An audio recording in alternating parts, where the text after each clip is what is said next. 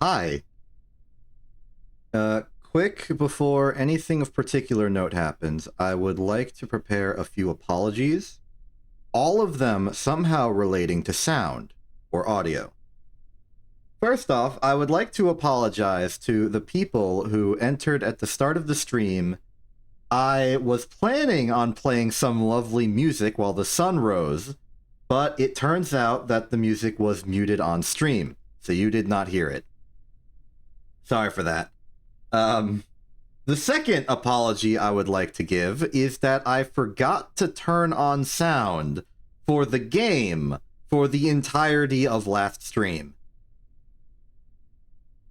Now, given that I disabled the music for this game and most of the menu sound effects, you didn't miss much except the roar of the engines, but I think that's like an important detail to have.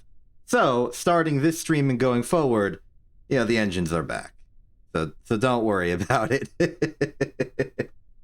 Alright. With all of my technical errors out of the way, let's start the music for real. Please tell me you can hear that.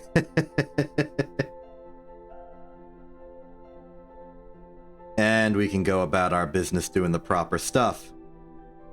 That said, if you are some kind of video editor and wish to edit these streams, I will still have available the individual channels. Okay, let me rephrase that. If you want better quality audio layering for your editing purposes, the recordings that I hold personally for the streams have my voice, the game, and the background music on different channels.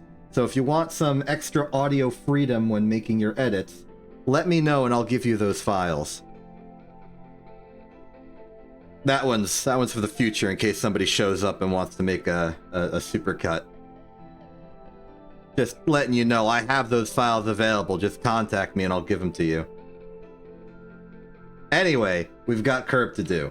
Check it out, I put a flag in the middle of the launch site. There's Enman, who put down the flag. But truthfully, we are polluting the ground site, so let's just pick this up and get back to work. Give me that. So, we are continuing our grand endeavors for Kerbal Space Program without a map. And today, we have to deal with the moon. Also known as the Mun. Also known as the MULOUT-UN. Which I believe is pronounced moon. So it's the moon. We tried to get to the moon last time, but we failed on account of I've severely misestimated the orbital radius of the moon. So we're going to have to do better measurements today. Speaking of better measurements, if I can show my notes for a second, I've made some updates. I've organized, and I've actually got like specific actual functions going on. This is our Hoffman calculator that we invented last time, with a bit more user interface for it to be convenient for myself. The idea is you put in either your current altitude or radius, and either your current altitude or radius of... Sorry. Either your current altitude or your current radius, and either your target altitude or target radius, along with the radius of the planet and the standard gravitational parameter of the planet, and it will give you what your velocity needs to be. This is effectively, for a very specific use case, a maneuver planner. So we've got maneuver nodes again, but only if the maneuvers are happening on the apoapsis or periapsis, and those maneuvers are strictly prograde or retrograde. But you know what? For now, it's pretty good. Additional to that is I've made this. This is a convenient table which I plan to fill out and maybe extend with calculations of the orbit. You may remember last time the method we used to calculate the orbit of Kerbin. That's this equation right here. Not the orbit of Kerbin, the radius of Kerbin. That's this equation right here. We used a sample orbit that we had, this equation, to determine the estimated radius of Kerbin, And this is a table that will let us fill in the orbital parameters of our orbit, just apoapsis, periapsis, and the velocities at both, and be able to automatically calculate both what those exact values would give as the... I don't know why I put CPR here. This should be... Oh, right. Calculated planet radius. It'll give you the calculated planet radius and the error bounds for the calculated planet radius. That one was complicated. There's a few other, like, columns that I've blocked out between the input of the significant figures and the output of the calculated planet radius. But you don't gotta worry about those. They're just intermediate steps, so I didn't have to make one massive cell with one massive number in it.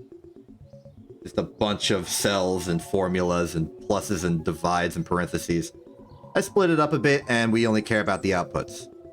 These two are the orbits that we used last time to give our estimates of Kerbin's radius.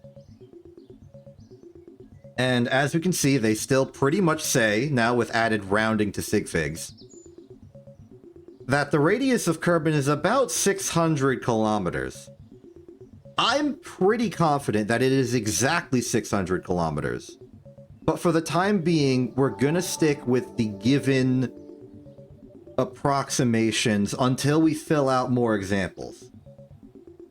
That said, I'm a little worried about this one, which is right on the line, but, you know, 599,700 plus 300 is indeed the correct value. Sig fig for this one had to be lower because we only got 4 sigs for the apoapsis altitude, but that's not important. What's important is that we can now do some orbits, get some calculations, and get a lot more done. More bang for our explosion. More bang for our kaboom. That's thing 1 today. Thing 1 is get better measurements of the radius. I could also probably set up calculations to estimate the gravitational parameter, but we have that estimate from last time, and I'm fine with just keeping that around. It served us well enough. Turns out the error over a massive number is not that big a deal. It will be later, but it isn't right now. That's thing 1. More orbits, more experiments, just get some solid empirical data. Reliable repeated testing. The other thing we have to do is fly by the moon and get some science. And for that, we are going to need to measure the moon's orbit. With the standard gravitational parameter and the estimating method we used last time, we can determine the orbit radius of the moon good enough if we can figure out what its orbital period is. I made a guess assuming that the orbital period would be 1 month. It's not 1 month, apparently. It's something much, much less than 1 month. But we have to figure it out. Now, my plan for figuring it out is as follows, and I'll just go to the launch pad so I can demonstrate this directly. What I want to do is build basically a sextant. I want to figure out at some given time the moon's elevation off of the horizon. You know, it's literal its elevation in terms of angular degrees. And then, like 1 day later, measure its angle again. Between those 2 points, we should have a good measure of, you know, time it took to go between those 2 angles, scale it up to 360 degrees, and that would be our moon's orbital period. The concern is that we don't have a solid non-rotating reference frame for, like, what angle 0 is. You might say, oh, well, we got the sun. Problem, Kerbin's orbiting the sun. So even if we say exactly midnight on Kerbin, that midnight is going to rotate every day. Conveniently, it won't matter that much right now. Before I started this series, I went into a blank KSP world and just ran the clock to see how long 1 day and 1 year is for Kerbin. 1 day, 1 solar day, it is a solar day, not to be confused with a stellar day. It is 1 rotation of sun directly above to sun directly above, not accounting for the orbit of the planet, so it's like relative and a little bit incorrect to its absolute 360 rotation, is exactly 6 hours within measurement error. 1 Kerbin year, by comparison, is 426 Kerbin days, which is to say 426 times 6 hours. Important for that is that it's more than 360, meaning that within the error bounds of a measurement that happens at the same time over 2 consecutive days, the error will be less than a degree. So I'm hoping we'll get something close enough to fly by the moon. And we'll just leave it at that. I am not ready to do the extreme calculations needed for hyper-precise accounting for all the motions of all the celestial objects. We're just gonna play it simple, rough right now, and refine our methods over time as we get better so that we can get to harder things. Hey Thega, I just explained our plan. We're gonna make a sextant to figure out the orbit of the moon. So we gotta go build that now.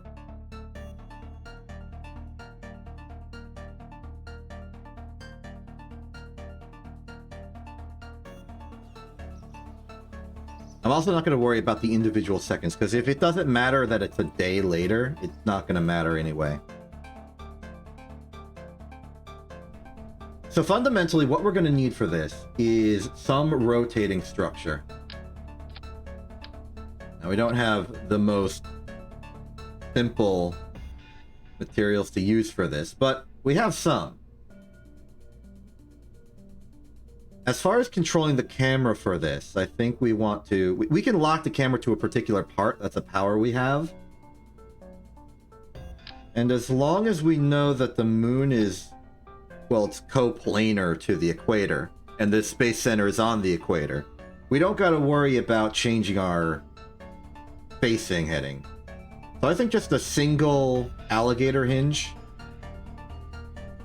Particular target angle we just set on the fly. Between 0 and 100, we follow that and it should tell us what we're dealing with. So for the object we're going to be aiming with, I'd like something with like a cross. I want like a targeting reticle. I want a crosshair. I actually want 2 crosshairs, so I can put one in front of the other, and then align my camera to be absolutely certain that there's no, like, deviation in view. I don't know if we have what we need to make that yet. I could do something with the landing strut. It's kind of spindly. Unfortunately, it's also kind of at an angle. What else? What other simple... girdery parts do we have? We could use the flag. Kind of got an arc to it. Maybe we could make a circle out of that.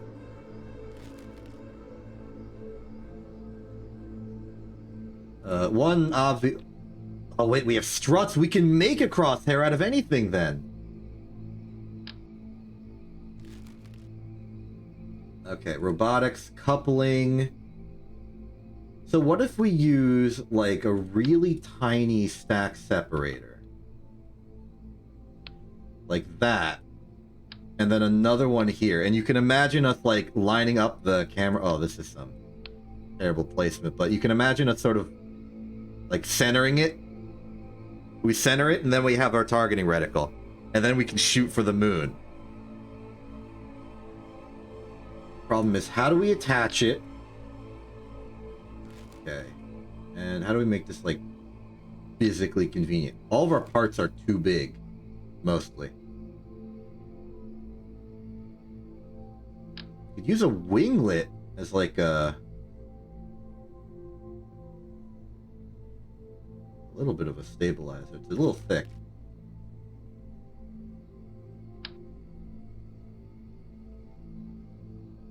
This is our... Oh, here's an idea.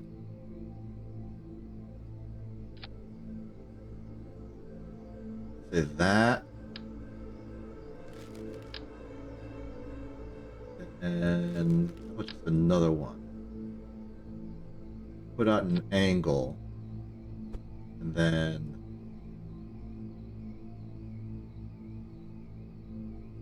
line it up like that. It kind of works.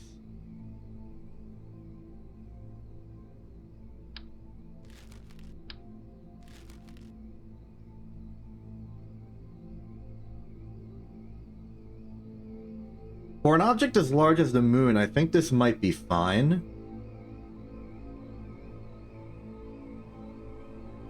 I think this will be good. Okay, now let's just get some electrical power to this thing.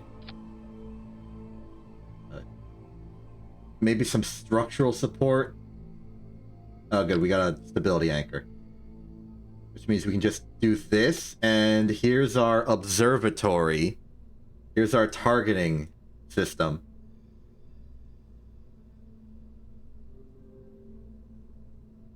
Alright, let's try this out. This is gonna be FE... I think this is 7? But this is also like a ground station thing, but it is a field experiment.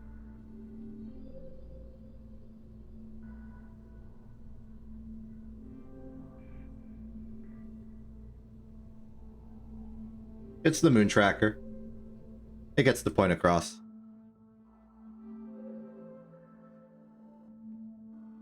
Okay, first off, we're not going to do a proper measurement on this one. We just want to prove that we can gain sights. So this will be unscheduled. I'm just going to put the moon in the sky somewhere and practice using the targeting reticle. Okay, so in principle, I should be able to...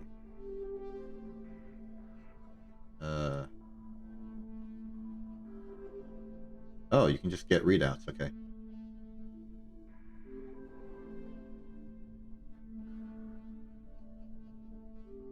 Talk about readout, control point here. Control from here, transfer crew.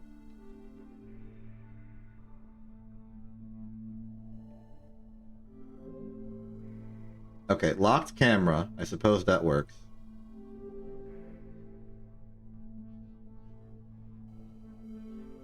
I'm certain there was some way to change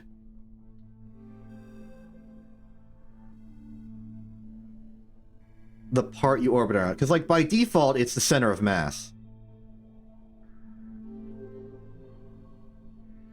So I'm quickly looking this up. Change focus part. Set camera focus to specific part.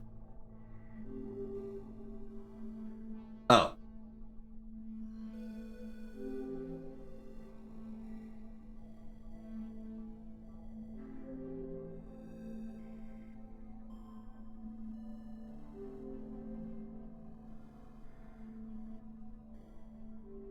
If I hit control from here, it doesn't help.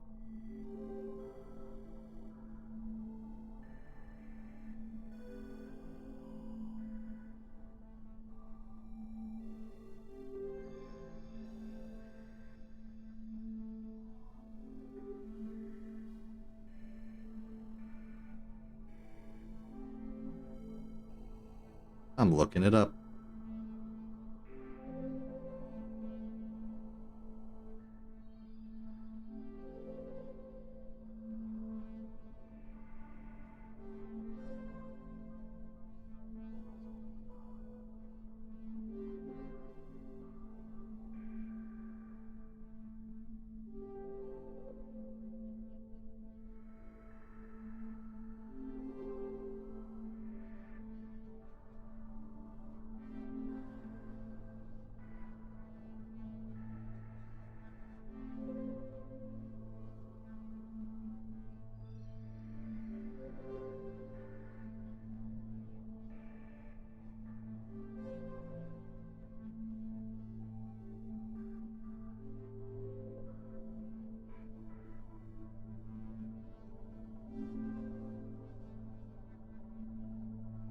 Okay, this might be a little tougher. We're gonna have to re-aim the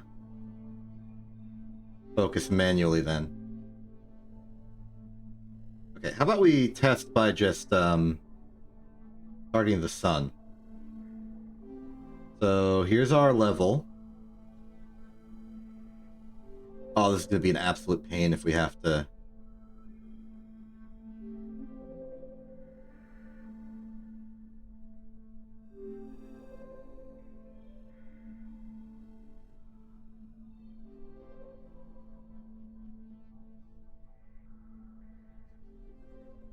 Okay, so for like this estimate, I would say that the sun is at about 17 degrees.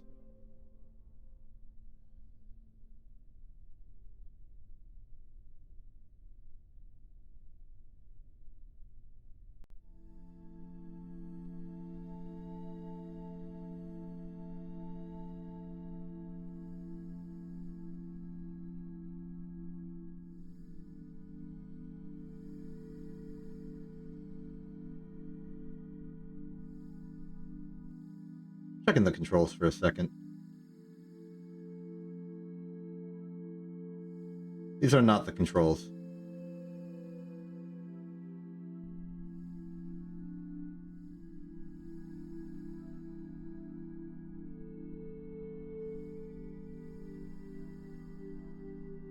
Darn it.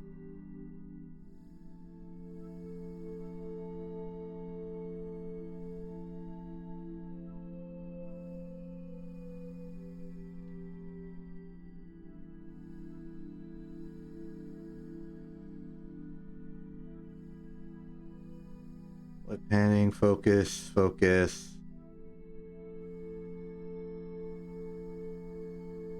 Oh, there's nothing here for me.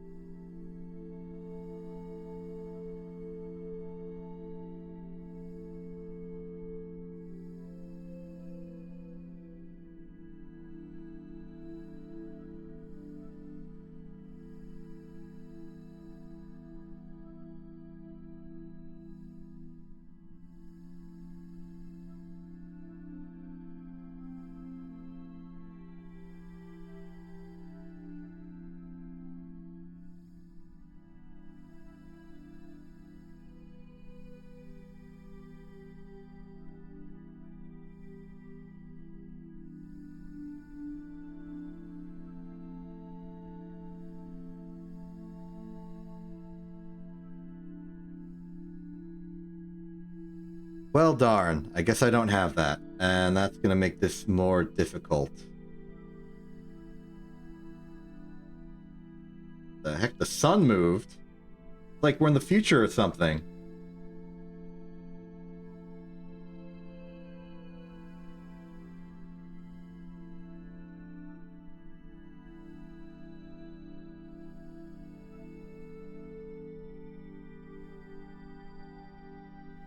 Okay, let's start aiming for the moon. Bad news, moon is not in the sky right now. Or at least the morning sky. So let's have our measurement happen at close to midnight as possible. I think. Actually, better yet, let's just wait until the moon's in the sky and then go up to the next hour. Alright, let's do our measurement. I know this is not ideal, but it's what we got. I'll take it.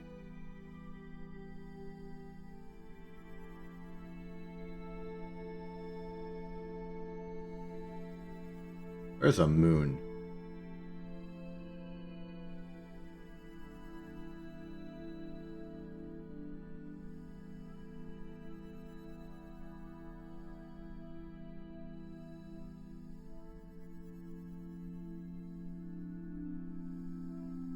Oh, there's a moon.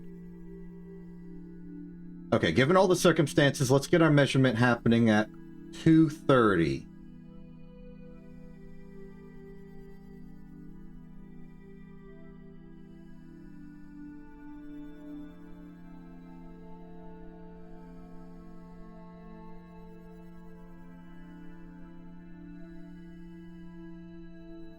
Okay. 30 degrees.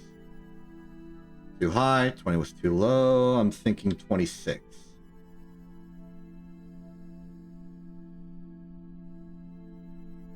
Okay.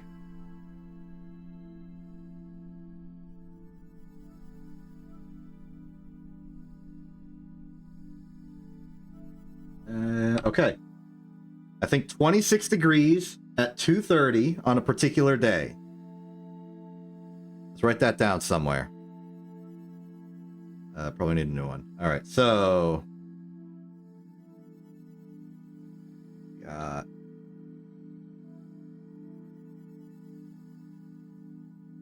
immediately right now it's 26 degrees.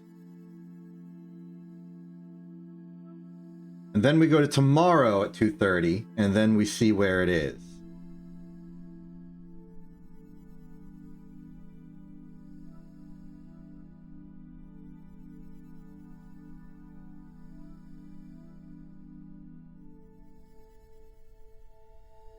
No, I'll do the full spin. 2:30 it is.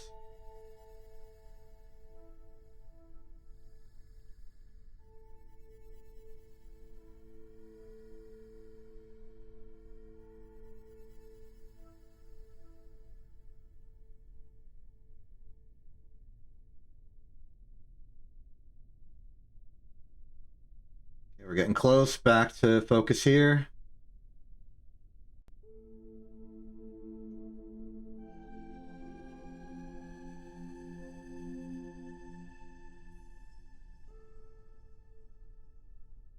Okay, 1 in-game hour to go.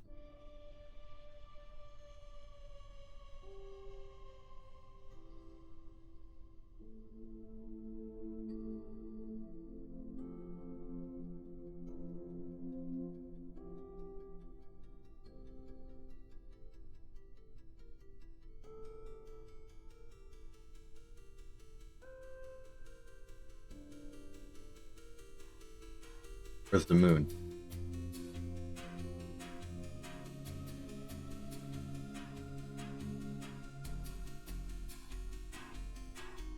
Where'd the moon go?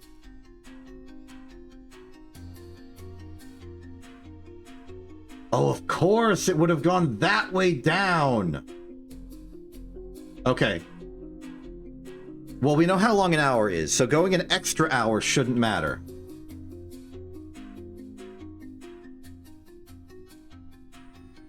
So what if we go to 3:30?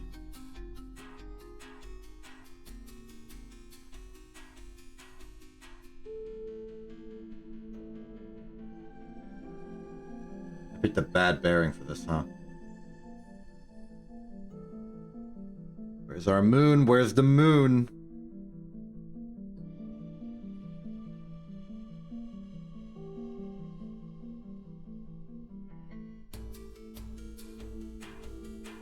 There it is.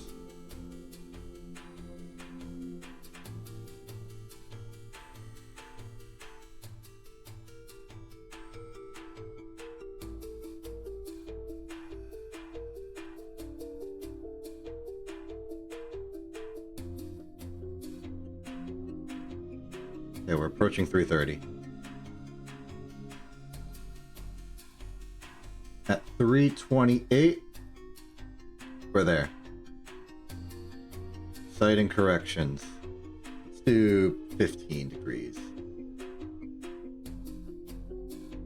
Too low. Go 20. I think 20 degrees is just about right.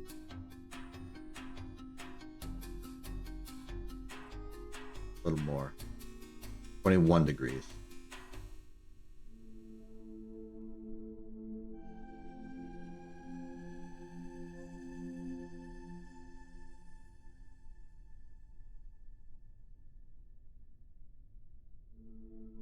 Now, you may be wondering how I'm going to correct all of the complications that this is going to involve, and honestly, it's not that difficult. We're not accounting for Kerbin's orbit, but we are going to account for Kerbin's rotation. My original plan was to do both of these measurements at the same time of day on Kerbin, which would mean that the relative rotation of Kerbin is zilch, but no such luck, apparently. I picked a bad starting angle for measurement 1.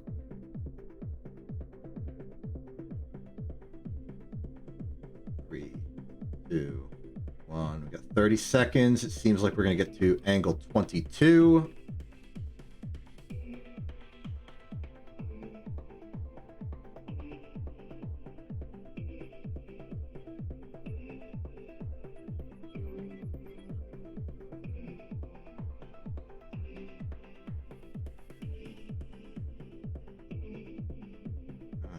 Much. Back to 21.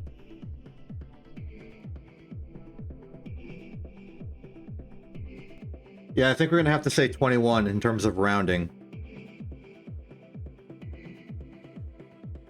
Okay, so what does this mean for us?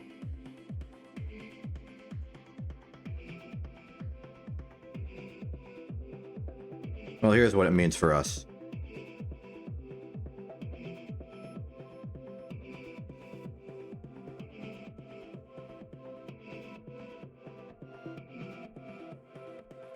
Kerbin is rotating, as far as we're concerned, east.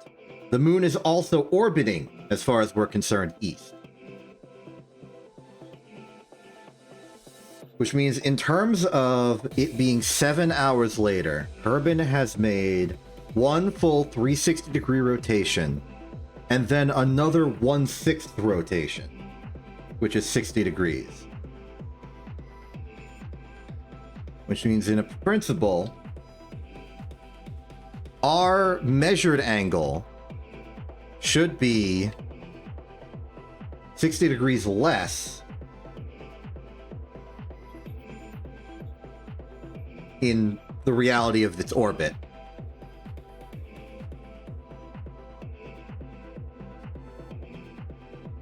No, the other way, because we moved 60 degrees forward.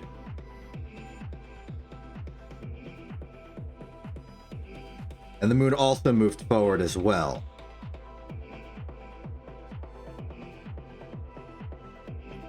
Which means we should be adding 60 degrees to our rotational measurement. So it'd be 81 degrees. Which means in 7 hours, the moon moved from 26 degrees over the horizon to 81 degrees over the horizon we started with measurement 1.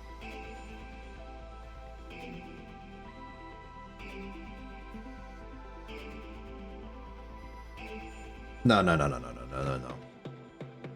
I'm getting sign confusion. If the moon didn't move, if it was completely stationary, and our first measurement was at degree 0, 7 hours later, a full rotation, it would still be 0, but then 1 additional hour, its measurement would be 60. Which means we do indeed want to subtract 60 from this. Or alternatively, add 60 to our original measurement. But the actual direction doesn't matter as long as we get the addition or subtraction right.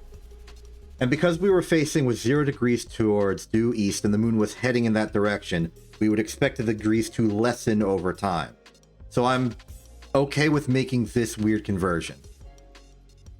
The ultimate conclusion is that the moon rotated within 7 hours by 65 degrees on its own orbital motion. Now the question is, how much time does it take to do one full rotation? So 65 degrees in what would be 7 hours at 60 minutes at 60 seconds. We're always going to go down to seconds for this because that's like the good unit of time. So the question is, what's it got to do a 360-degree rotation? Well, the answer to that's pretty simple. That would be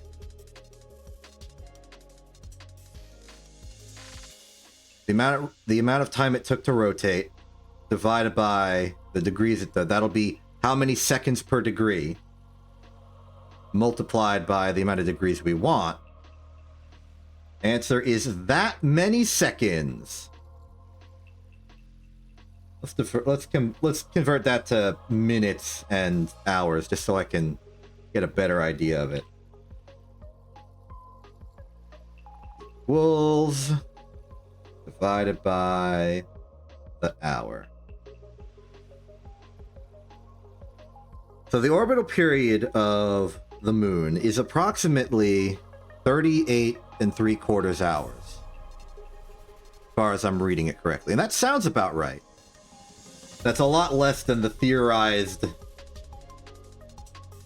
what was it, 180 hours for a month? I was way off, huh? But that's okay. We've got our target now. Our target our target orbital period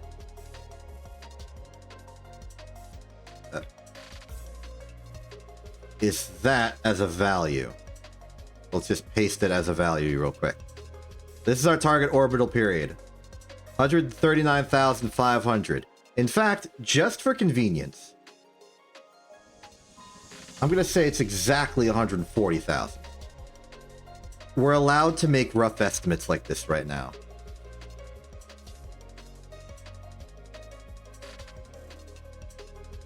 So there's our moon period. How are we going to get the...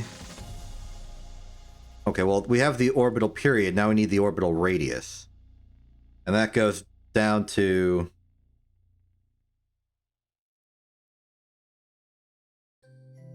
this equation right here. Technically, I'd have to rearrange it a little bit. I erased some of the equations I had last time. But, you know, this still has the information we want. We have the orbital period. We have this. We have this. We want this.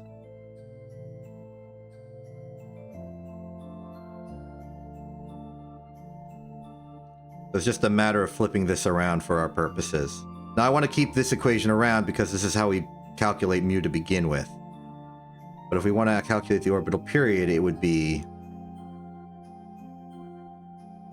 orbital period equals, and this is just all multiplication, so it's pretty simple. Mu over, in this case, I'm writing an A, but we're going to be using the radius because it's a circular orbit, we're assuming.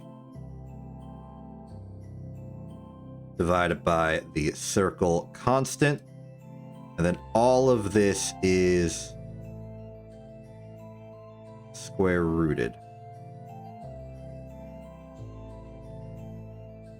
Better yet then, square root this, and then circle constant, because it was squared to begin with. Great. Now we just got to calculate this, and that's easy. Strictly speaking, our standard gravitational parameter that we're using is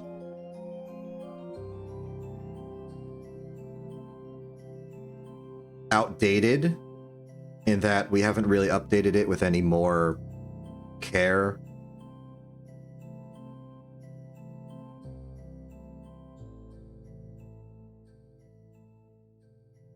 But that's fine. Because I don't care. So let's see. We got standard gravitational parameter. We got the orbital period. We just need circle constant. We can do that. Okay, so the theorized radius of moon. Come on. Moon radius will be... Let's just start with the circle constant. 2 times pi times the square root of gravitational parameter of Kerbin divided by the power of our... I've done this backwards. I'm trying to get the orbital... we already know the orbital period. That's what we're trying to go for right now. Completely ignore this, then.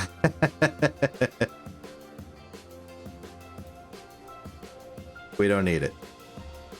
Yes, get that out of there. What we really need is to just... take this, move it over here, divide this by this chump, and then cubed root it. That's okay, though. It's all the same components. I just need to combine them better. So, what we're actually looking for is the power of big ol' thing 1/3. Just putting that in initially. Then we have our standard gravitational parameter as our first big ol' thing. Divided by the power of... oh.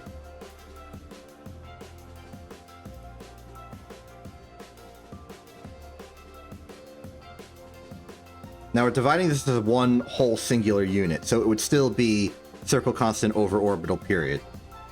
So this would be 2 pi times, 2 pi divided by orbital period. Just confirm.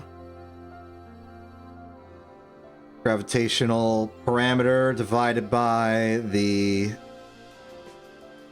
square of... oh, I forgot to actually put in the 2. Circle constant. This whole thing is the block being divided, so that's okay. I could technically flip it, but it doesn't matter. Fine, I'll flip it. Now, instead of it being B7...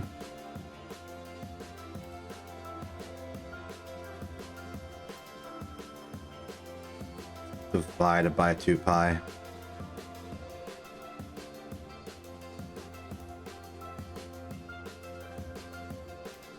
Power that, square it, multiplying that all together, and then cube rooting it. And the radius is approximately 3,842... okay, 3,843 meters. 3.843 kilometers. And that we can work with. Let's just say 3843000 and call that good. And finally, we could do a moon program off of that.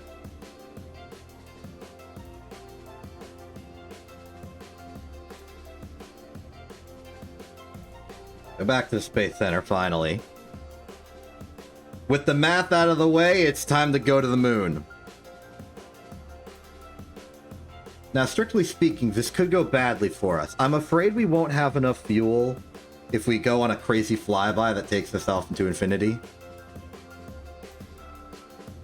But the rocket we made last time should be good enough to do this, just in terms of pure capability. I'm just worried about an unsolicited gravity assist. And once we get to the moon, we're going to have to work fast to figure out our orbital characteristics. Either way,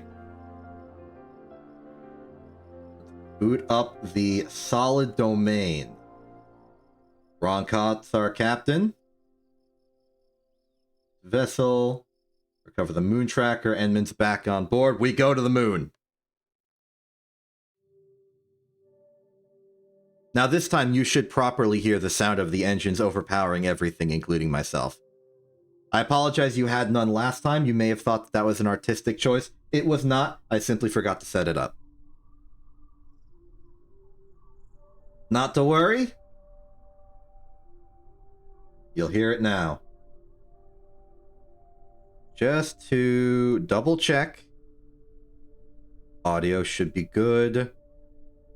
Background music's pretty quiet right now, so you might not be hearing it anyway. I deliberately made it really, really low. But maybe it's too low. Either way. Blind fire to the moon in 3, 2, 1, launch! Oh yeah, that's the stuff.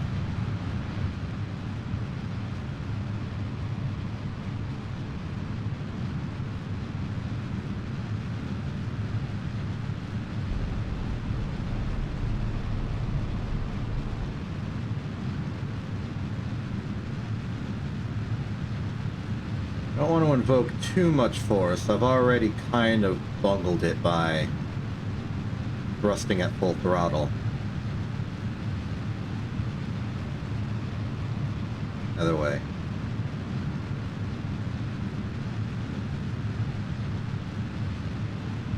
Alright, ditch, full throttle. Away we go. Lower the throttle a bit. We're a bit too fast for this regime. Stabilize, stabilize, stabilize. We are looking stable. We're not looking that much. It's pretty dark.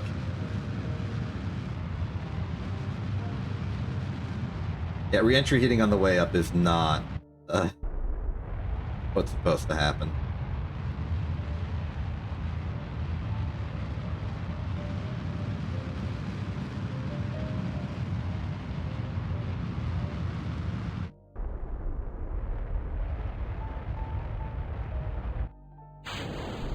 Okay, faring away. That'll save us some mass.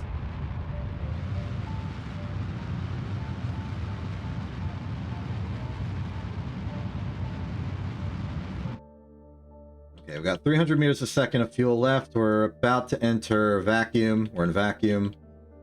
I'm going to go to Apo and just sort of boost us up.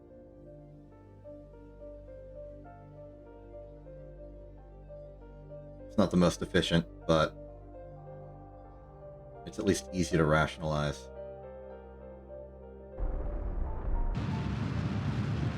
Full throttle.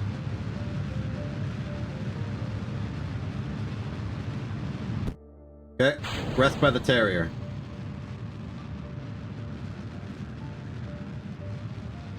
Beautiful sunrise.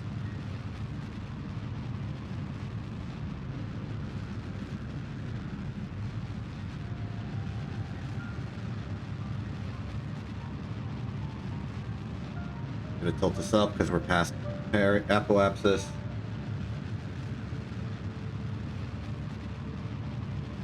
Just to be safe.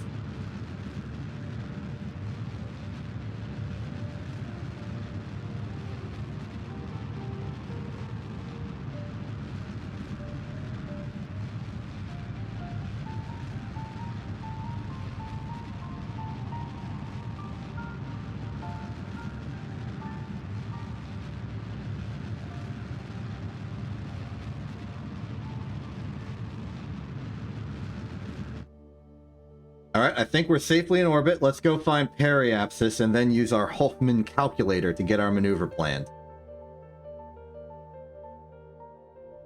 Actually, we can't really do that. We want to assume that our orbit right now is basically circular. And just find the place that the moon rises over the horizon. I don't have the full, like, trajectory intercept calculations. This is just something I know intuitively, having played this game a lot. You want to boost to the moon when the moon rises over the horizon. It just conveniently works out that way. Now, the actual optimal angle is a very specific thing, but it is pretty darn... like, it's within the range of when the moon rises, and the moon's big enough you can kind of eyeball it and still get there.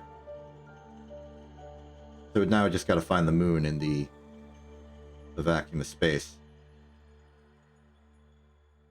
Oh, that's not the moon. That's more of the galaxy.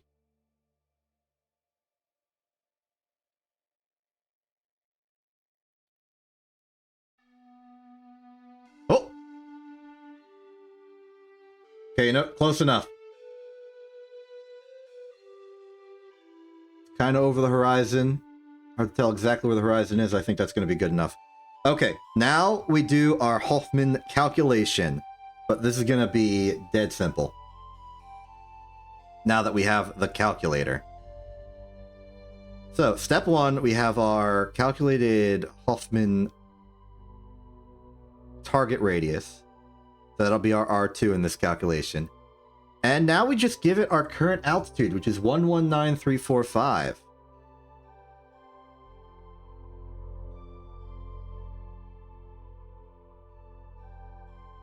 Uh-oh. Clearly I have messed up the math in some way. It successfully... Oh! Right, I haven't put in the planet radius. So we're assuming it's 600 kilometers. And the standard gravitational parameter is from just the value we're eyeballing this. There we go. So, target velocity for us is going to be 2874.5.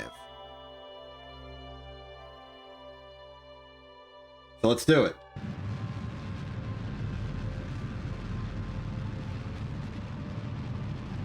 I'm really excited.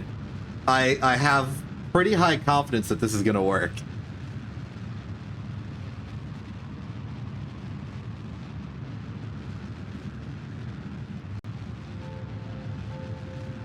$2874.5, like that's a real number. That's a normal looking number.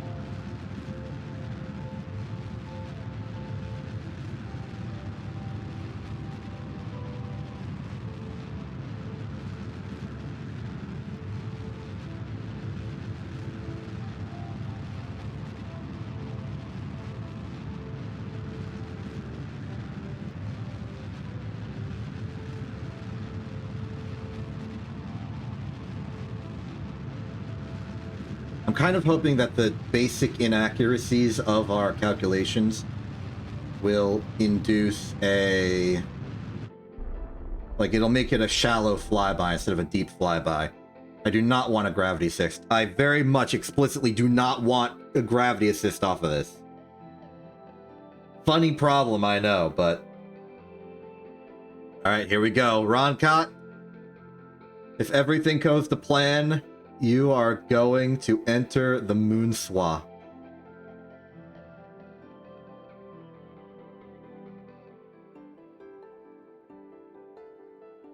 And we are going to get some real science out of this.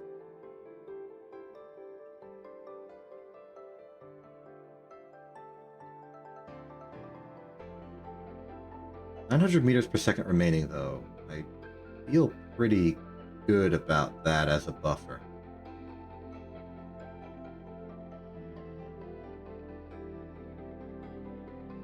Okay, I'm gonna go a very gentle time approach here.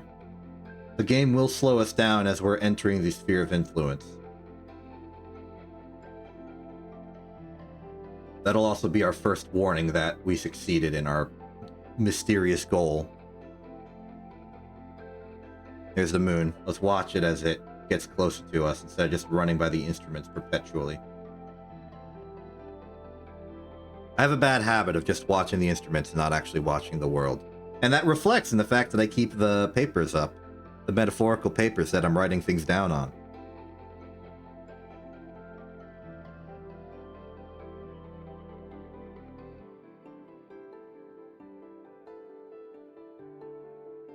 Oh, wait a minute. We should be able to...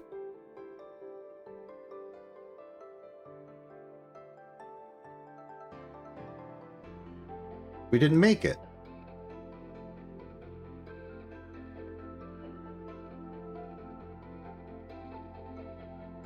We decidedly didn't make it.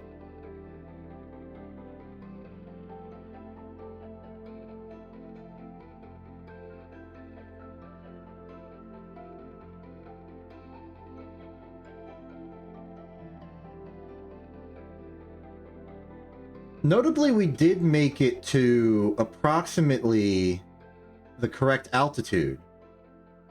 But this implies to me that we've miscalculated the moon's radius again. Am I off by like a factor of 10? Did I just punch in the number wrong? I wouldn't put it past me. Okay, let's see what I did wrong here.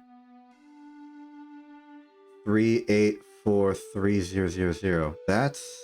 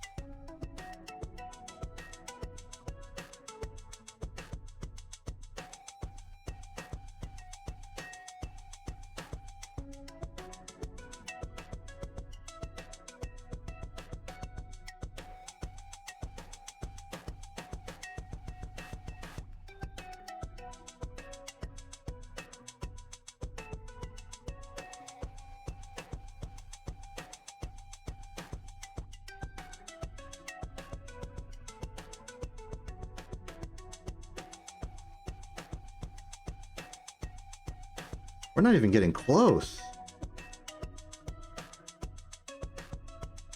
Okay, all the equations as I see them are correct. The only thing that I can imagine is that my literal ground measurements were just bad. So I'm going to leave Roncott in orbit. We go back to the tracking station. And we just measure again. Better location for the moon in the sky. Actually do it on a day-by-day basis.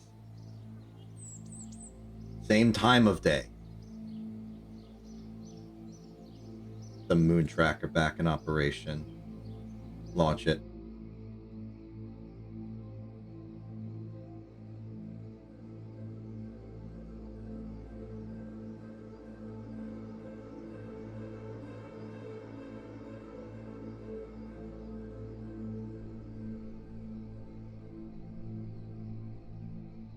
Alright, where's the moon? Let's warp to sunrise and see where the moon is.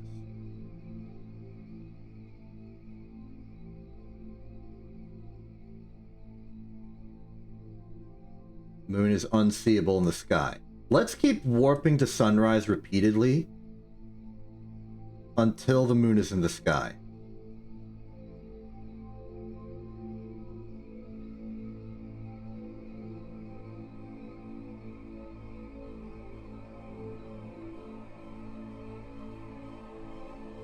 One more. Okay, here's our buffer. We're gonna go at 440, the measurement of the moon's current location.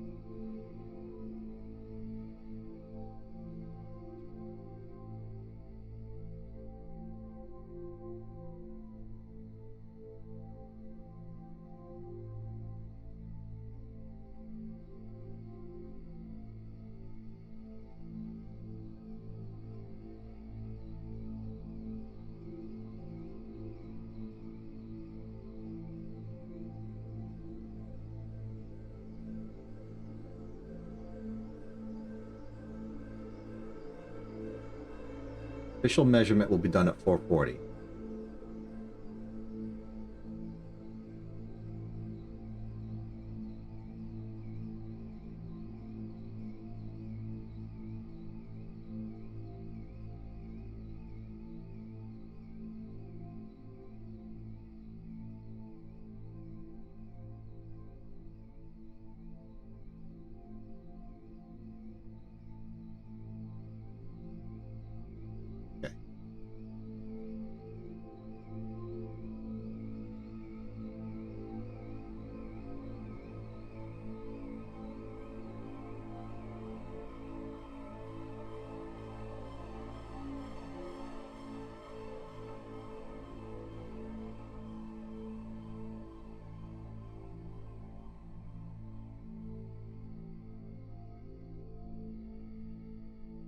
Okay, I can't round.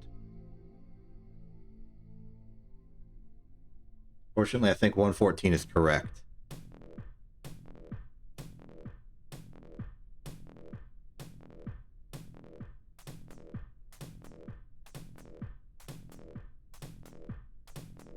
Two, 3, 4, 5, 6, 7, 8, 9. Okay, locking it at 114. Next sunrise.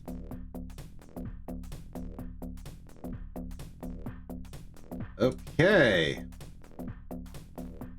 Going on our original estimate, I should just like cut this in half and basically be on target.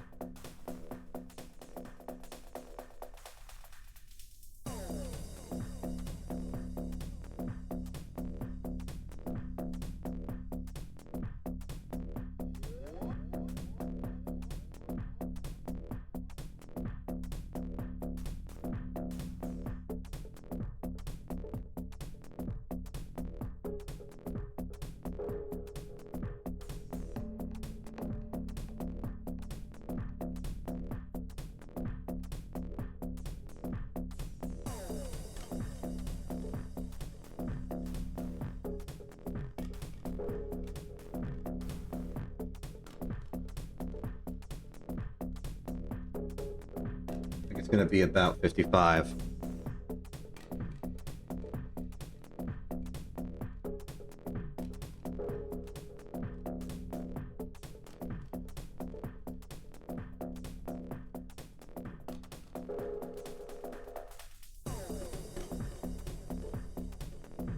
Oh, even more.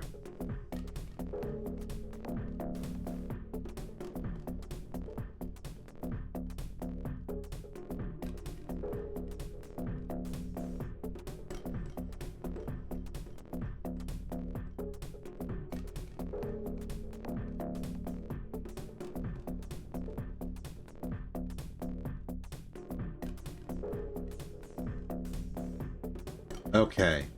56 degrees.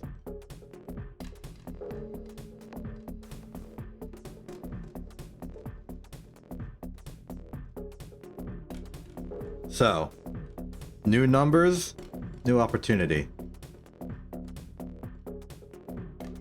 This means that it doesn't matter the order because we know the direction. We just care about the magnitude. Now, sanity check. 14 minus 56 is 58. So 58 degrees in exactly 6 hours.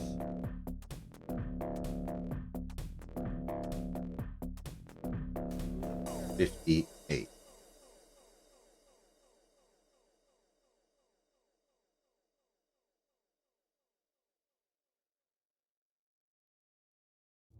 Which means the actual moon period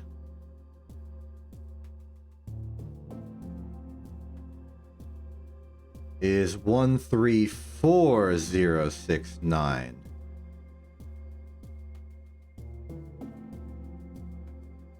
Wait, no, this doesn't make sense. Why would it be less?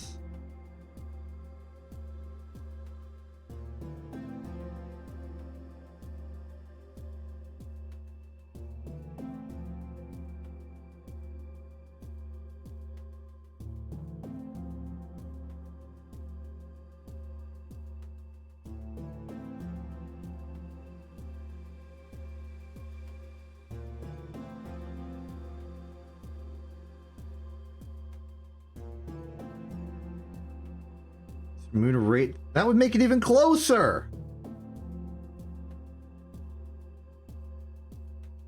Why?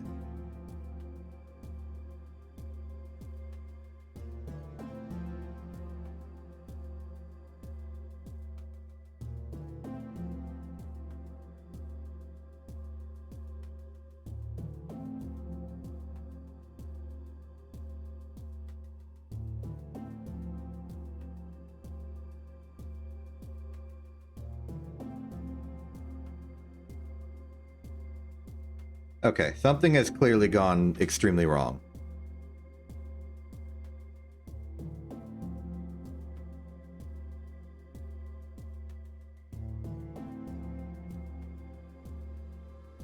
Can't be anything here because this target velocity does give us an apoapsis of the target radius, basically.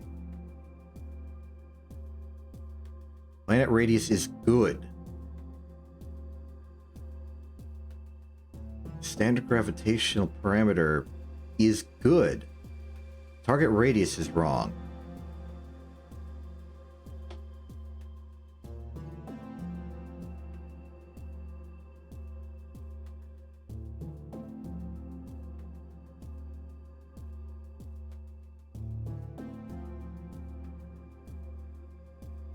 Is this wrong? Seconds divided by old measure times new measure. No, that's good. That's regular unit conversion. So what gives?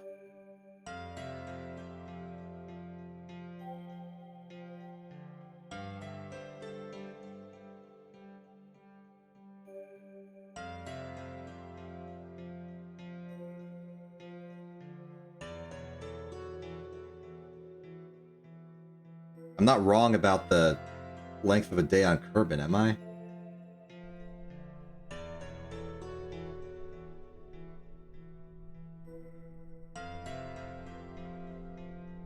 No, it's 6 hours.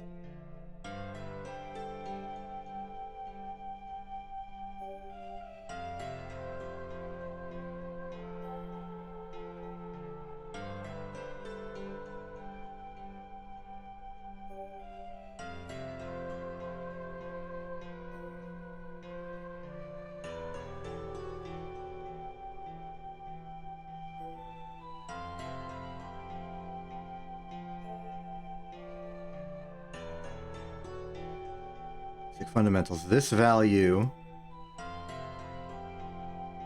is 6 hours, 60 minutes to the hour. That's 60 seconds to a minute. That's fine.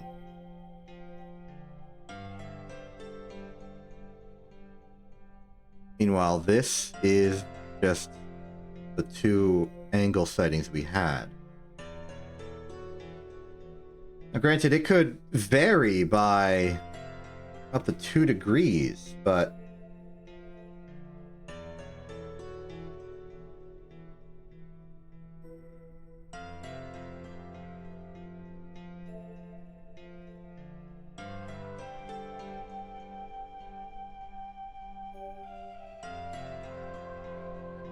For 56.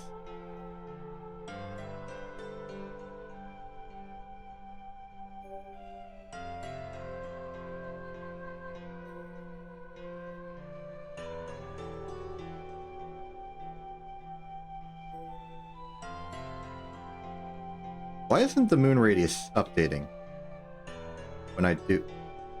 Oh! Oh, okay. Yes, it was my fault. I have been taking this number to calculate the moon radius when I should have been taking this number. Now that is a real looking number. I knew it had to be something silly, but I was struggling to see it for the longest time. Alright, here's our moon radius. 117,000,000, effectively. But I'll put that out as, that much. Okay, yeah. Okay. Actual value is approximately 11.7 million. Put that in our target radius calculation, and we have a velocity of 3,040. Okay. Great. Glad that's solved.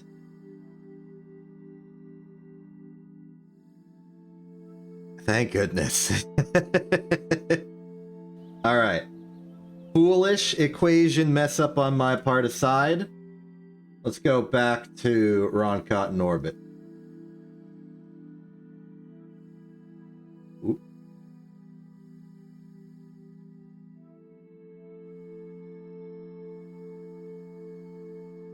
Now, this has completely ruined our synchronization with the moon.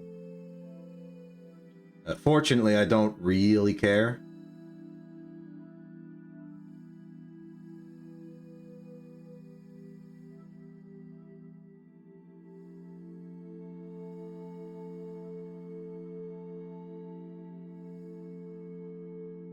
All we gotta do is wait enough time for it to circle around again. We can do that as long as I can see where the moon is.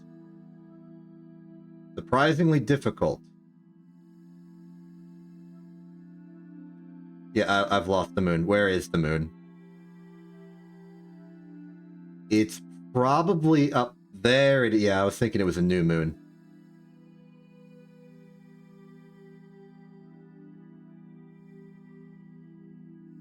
So I'm basically following it until it hits over here.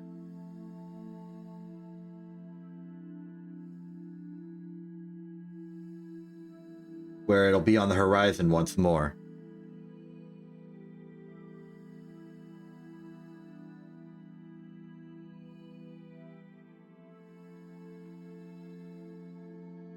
One more orbit ought to do it. Maybe 2. Oh, this one's looking pretty close. It feels like we're going too fast.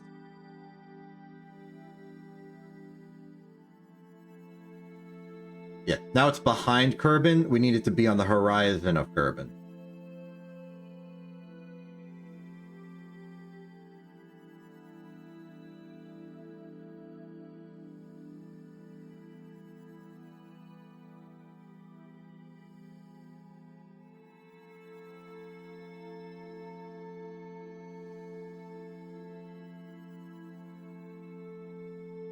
Alright, that is sufficient. I'll take it.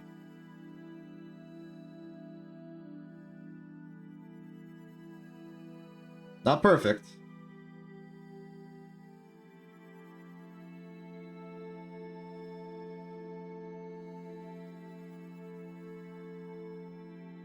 It's a little late, but that's fine. Oh, we're already going up. Okay, rough estimates put it at 3040. Let's go 3040. Let's go 3030 since we're... Actually, let's still go 3040. I want to overshoot it to give it time to catch up. I overshot it because I'm not paying attention.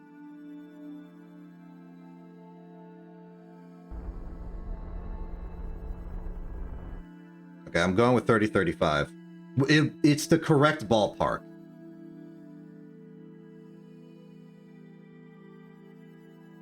I know my accuracy is garbage, but my measurements are Kerbal.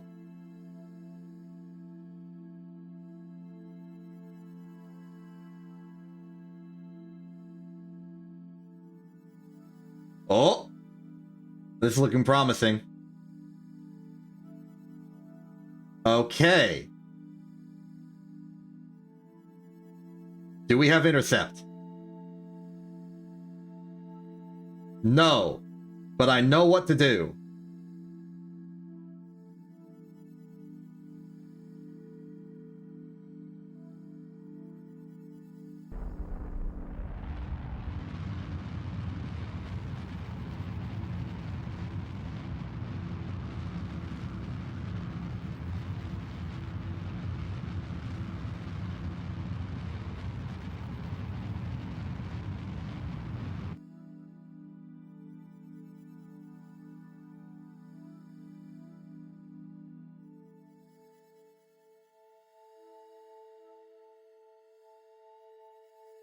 Alright, save for our estimates being off. We did a pretty good job there. I upped my periapsis strictly, so I shouldn't be in danger of falling back to the planet. Yeah, we're good. Now that said, so I'm cutting into my fuel margins, and I don't want to keep messing with this. So we can run back to a more proper test condition. So I'm going to reverse course, head back to Kerbin.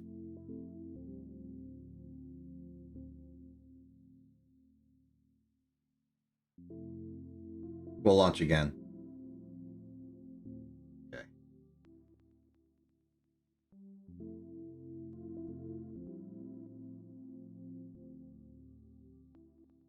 Waiting for apoapsis.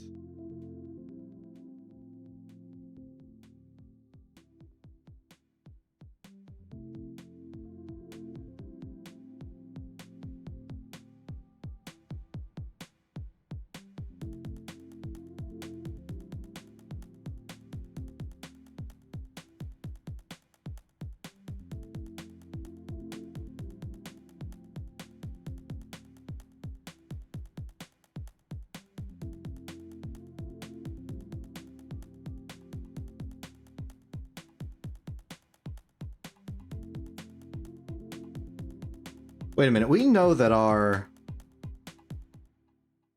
the moon is strictly below us at our current apoapsis. We saw it fly under us.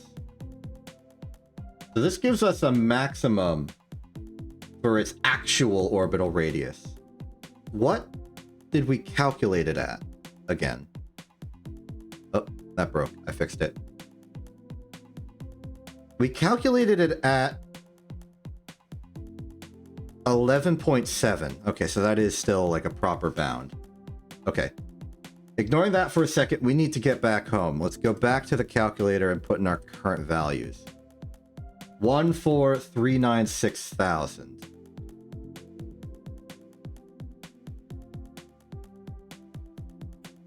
Target radius will be destroyed for a second. Target altitude is going to be, let's say 25,000.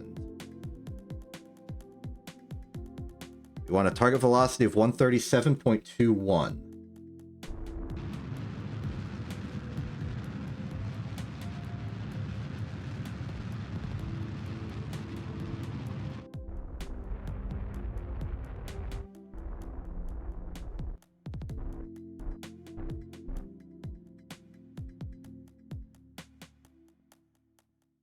So that was the we're now colliding with the planet alert, the camera rotation. So I'm gonna raise that up a little bit.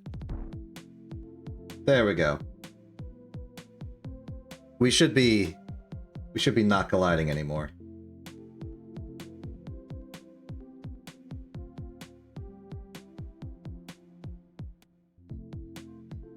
All right, let's head back home. Reorient, prepare, launch again. This time I think we're good.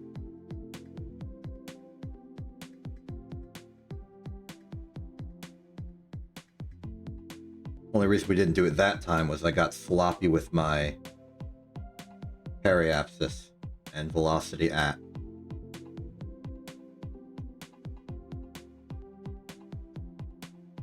I want to prep for forward surface speed.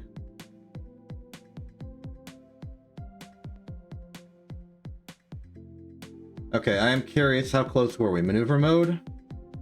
25.6 kilometers. That's fantastic. In that case, ditch the stage, point forward. We're heading home.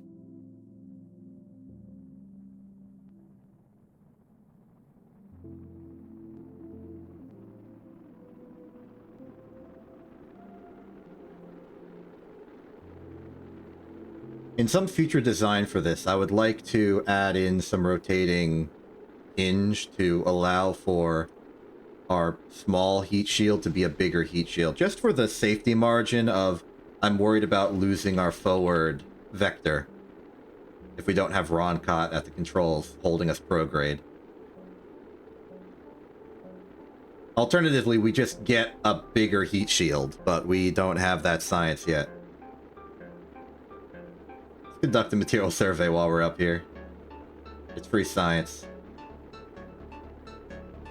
I'm not opening the bay.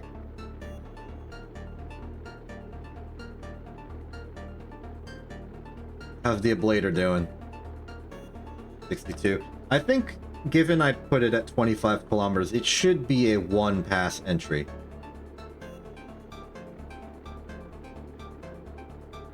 We might start ascending again, but I don't think we'll go back to vacuum. Oh yeah, no, definitely not.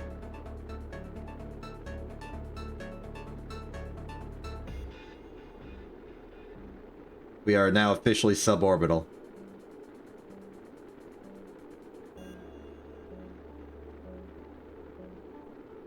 Getting good at our re-entry regimes, though. Nah, we're fine. This is actually one of the more tame, safer re-entries that we've done. You should have seen the last one. We almost ran out of a blader and then just caught fire. We had 5 left on landing.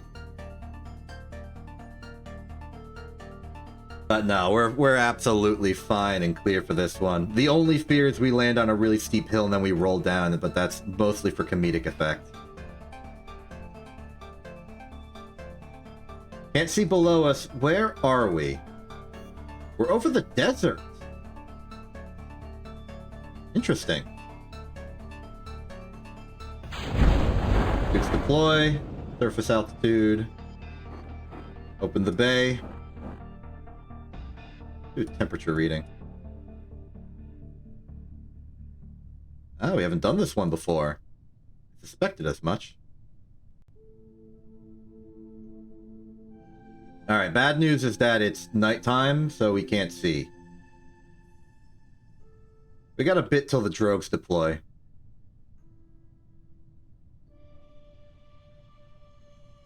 You know, it was 1 in 2 odds of this anyway. Surprised we made it to land, though.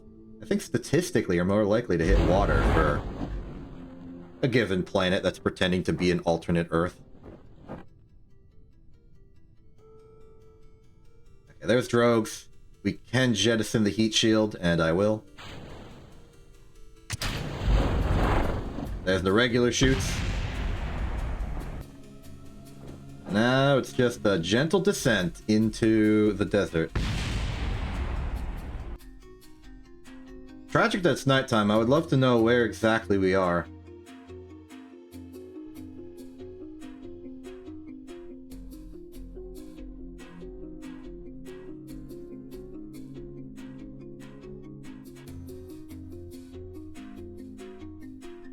Well, easy way to figure that out, just wait for daytime.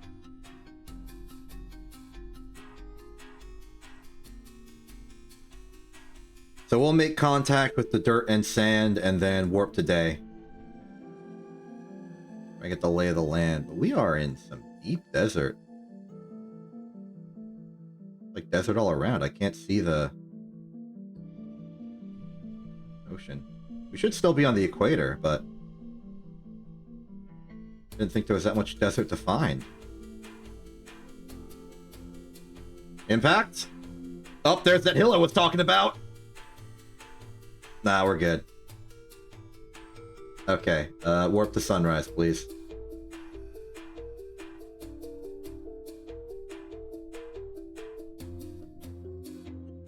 Okay.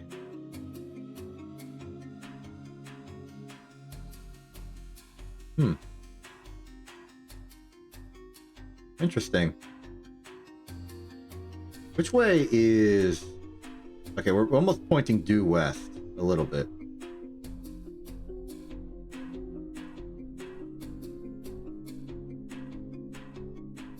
Okay, so that's due east. I guess that's the area of desert we usually go for. We're a little north then, I suppose. Either way, okay. Well, after bungling that a little bit, I think we now have a much better estimate for the radius of the moon's orbit. And I will be less sloppy on my injection burns this time. Got 7 science for the experience, can't complain. Solid domain, Roncott still at the helm, launch it. Before we go, I just want to prep the numbers again, real quick. Our approximated moon radius is this. I'm going to put it in the calculator at target radius, kill target altitude, kill my altitude. We'll figure out what it is.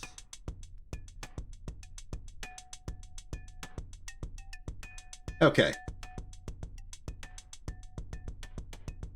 Moonstrike, take 2. In 3, 2, 1, launch. Terrible timing, but whatever. I did not keep the rhythm on the time at all.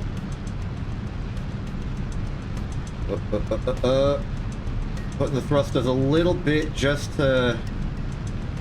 We're heading a little north up from here.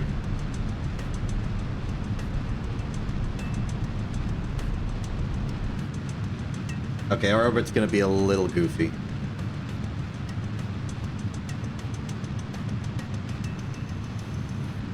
I think that's our biggest issue. We do not have control in the first stage's direction. It just sort of goes up. I can correct, though, and I will.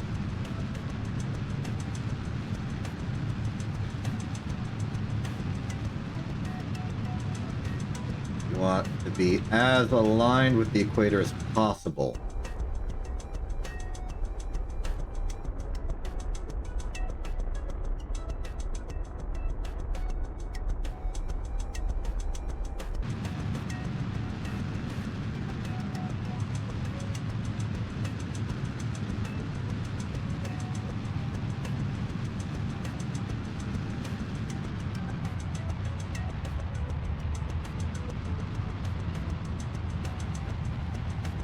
It's giving us orbital parameters. That's good. We're at 1500. We might just barely make it into orbit if I had a lot more accuracy on my atmospheric flight. But I don't, so I doubt it.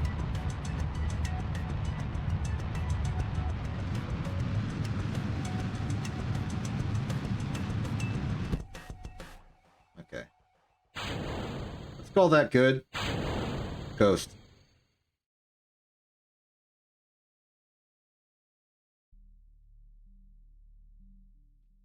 Definitely in vacuum, definitely near orbital.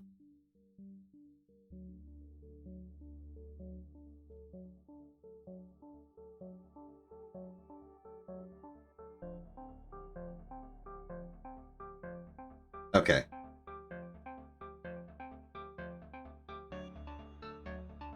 Here's the plan here. I'm going to try and circularize, like very specifically circularize the orbit.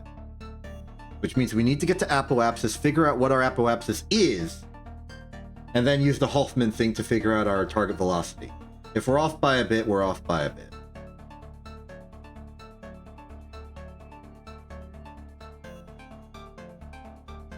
Now this will basically constitute putting the same number in both. Okay, 127976. Oh, oops. I'm getting bad at like calculating when that's open and when that's closed. Put that over there for a second. 127796. 127796. No, 127976. My bad. Glad I checked.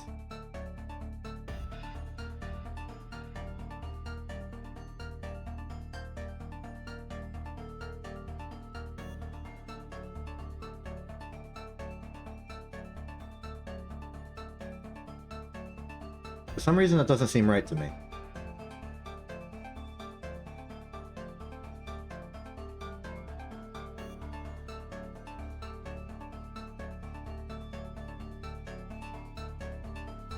Oh, this has moved with the everything else. No, no, no, no, no, no, no, no, no, no, no, no.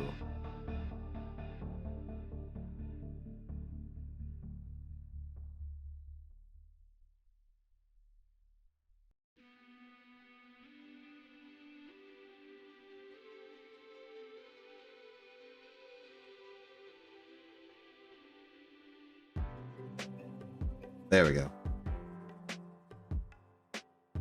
There we go. 2201. Much better.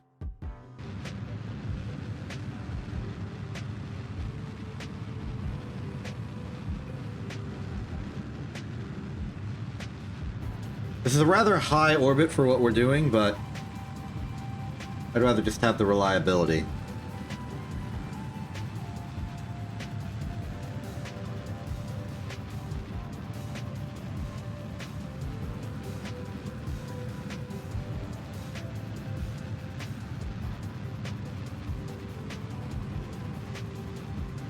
We should be seeing a camera switch any second now. There it is.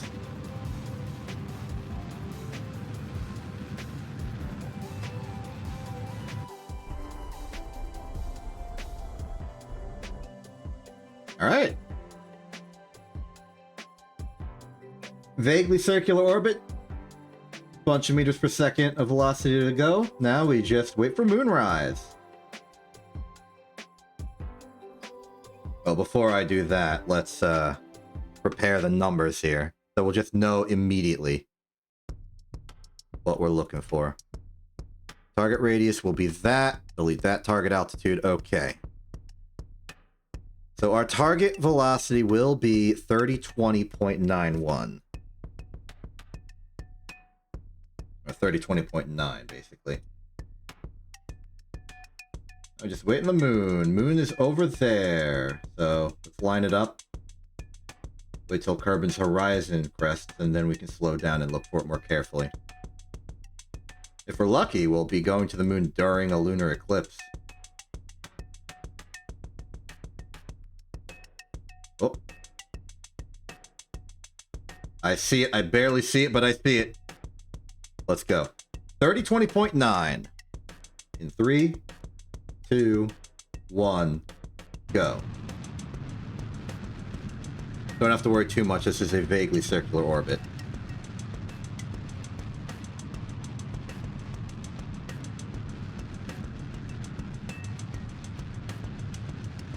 Actually, I am going to update it to our actual real altitude. Our real altitude is 116000. So let's do that. 3047.5 then.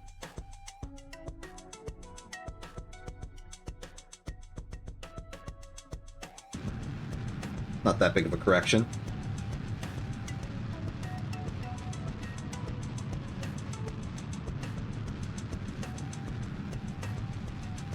I think I'm still going to go for 30-20, just because...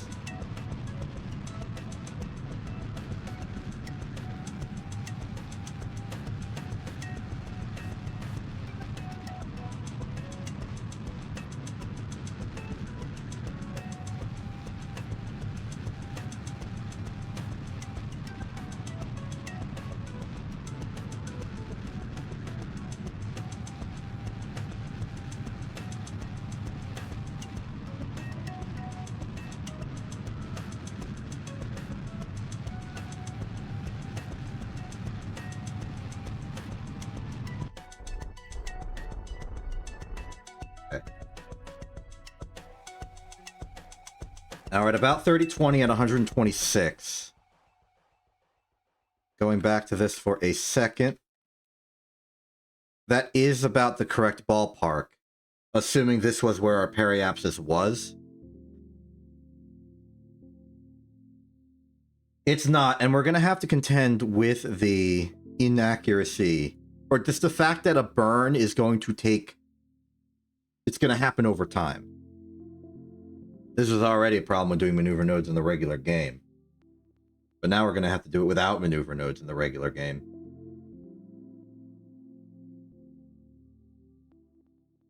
And again, about 900 meters per second for corrections, in case we get flybyed wildly.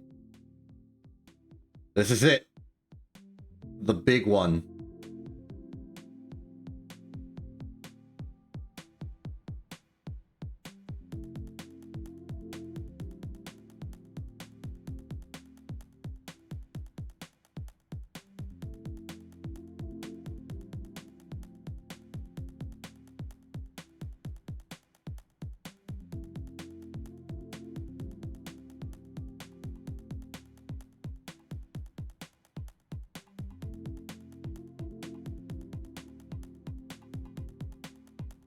It's descending. We should be getting closer.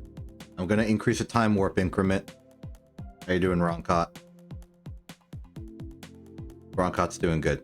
I know I'm kind of in front of Roncott, but you gotta try. He's doing good. You can see him behind me. He's chill. We got a good pilot for our program. The Fae appreciates your service, Roncott. We're gonna do great things together. Oh, we're reaching Apo. Moon Soren. Oh!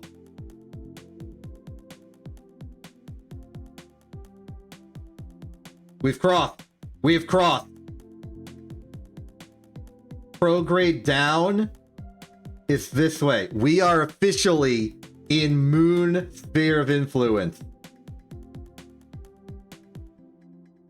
Okay, now I'm just looking at this. If prograde is this way, I'm not particularly worried about us hitting the moon right now.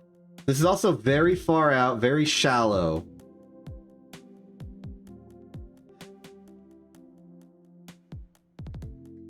But you know what we can do is we can try and get a reasonable estimate for...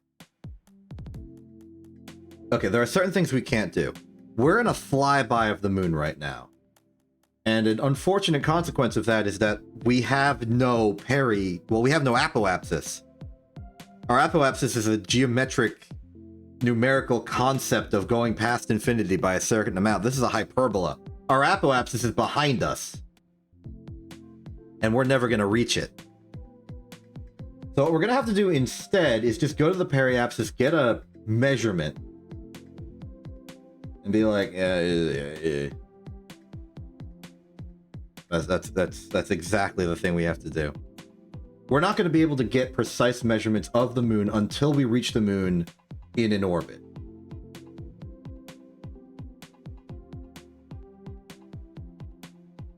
So I think first order of business is let's get to our periapsis, air quotes. It's a real periapsis, but hyperbolic periapsis feels a little different.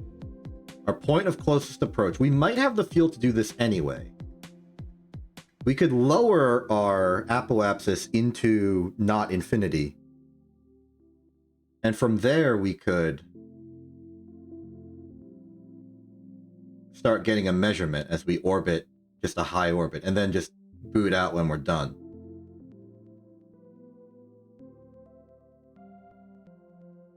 Plus, I think I'd like to be here for the eclipse that I don't think an eclipse is happening. The way that the shadow on the Earth, Kerbin, sorry, is located, it would have been over here. I guess the eclipse already happened then.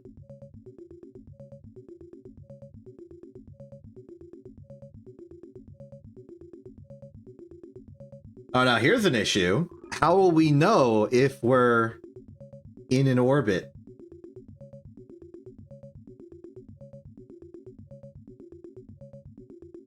There's a mystery for you.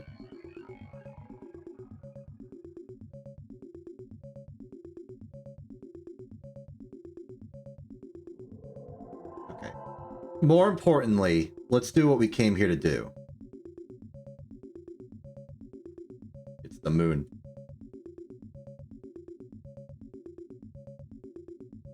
EVA out of this. EVA report. For the vessel. Science up.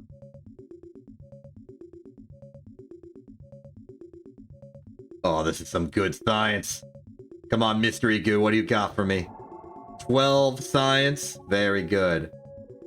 Material. Good.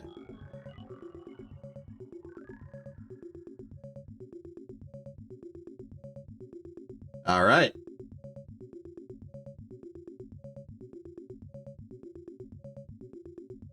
Oh my goodness, I thought of a really dumb way to figure out if we're in orbit or not. Okay, no, I'm thinking of the numbers here. If we're at 400 right now, it would take us... Because this is, like, really high orbit. We'd have to go to approximately 0 to get into orbit of the moon. Just by nature of this is a pretty high periapsis.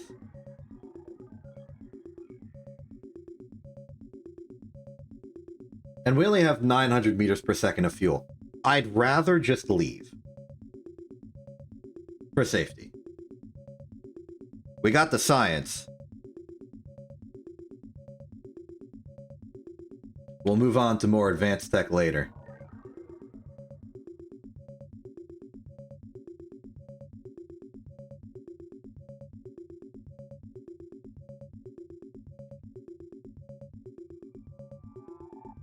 Okay, back to Kerbin orbit.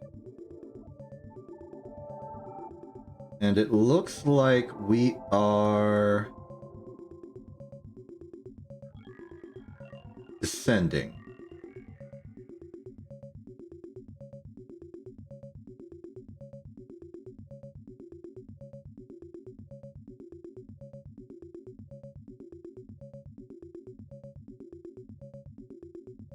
Wait a minute. This camera angle is telling me that we're on a collision course. We're gonna want to correct that. So if I can convert this into an apoapsis, we can figure out what our altitude needs to be to survive.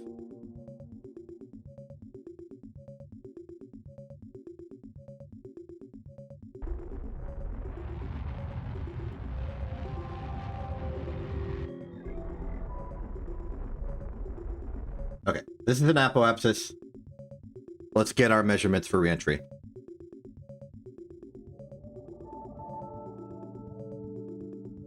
So, our apoapsis is currently situated at a convenient 9538 kilometers, and that is our altitude.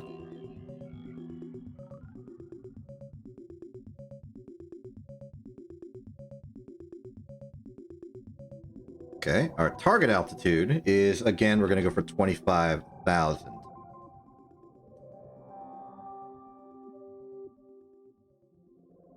Yep, that's correct. Okay. Get that target radius out of here.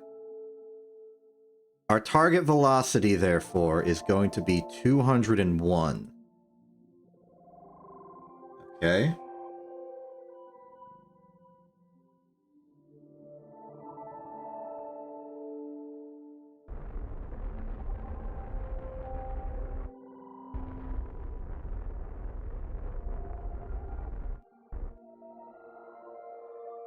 I don't like the fact that that's a little off.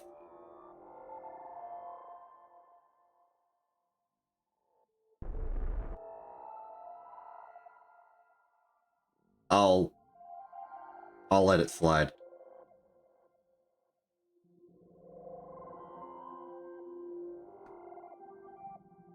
Okay.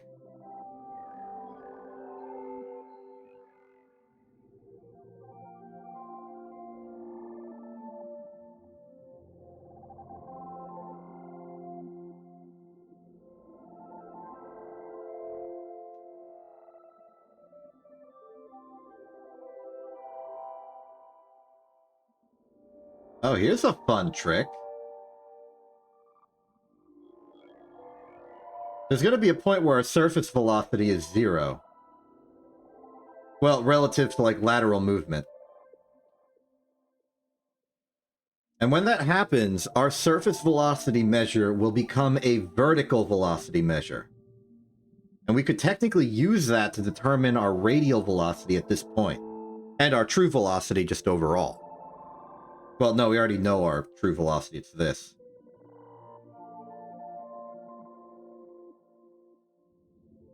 But this could be useful for trying to figure out Hoffman stuff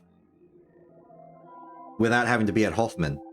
Because if we can get the angle of our velocity, then we can do some trigonometry stuff to use the Hoffman thing at places that aren't the Apo and Perry.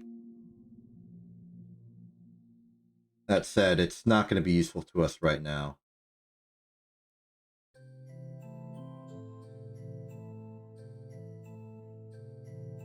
Still, though, the way I'm reading this, it would imply that our vertical velocity right now is just about 1.2 kilometers per second. And I think that's cool that we figure that out.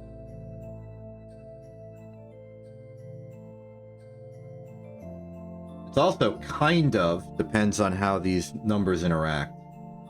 What theoretically should be the minimum velocity that the surface thing would tell us.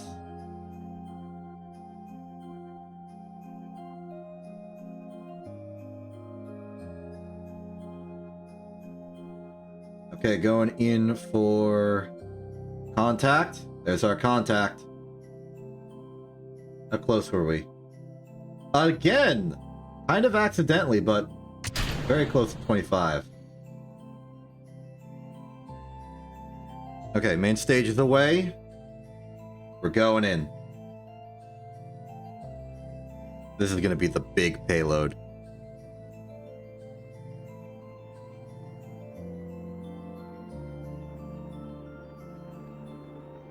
So the funny way I thought of maybe trying to figure out if we're in orbit of the moon would have been seeing if Roncott leveled up.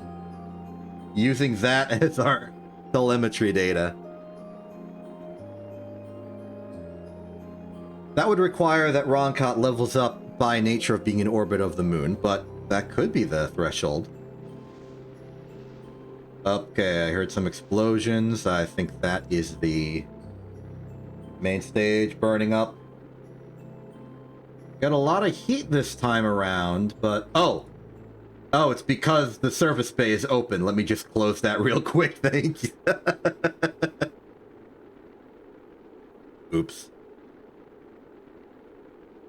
Okay, it seems like the only thing in threat of burning up are these parachutes, but these parachutes are not fully required. We have 2 more. That said, I feel like those parachutes would be the one more likely to survive, given that they're at least somewhat angled into the protective area.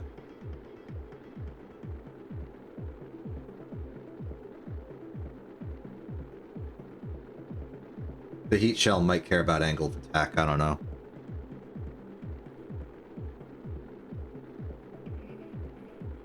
By the way, I want to invest in a bigger heat shield later in the future.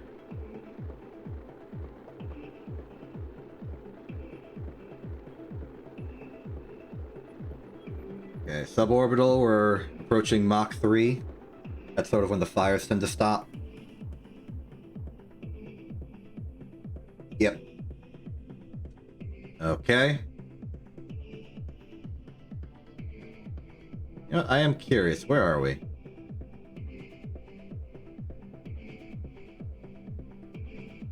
We're over the water. That's the expected result, really. Oh, but looking down, we appear to be on, like, a water-ground border. Or I guess a shore. Probably what those are called, normally.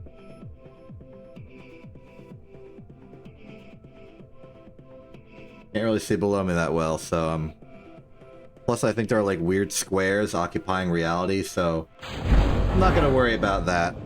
The weird squares occupying reality. Oh. Okay, no, we're good. I was suddenly afraid that the game was about to do a little break. Do a little explodey. Later's good, 146. That does seem to be about the amount we use.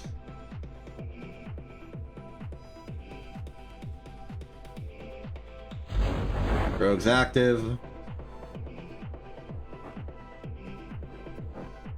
Oh, we're landing right at the shore. Maybe this is a good time for the thermal experiment. Okay, we have that already, but do we have some landed? I don't know. Cool, landed right on the beaches. As regular shoots. I could jettison the heat shield, but I don't care to.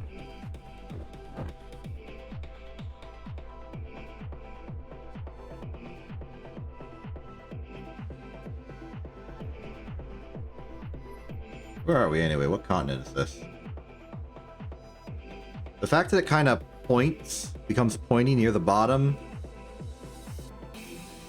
it gives me a moment to think this could be the same continent that the Space Center's on. Obviously can't confirm that because I have not been doing good cartography of the ground. Just space. So, I don't know. Could wait for sunrise. Take another look. Even if I don't have the map, I can zoom out pretty far.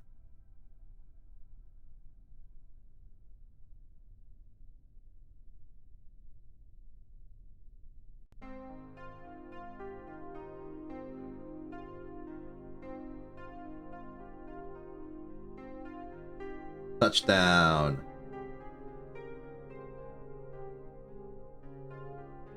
Temperature on the shores. Oh, we haven't gotten that yet. Great. The EVA, surface sample. We haven't done the shores. Huh.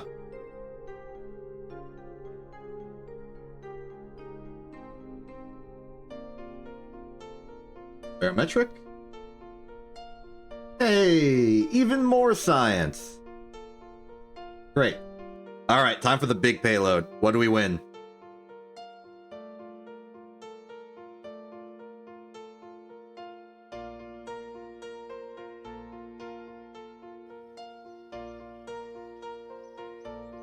Come on, give it to me. 132 science! You know what? I got something I want to do first.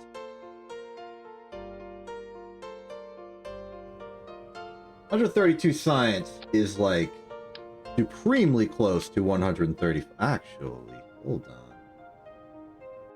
I know exactly what I want to do. I'm gonna get the goo hopper back into service. I just want to like scavenge some science from another facility. Goo bouncer. Wrong cot. Launch.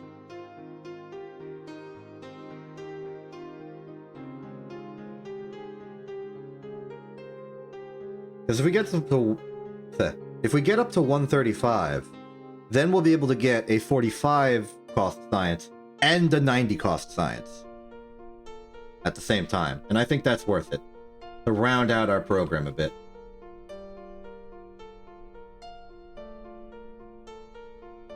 So this is going to be a matter of me piloting well. I'm going to aim for the research center.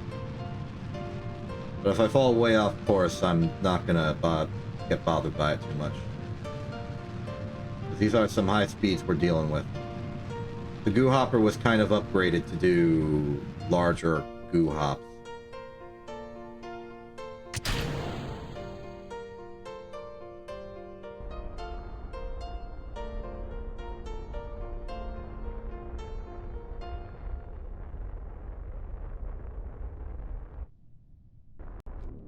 So my rough estimate is we are like right above it.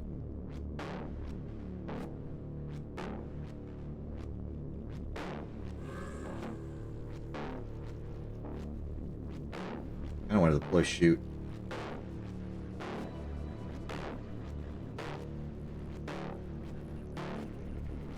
We could do to be a little more north, I think.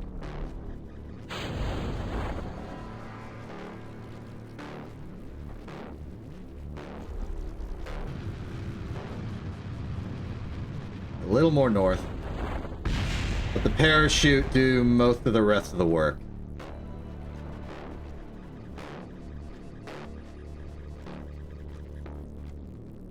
Pretty good flying, if I do say so myself. Now, my new concern is that we're in between... Like, we're gonna land on a corner of a building and then just tip over. So I plan to take manual control in a few seconds.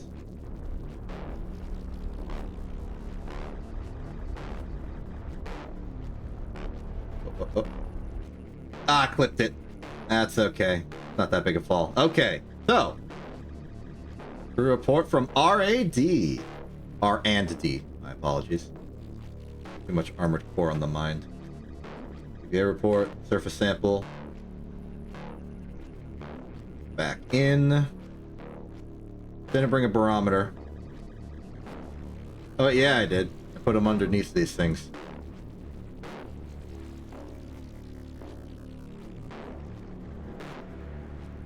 Alright, Guma.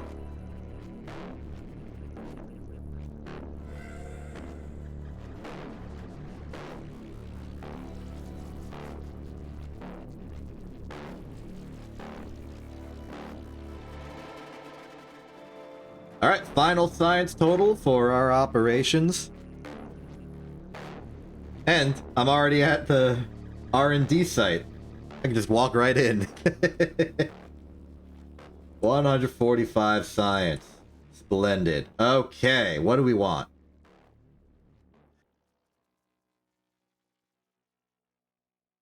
Oh, we have a tough choice. I could conceivably go to the tracking station and do another goo hop mission, goo bouncer. And then we can get specialized construction, which is what I wanted before. But given what we've learned about the nature of like making a tracking device, I don't think we need it. Because I wanted it purely for the Stampatron, but I think we can just anchor it through normal means, just have our observatory be the launch site. More important, I gotta like find a mod that lets you focus the camera, because I thought that was a thing you could do, and maybe they removed it.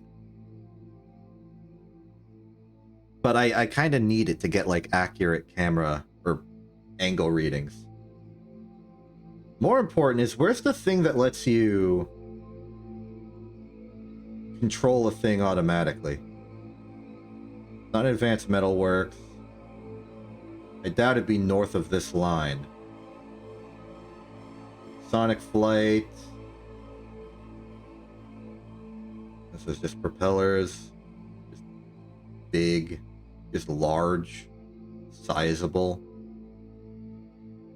Not in landing. It's not an advanced landing, though there is a rotor. Not here. Flight control, no. Advanced flight control. Specialized control, no. Man, I would expect it to be in, like, specialized control. Space exploration. Precision engineering. Electrics. It's an advanced electrics. Okay.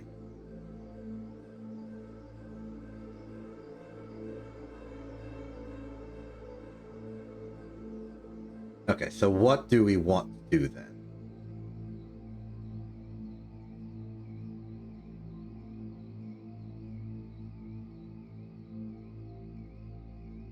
Higher caliber rocketry, better propulsion systems would put us in a more stable place for building big rockets that can go places and do things.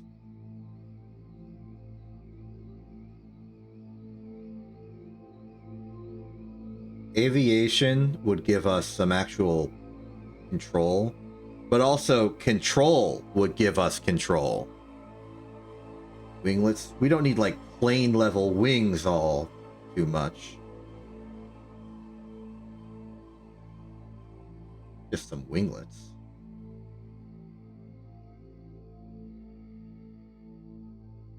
Fuel systems for better fuel tanks, even adapters to larger radii. I think all of these would be good.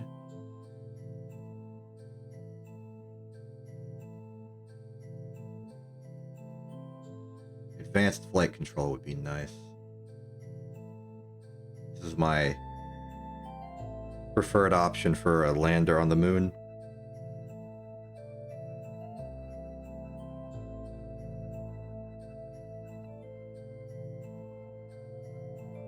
Okay, so my thought, my proposal, my contemplation.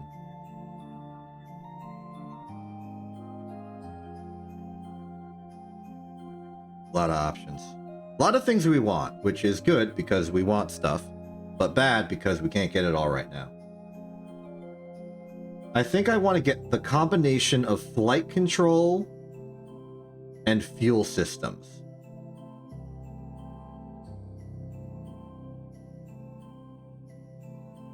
Hey, were they selling extra heat shields? Where did we get extra heat shields in the first place? It's in survivability. Where's... Okay, it's in landing. That makes sense, actually. I think for the time being, we're just going to have to make a bigger heat shield by having smaller heat shields that fold out into like an umbrella. Bootleg as heck, but kind of works.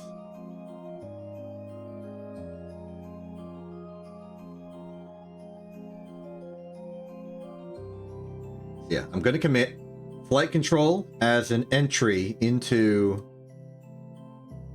all this column of science. We're skipping aviation hilariously. And then we get fuel systems.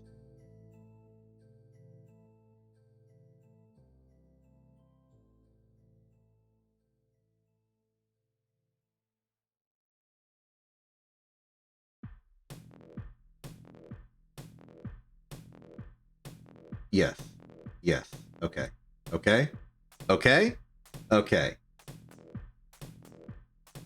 Flight control.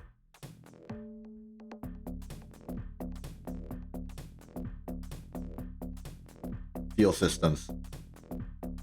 All right, we did it. We made a critical purchase, and now we can do some designing. Let's put in first the broad domain as it exists right now. It's sort of our cutting edge technology. Sorry, solid domain.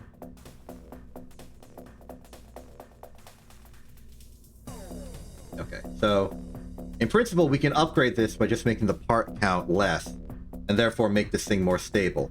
We can also finally get rid of the solid wing things and put in some proper winglet. I'm gonna use the Delta Deluxe. I'm a fan of the Delta Deluxe. It's a nice compromise between it is a wing and it isn't too much of a wing.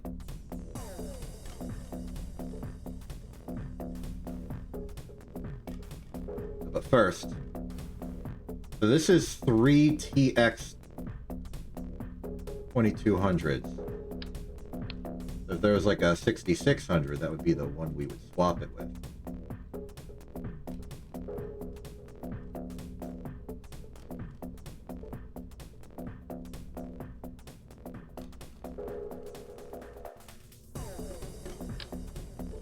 Oh, the closest one we got's a 900. I'm not going to complain too much.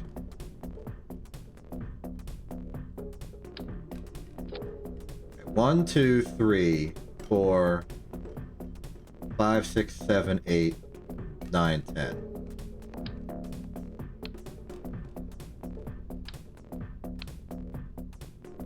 I would say that that's worth a 900, a 900, and then a 440.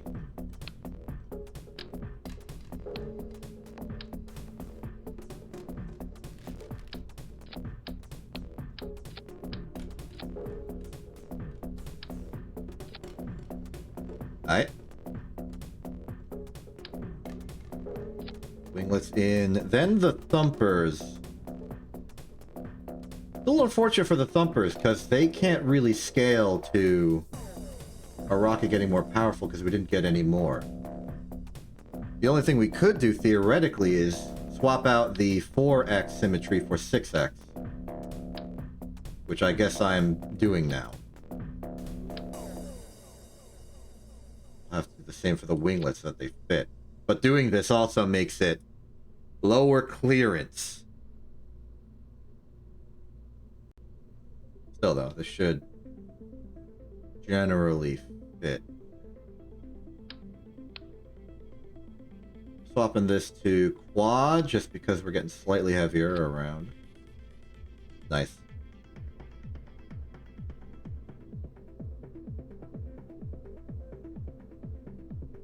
Area's good. The upper stage now.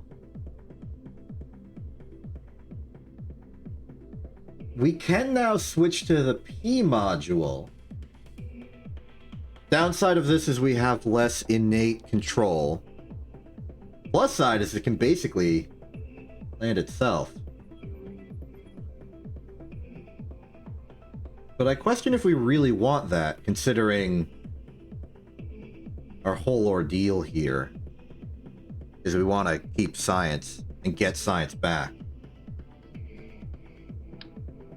So how about we change the design of this a little bit? We could swap it to the P, but the Mark 1 is perfectly suitable.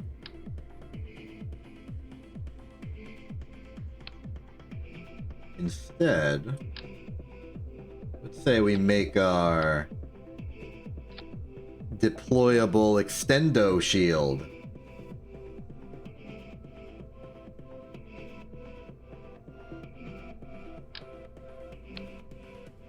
How do I plan on making that? Well, my plan is to just use some alligator hinges.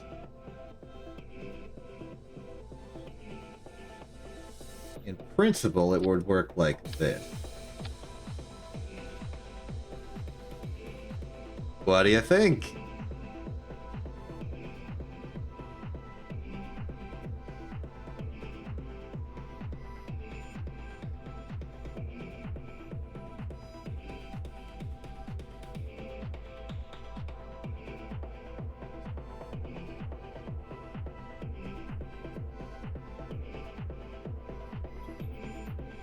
I like that. So the idea is that we do this. Then whenever we need to actually deploy the heat shield, we'll fold these out, point retrograde, and we're good.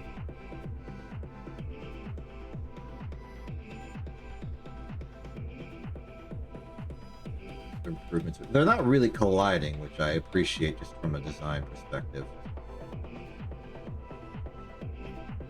We have custom action groups, so this will be...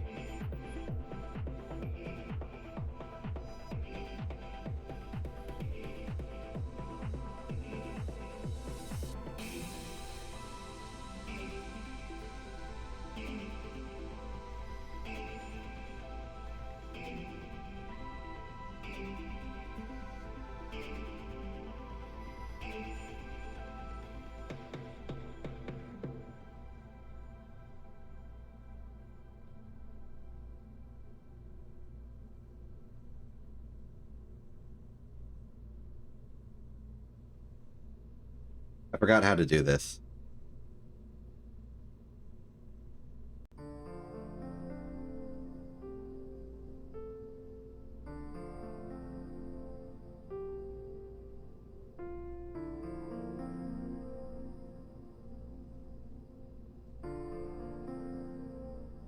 Okay, I think I would do it by setting the minimum angle to whatever I want it for hacked mode. Let's say 19. And then I would set the target angle to 90 here.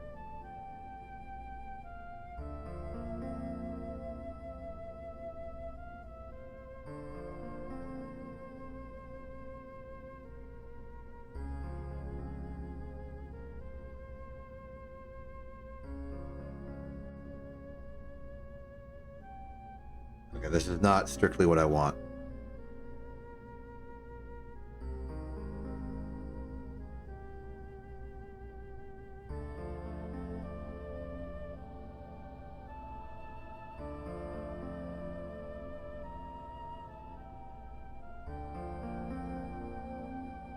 I guess I would just set minimum angle to something. The question is, how do I set that something?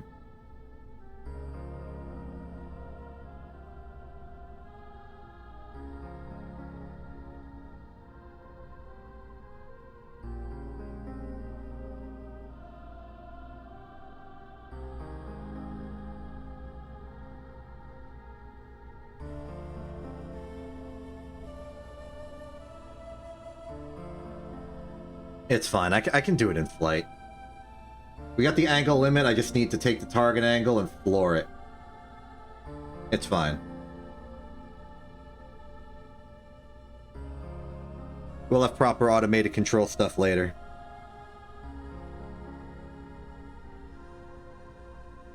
Now back to construction. What other fuel types have we got? The 900 is the one we just swapped in here, and it's the biggest of this size class. We also have the somewhat larger radius ones as well, and an adapter for them. Rebuild this fairing.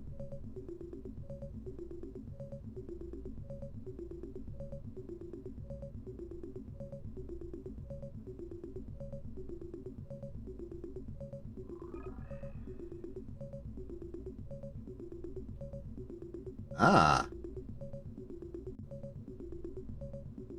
Technically speaking, I can finish the fairing like this, but I won't right now,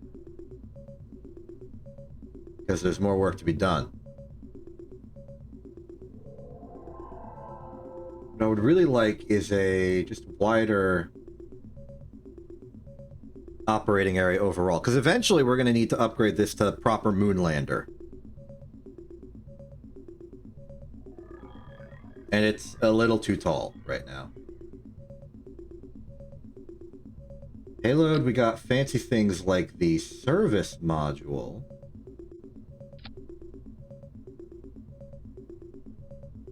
Could be an alternate if we had a cylindrical command pod.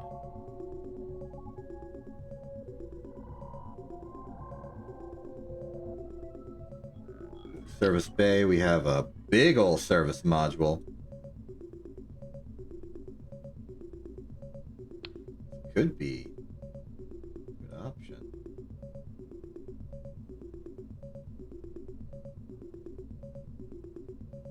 But then we would really, really need a heat shield increase. That's our biggest constraint right now, the size of our heat shield.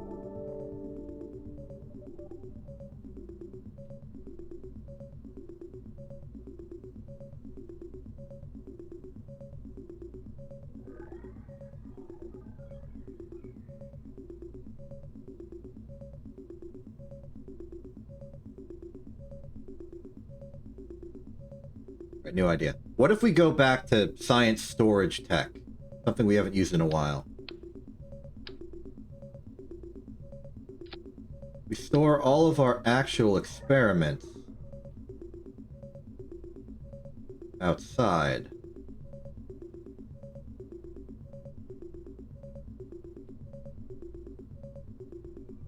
Open the service bay and see what we have in store.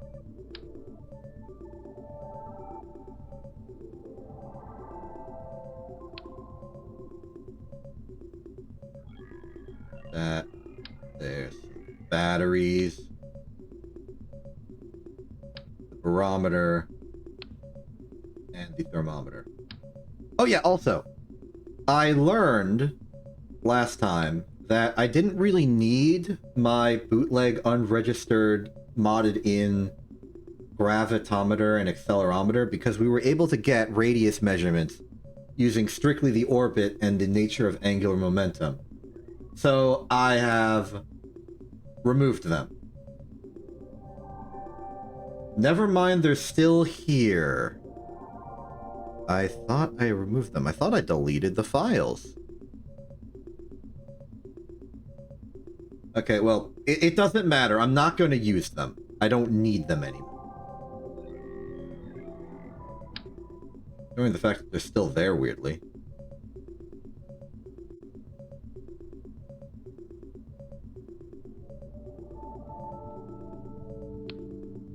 I got a new idea. We make some sort of thin interstage connector that holds the science within. Like this. And then we just make it good enough to... Well, now that I'm thinking this aloud, I hesitate to think this will be any major improvement. We're trying to make it shorter, and I've just made it even taller.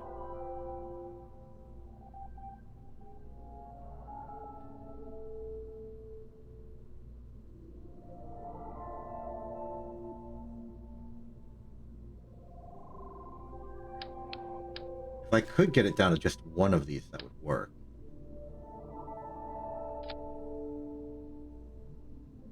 That's going to be a really wide opening.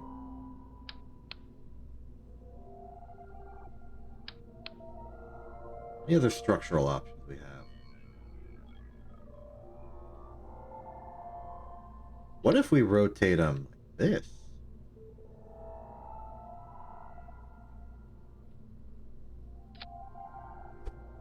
Stop having them be clipping.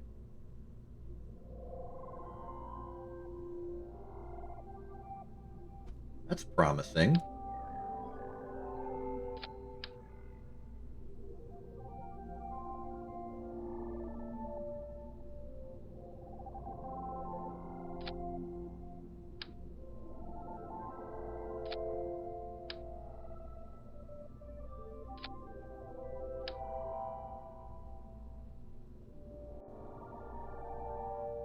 It'll be symmetric either way, so let's do that.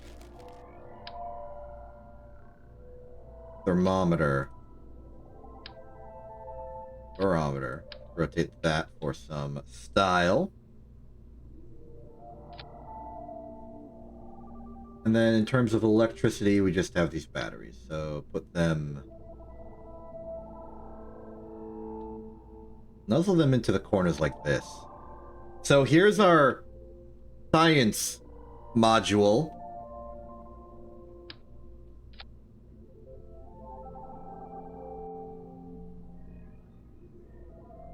No, this is way too wide. This is a terrible idea.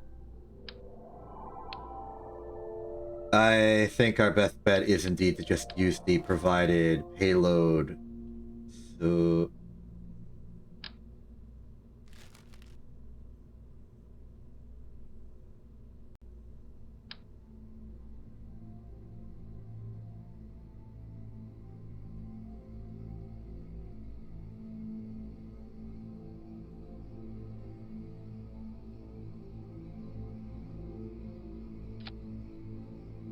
Forgot about the interstage truss stuff.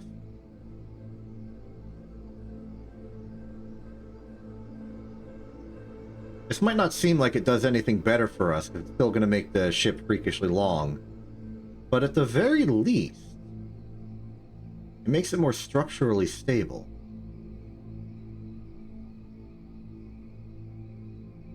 And we could do some inventive stuff if we had some more fine-tuned control.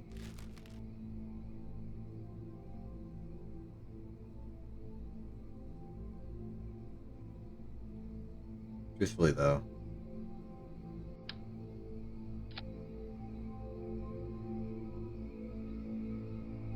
I think most of this may prove to be a waste. I think the thing that we can actually improve is removing the need for the service bay itself.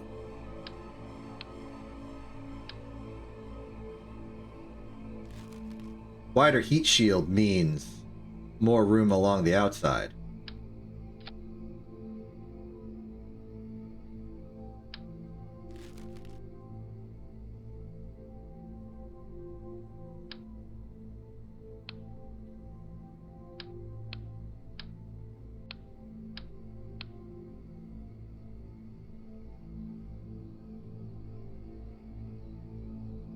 Things we can do is we can stick the batteries into here. Those look good.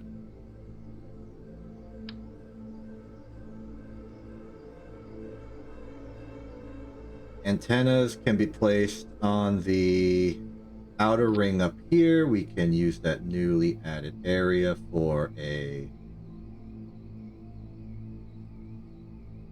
bit of science cargo, perhaps.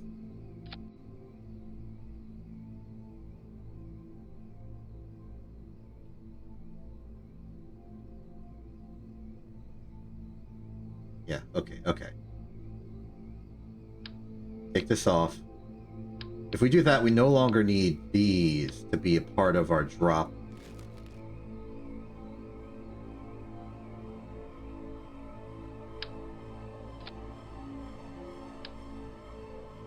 I'm keeping the drogues to reduce stress on this pulling this, pulling this. This alone is sufficient now. I mean, one could argue that we don't even need the extended heat shield anymore. The interstage nodes again. And then down here, we'll hold the experiments. And we could do this now. We couldn't do it earlier because we weren't confident we would get into orbit.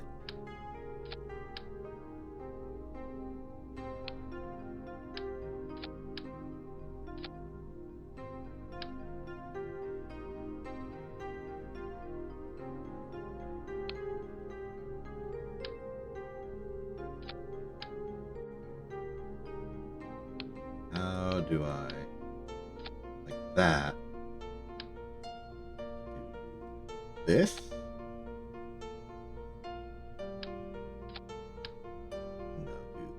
No, do that. Okay.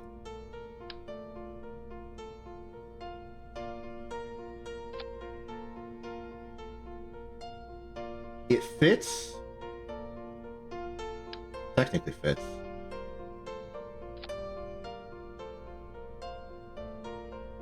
I'm gonna leave the room. Okay, reorient this stuff for the new age.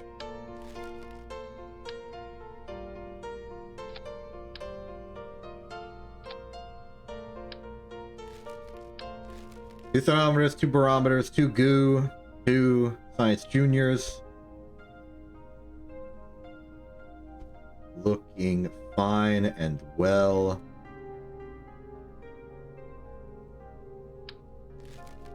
Now, it is still pretty freakishly tall, but it's no longer a liability at the same time.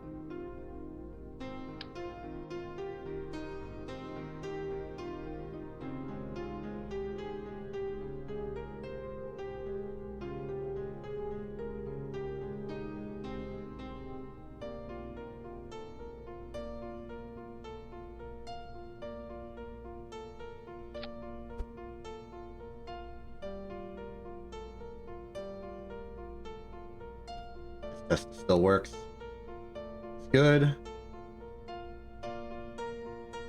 And at full deployment, it is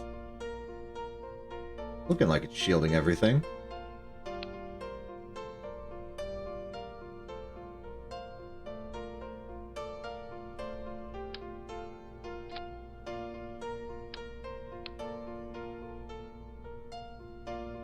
Yep, looks it.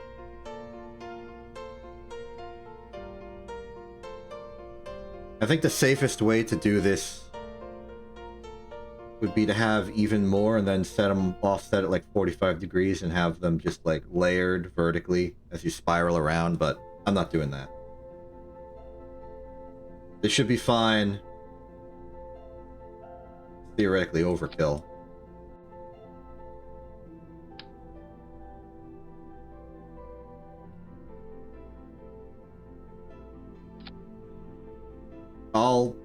I'll let that happen. Okay. Now, target angle back to up. Now we can make the fairing.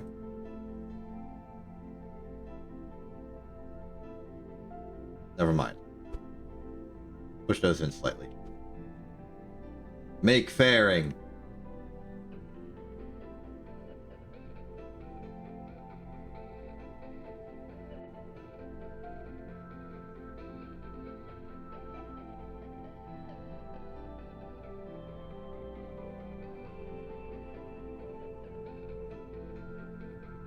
Alright, that seemed pretty aerodynamic.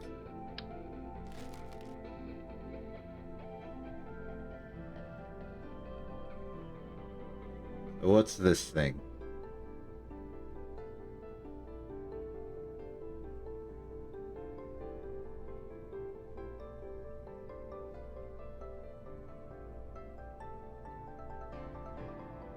What's its characteristics? Its characteristics is that it's a stronger ship, just in general. Hopefully this translates to our ability to actually do a moon orbit, do a close range flyby, and still be able to get back. What's the name? What's it mean for us to do that? So my goodness, the staging is so much easier now. Great. This is not designed to land on the moon. This is designed to get into low orbit of the moon to do science.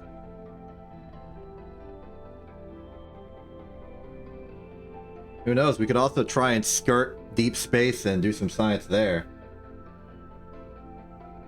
But I think our big ticket destination right now is just moon, now and better.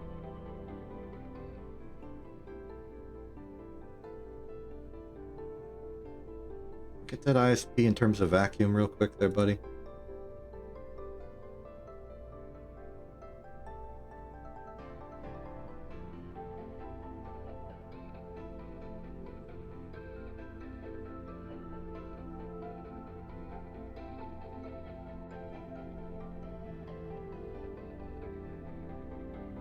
Should still be about 2,000.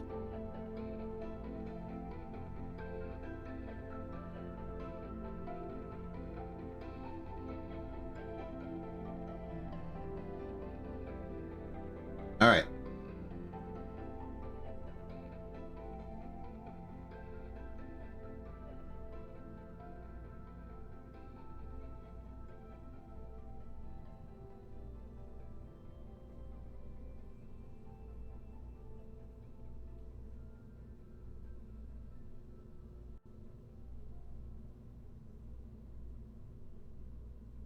What's that test?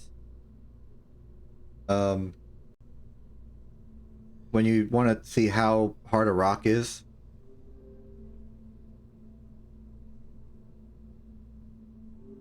The Mohs scale.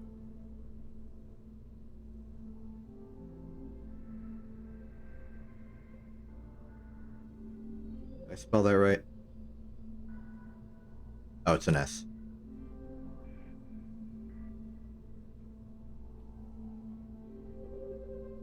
Because it's like scraping the surface of the surface. Like we're almost there. We're just like skirting by it. The flyby slap. The Mohs scraper.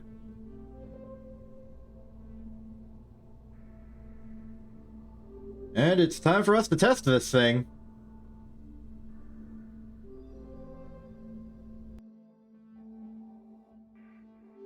Ideally, we get into space.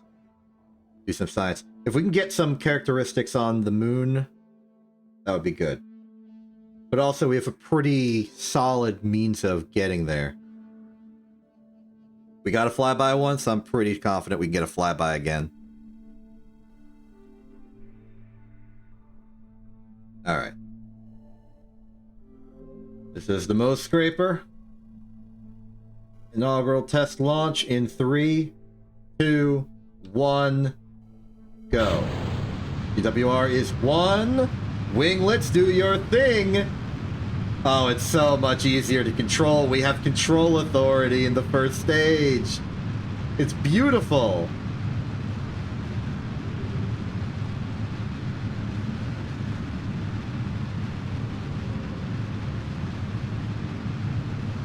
TWR actually might be a little too high. Should dial that back to like 75 or so.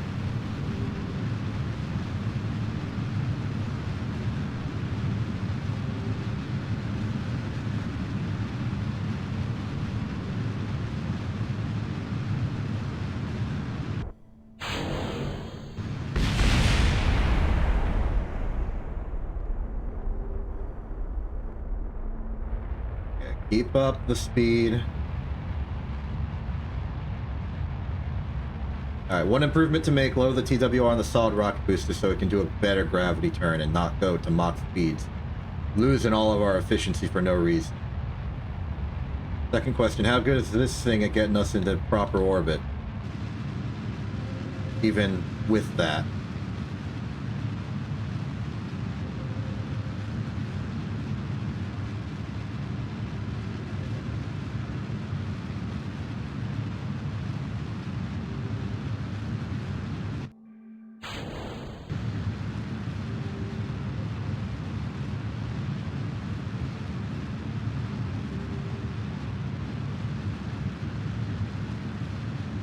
Alright, it's about as good as before. 2000.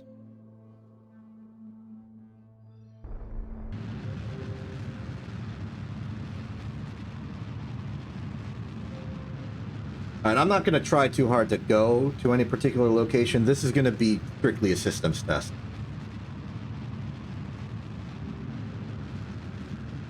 We want to improve the lower stages so we can get into orbit.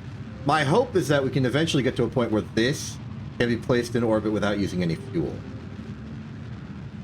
Proper orbital module.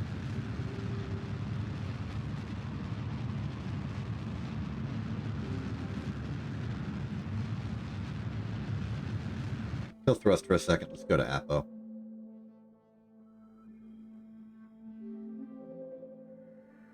Okay, target angle is now deployed.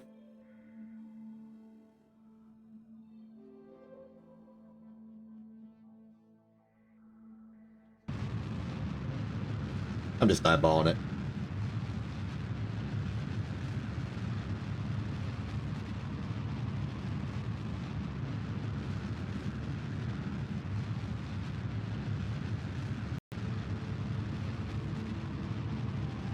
I may want to make more specialized calculators. Like one that says, hey, here's my current altitude. What speed do I need to circularize? Something convenient like that.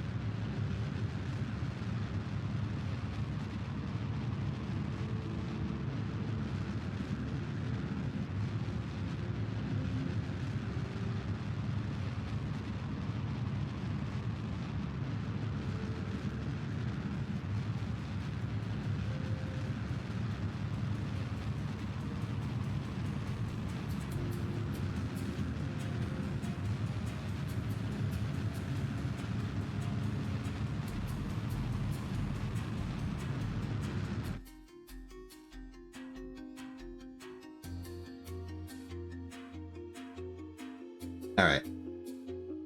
So let's test how this would go for us. Now, these experiments won't give us really anything, but we just want to test the systems.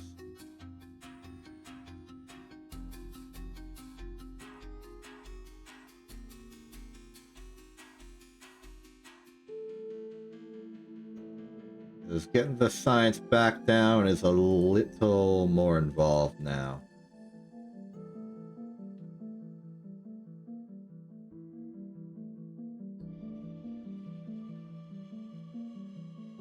Actually, maybe it doesn't have to be. Because what we can do is we can take the data here. Store experiment.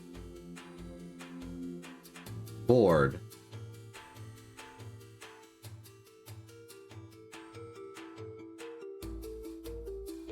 Now, you're empty. You have 4. You have 4. Excellent. That works how I thought it would. That means we don't even need somebody with a jetpack to do it, though that's probably safer that way. Okay. Now we're going to do a test of a re-entry. Re-entry test is pretty simple. You just go back home.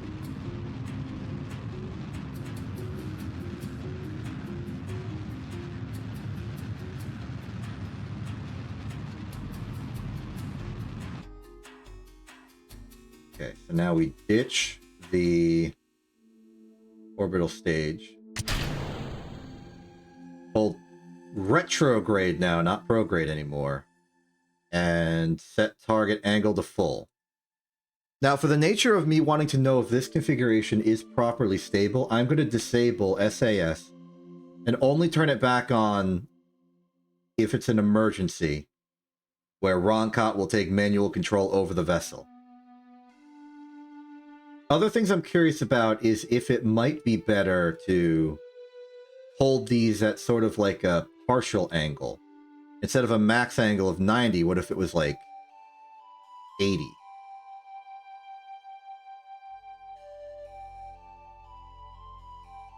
But for this test, I'm keeping it as prepared.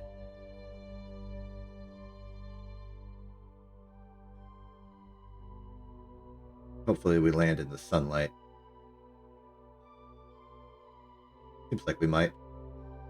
Alright, first test is I want to know if that configuration is stable. If I'm prograde, worst case scenario I'm prograde, what happens?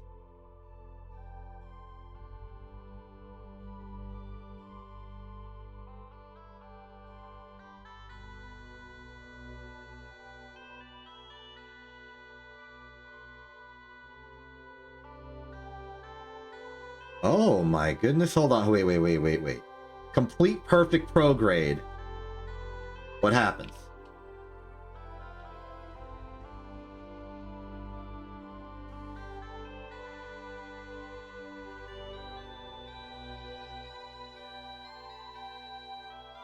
Oh, this is fantastic.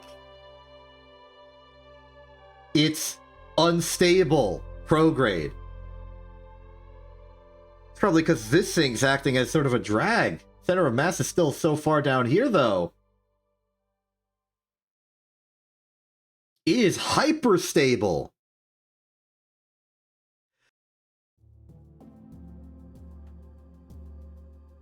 All right, new question is it actually proper stable near retrograde, or does it, like, lay to an angle?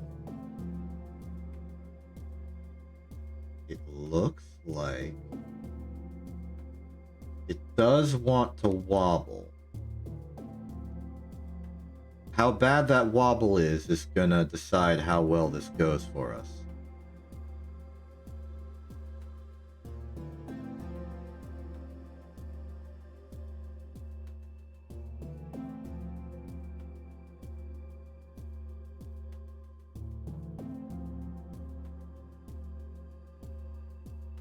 This is a very good test, though.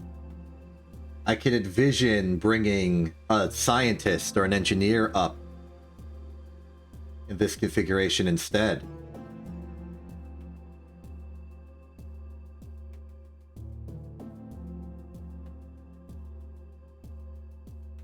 The one thing we've lost with this is that we can no longer do Kerbin surface science. So we can't fly up and fly back down and do science because we ditched the science as part of re-entry. For the most part, that's okay. We were running out of science to do anyway.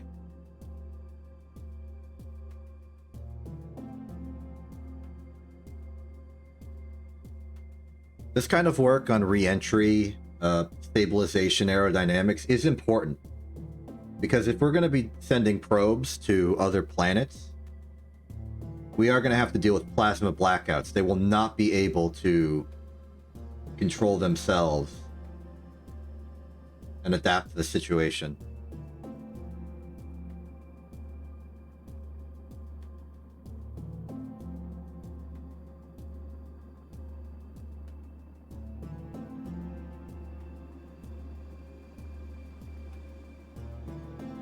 This is a very good test.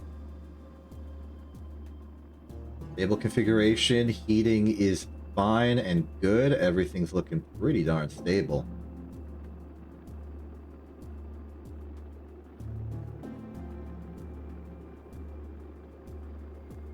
And with a lighter re-entry capsule, the singular parachute should be fine for the job. Drogue chutes are a structural failure safety measure. In case this rips off.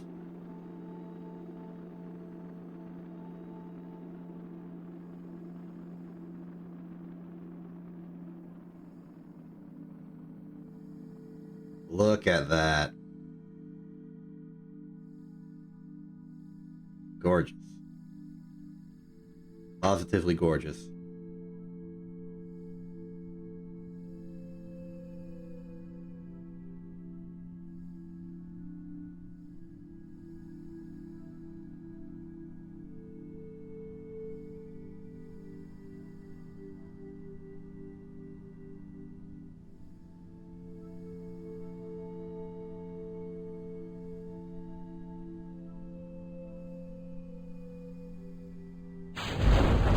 Forgot the parachutes.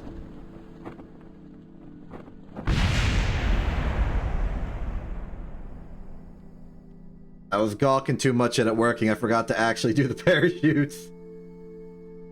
But, hey, we survived. And it comes with free built-in crumple zone technology. So that's also good.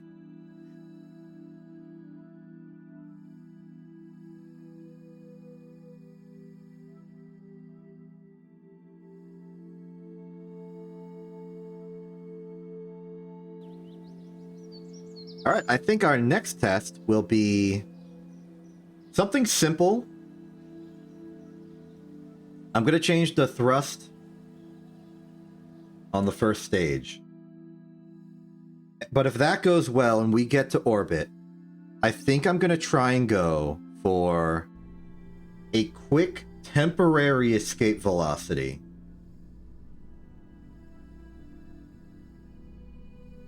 I'm doing this because I want to know what to... Okay, thrust to weight ratio is currently 2. At fuel empty, well, it logically would be a thrust to weight ratio of 0. At almost fuel empty, thrust to weight ratio is 3.54.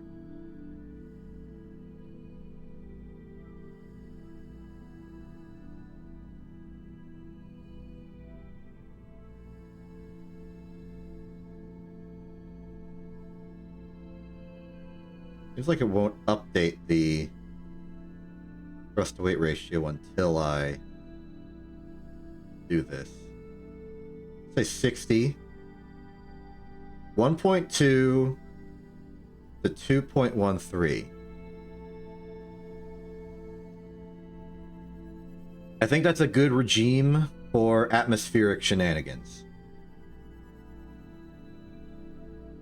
I'll bring these back over. Though I will not be using them. I want them available in case of emergency. So then, detach radial, open fairing, detach, go to orbit mode, detach, go into landing. Okay, here we go. Plan is escape velocity. But like barely, we want to be able to get back.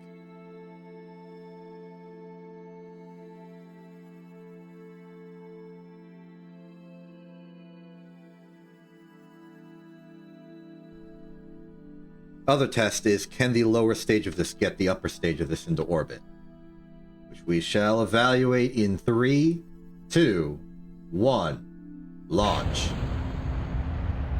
Nice, gentle start. Let's start turning ourselves over east. Hold stable for the time being.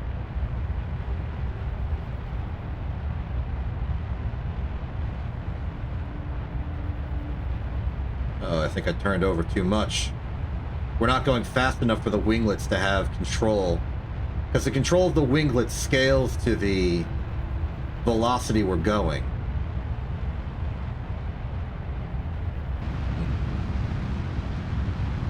Okay. We're employing emergency measures right now. Using the swivels to get atmospheric control. We might want to switch these over to winglets as well. Just want to keep us pointing vaguely above the horizon for enough time that the boosters run out. And once the boosters run out, then I think it'll be safe to go into abort procedures.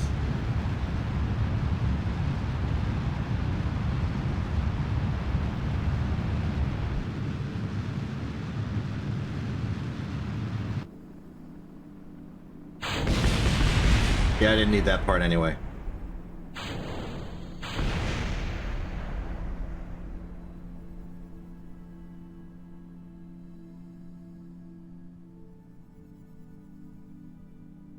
Any quick science while we're up here?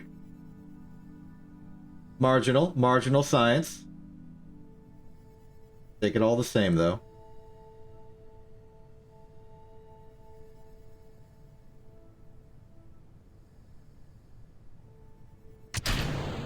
Alright, away you go.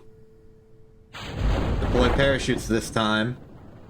And to mimic a real situation, flail these.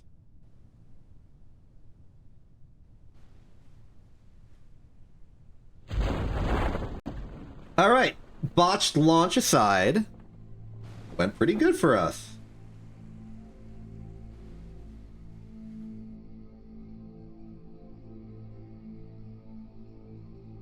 Alright, that's drogues. Here's the full shoot. Descent speed is 10. It's a little concerning.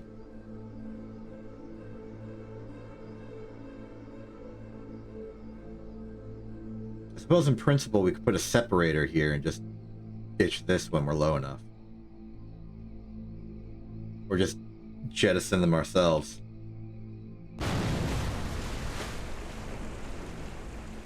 Are we... Oh, our buoyancy is just barely buoyant.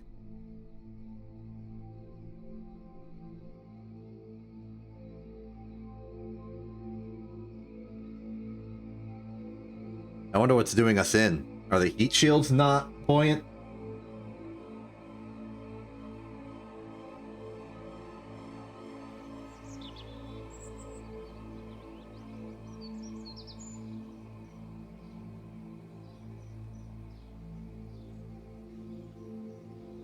Okay, new modification.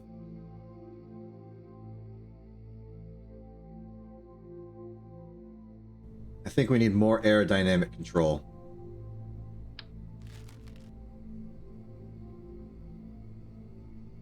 So we're going to go from the AVT-1 to the AVR-8.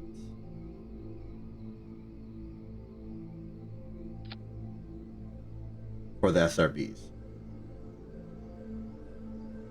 The only change I'm making, we proceed with the test. And maybe hold off on the gravity turn just a little bit.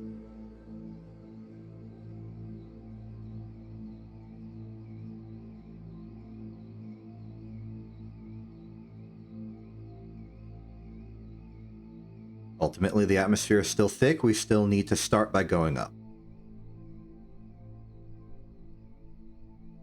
Okay. Systems prepared. Roncott is good. Launch in 3, 2, 1.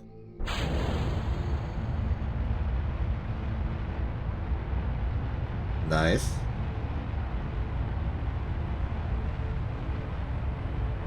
I'm gonna hold off on the gravity turn until we get to like 100 meters per second. Then I'll feel like, okay, we have control authority.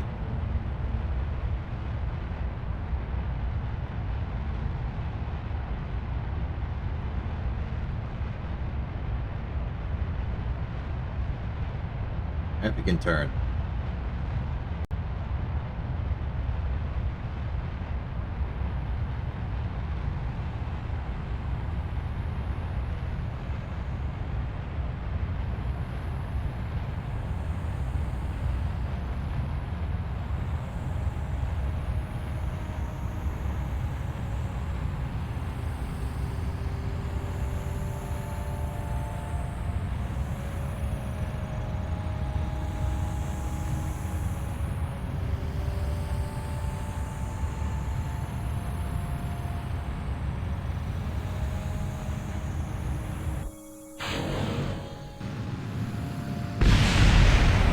That's a pretty good use of SRBs there.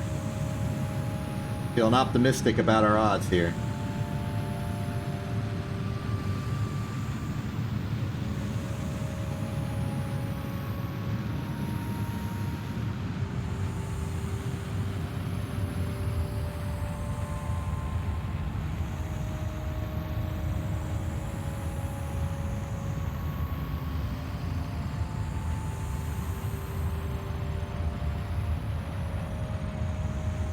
Actually, it feels like maybe we're even doing worse.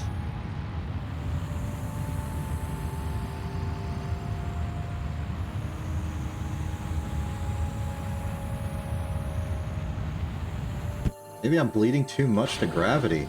Should up the thrust to weight on the SRBs again.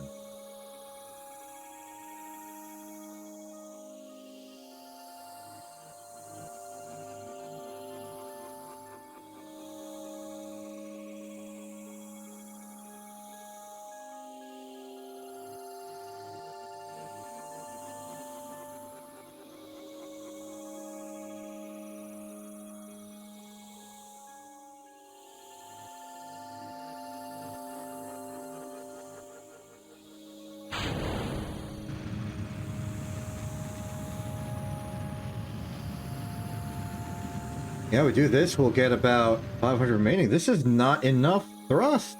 This is not enough delta V.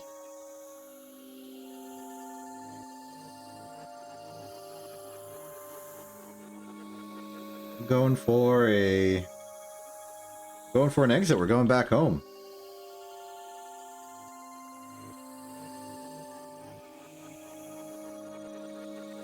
Cancel the flight. This design is inefficient.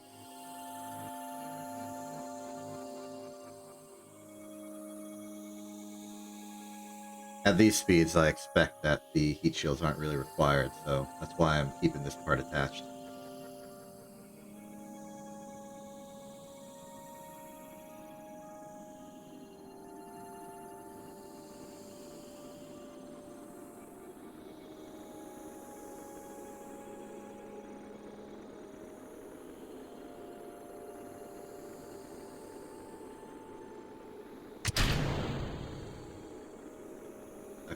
I figured that we would have a greater deceleration than that part, but I was a little scared too. There they go, crashing into the ocean.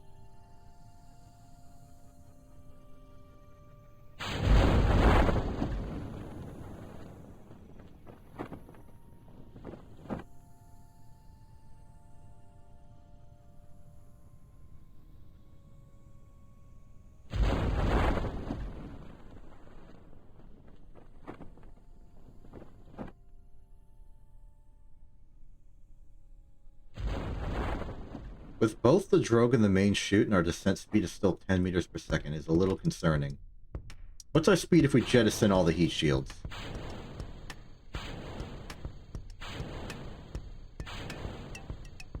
7. Bit safer, I'd say. Might be worth it.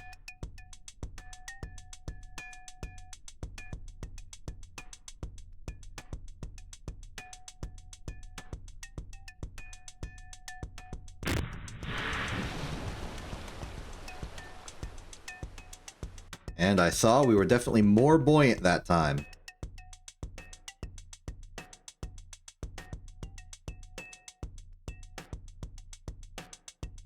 Maybe we're losing a lot of fuel efficiency to just the weight of the extra heat shields. If we scale back to just 1, and the science packs on top, are we still fine? We should be. Just the aerodynamic profile of it should be good. Maybe I over-engineered this.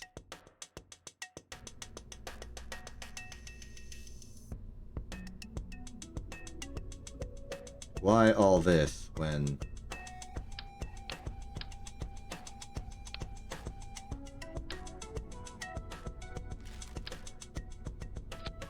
this sufficient?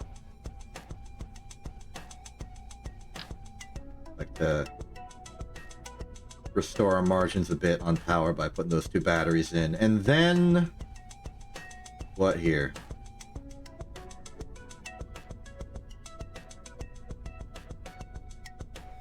Go up to 75. In terms of orbital engines, I think the swivel is our best compromise between decent power and it needs to operate in a vacuum.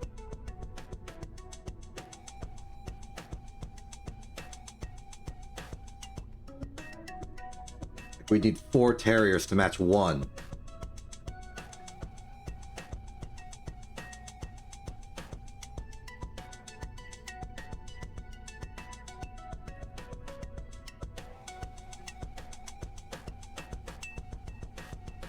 Maybe we don't need 4.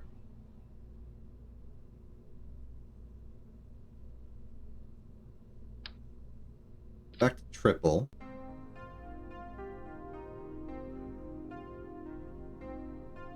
Another thing I'd like to do is perhaps extend fuselage a bit. It's going to have to come with lowering the couplers so that we can still sit on the SRBs. We could ditch the wings.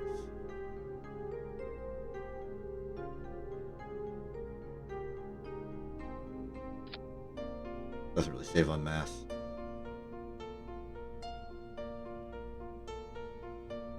Another thing we can do is maybe go to more Terriers if it's just going to keep being a problem.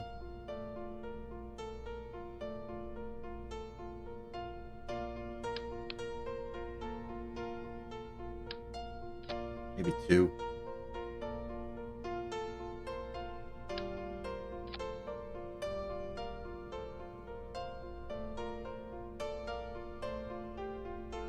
Let's get a proper readout of Delta V on this whole thing.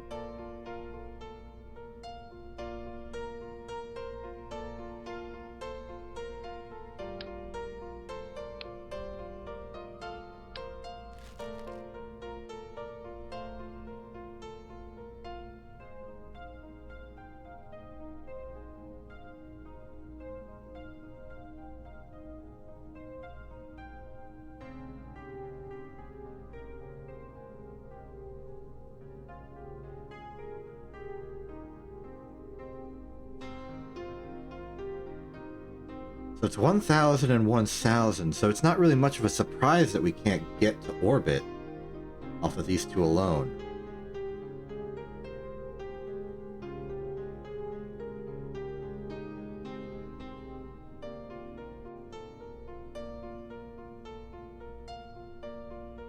How do we improve that?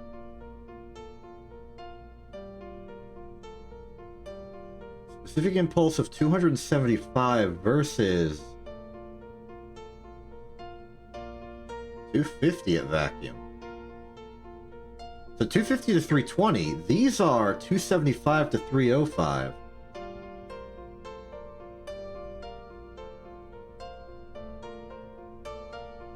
These are 265 to 310.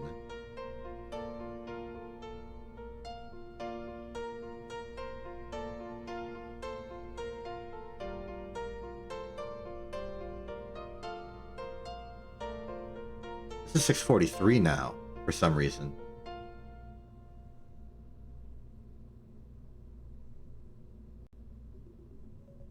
thought it was closer to 300 earlier. I'll give it an ISP of about 2,500, I think.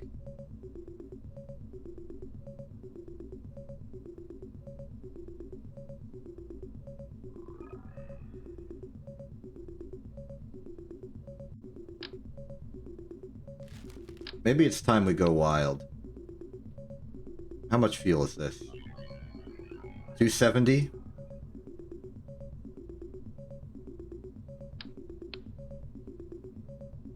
This is already 1,000.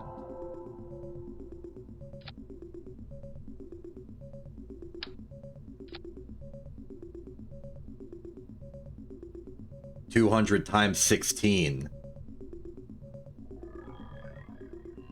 Not actually, though. It appears to actually just be 1,600. So 1,600, then 1,200. It'd be 28. This is already the exact same amount of engine, or amount of fuel. Oh. Oops.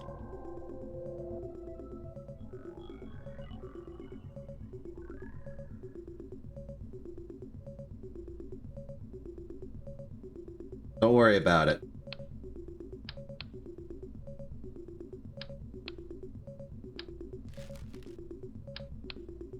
Don't worry about it.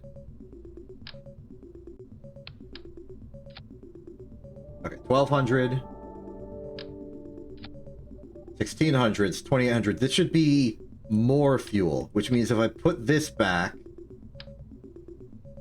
and this back, and this back, what we're left with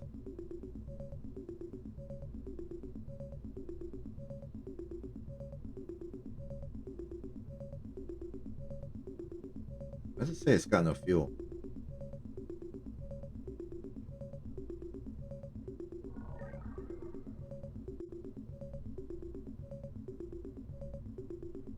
Why does it say that?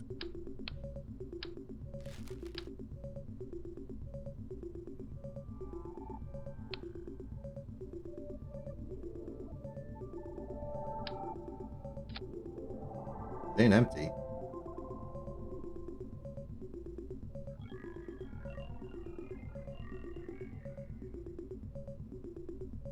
There we go, 1,500. This is already better.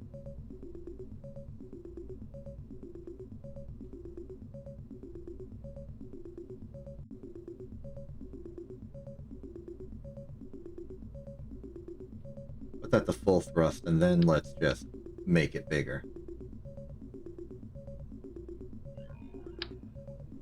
Not by much, just a factor of 1.5. We can do that. In terms of coupling, do we got a bigger engine plate? Nope, 18's the biggest we got. It fits. It fits fine. Still a decrease.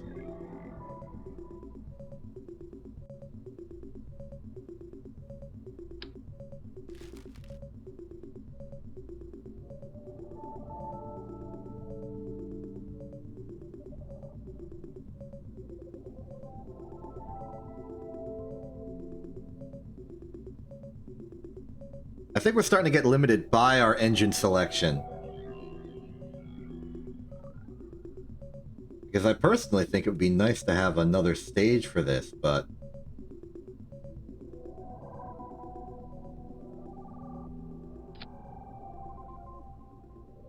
I don't have the coupling to do that. Not even have an airfoil powerful enough to do this.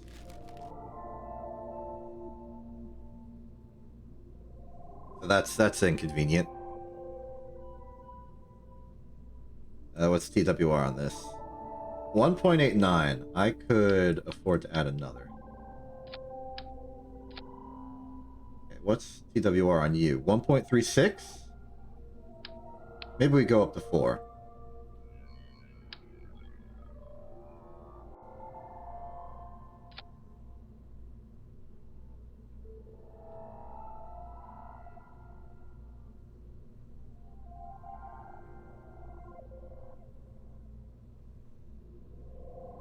Well, saying good TWR.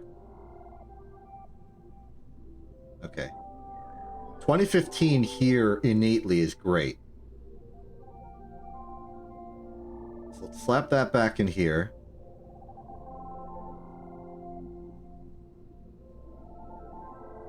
Break that. I think this is gonna be good enough, assuming it holds. I'm hoping this sort of like coneness down here will be enough aerodynamic stability that we don't need the winglets past these decoupling. Any better radial decouplers? No, we just got some structural tubes. I could add some struts as well, though. Might be a good idea considering these things are possibly wobbly. And we can put some clamps on now that we don't have to care about the winglets being in the way. Suddenly this is looking pretty stable. Radial decouple those. Bearing away, decouple that. Okay, so if this thing gets into orbit with good form, I'm gonna say that this is sufficient and we'll do our escape velocity test. Our escape velocity survey.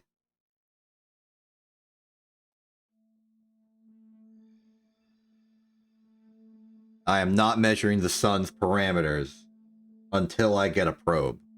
Alright?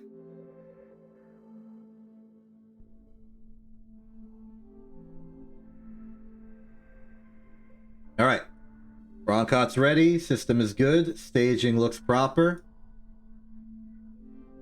Mo Scraper in 3, 2, 1. Launch. Looking good on ascent. Nice and stable. Gravity turn at 100 meters per second arbitrarily.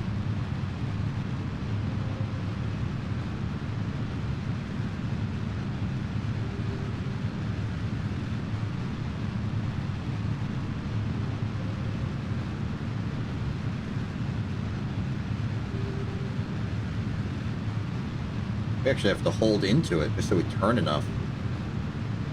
Neato.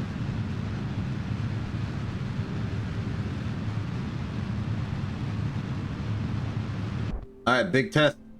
Are we stable? We don't look it, but seems like we can hold our own a bit. Oh, we found the limit. We found stability limit. Okay. Good to know.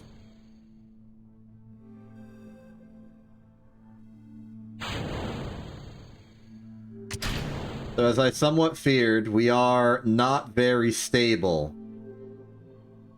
in flight without those winglets. I think we'll have to put them back on.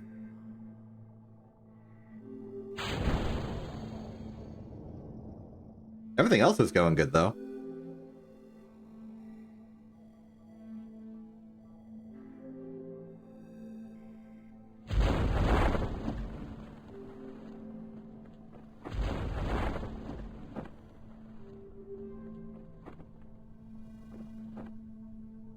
I just had an absurd idea.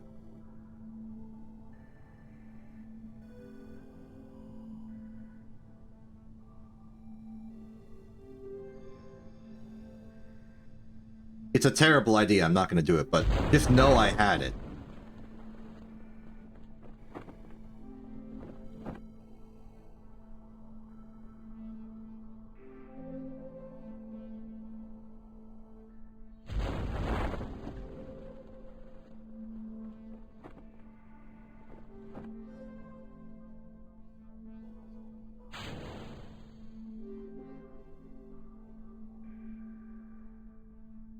I'm starting to think the drogues really are redundant.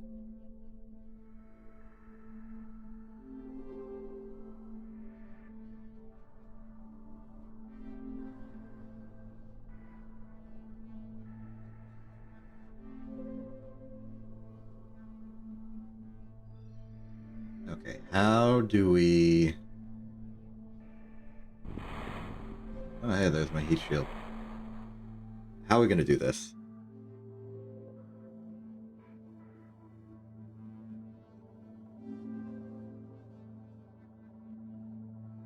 fundamentally, the problem is that I've made the business end of the rocket too short. And this means that it can no longer act as a sort of drag lever. I've moved the center of mass upwards by sort of compacting the cylinders. Which means in principle I can solve this by going back to the old radius and just making it super long.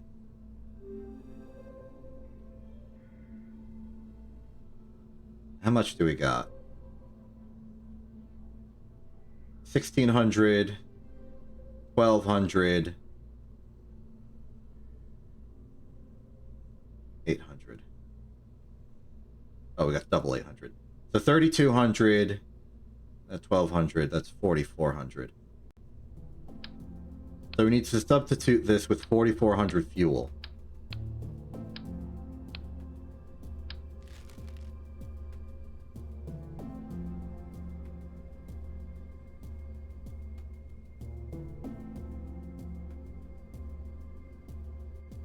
Would have liked a longer fuel tank, but this will have to do. 9, 18, 27, 36, 45.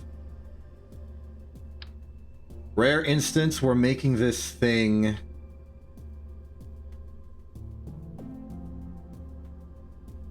taller is good.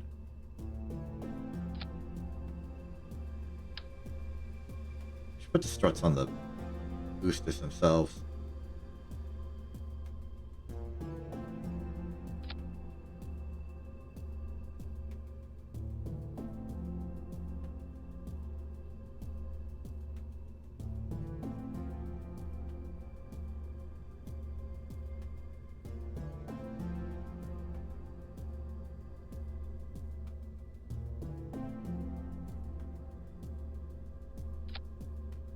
That's good enough.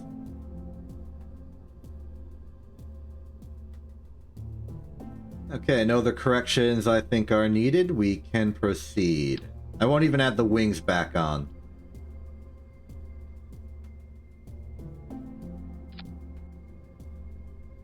Clearance is tight. I'm gonna have to worry about clearing the tower. Ooh.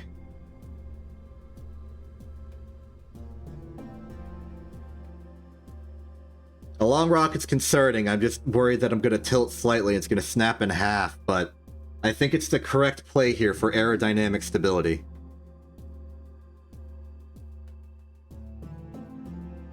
We needed to move the center of mass down, and the simplest way to do that was this. Top of our rocket is unavoidably tall. Okay. Most scraper test I have not even been counting this whole time. In 3, 2, 1, launch. Clear the tower. Gravity turn at 100 arbitrarily. I gotta make sure I say arbitrarily so that people don't think I have a reason for doing it then.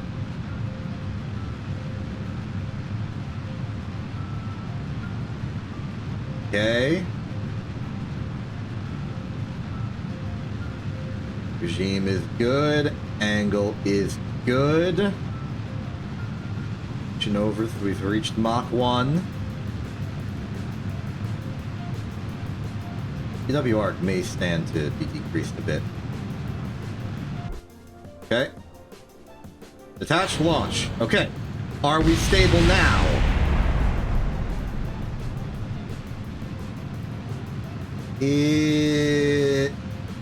Kind of.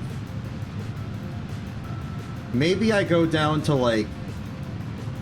Maybe I use the static winglets. Like I don't have wings with pitch control. I just need something to keep this stable. The gimbal will do the rest.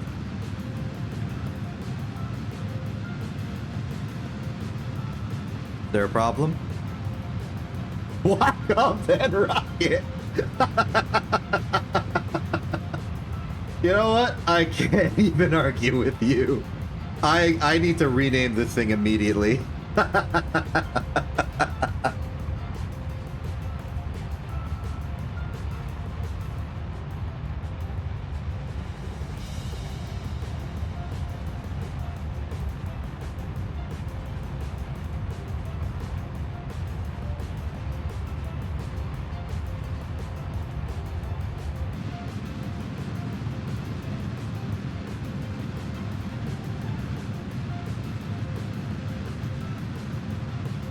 We're making it into orbit with this one.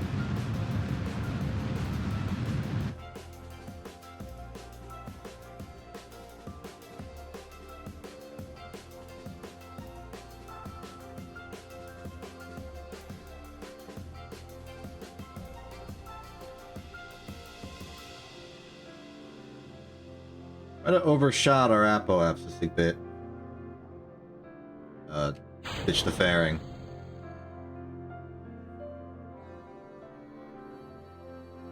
Oh yeah, we definitely overshot the apoapsis a bit.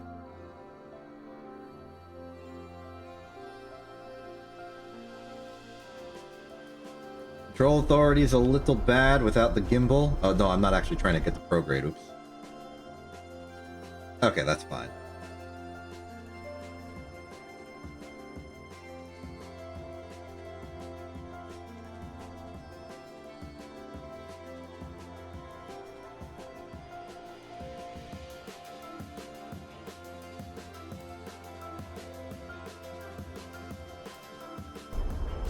Okay, where's our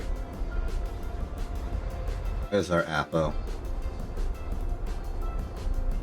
Soft burn till we get there.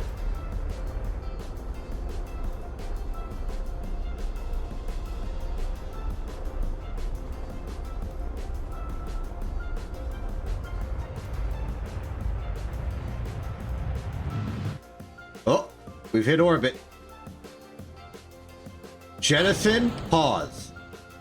136076. Let's go to our calculator.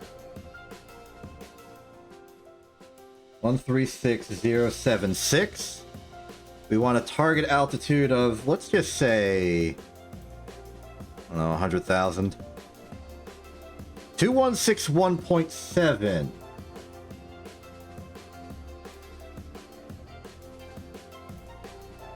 All right, I'll do that. 2161.7. We overshot it, but it's fine. We are now in orbit with enough fuel to double our velocity. That's very good, in case you were wondering. Okay, so I believe we are primed and good to perform the escape velocity test. Let's go to periapsis and figure out our escape velocity. Now, strictly speaking, I know how to calculate an escape velocity. You want to know your escape velocity? Take your circular velocity, which is to say Hoffman with same initial and target altitude, and just multiply it by the square root of 2.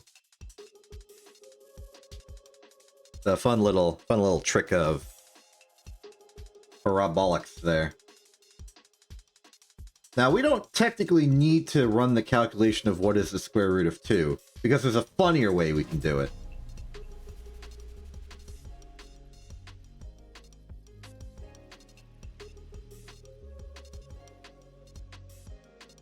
Also, we're not in a circular orbit, so the number we would get would be incorrect if we just took this number and multiplied it by the square root of 2. And we have a very specific use case. We want our escape velocity to be as low as it possibly can. Because we don't actually want to go into deep space, we want to come right back.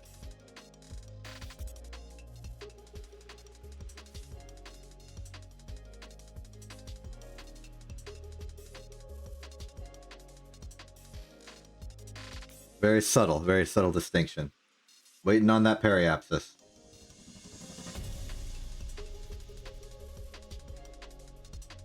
I'm seeing the needle move on the... Oh. About to hit the integer regime.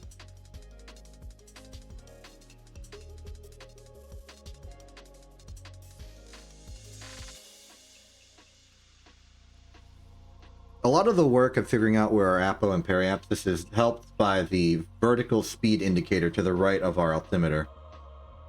I just sort of wait till that slowly goes towards 0, which is when the little orange dealie is horizontal. Okay, 102928. Back to the calculator we made.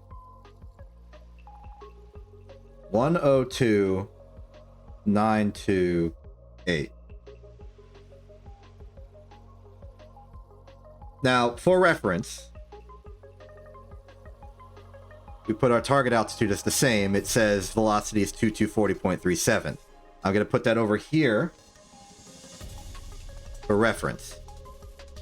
Now, what if instead of this, we put our target altitude at, like, I don't know if that big a number?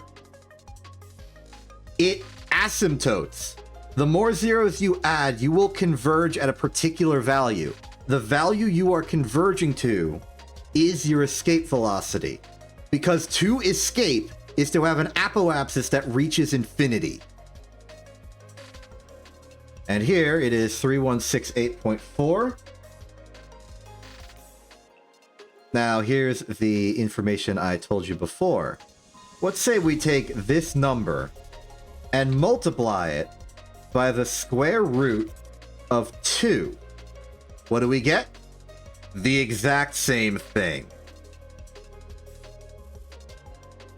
This has been your lesson in the correlation between the circular velocity and escape velocity for an orbit. The correlation is the square root of 2. Get rid of these, they'll just confuse me later. We can now go back. We now know what our velocity needs to be. We need to thrust to 3168.4 meters per second. So we will. Let's do it.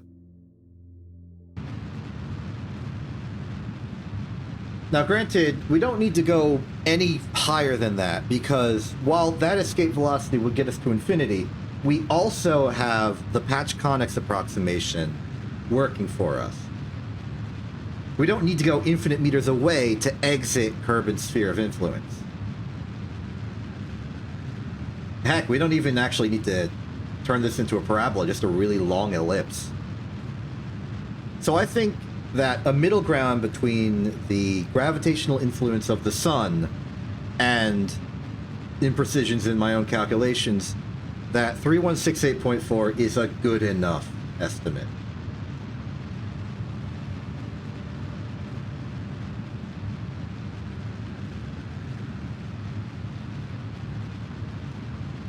All right. So 3168.4. Oh. 3168. Now the camera shifted, and you'll notice the camera shifted. I believe that's because that was the moment we went to escape. And now it's saying, oh hey, you don't have an ellipse anymore. Have planet focus camera. Which makes sense. That's another nice little visual indicator that we have indeed reached escape velocity. Now here's what we're going to need to do for this. I'm going to fly out to like 1,000,000 meters out.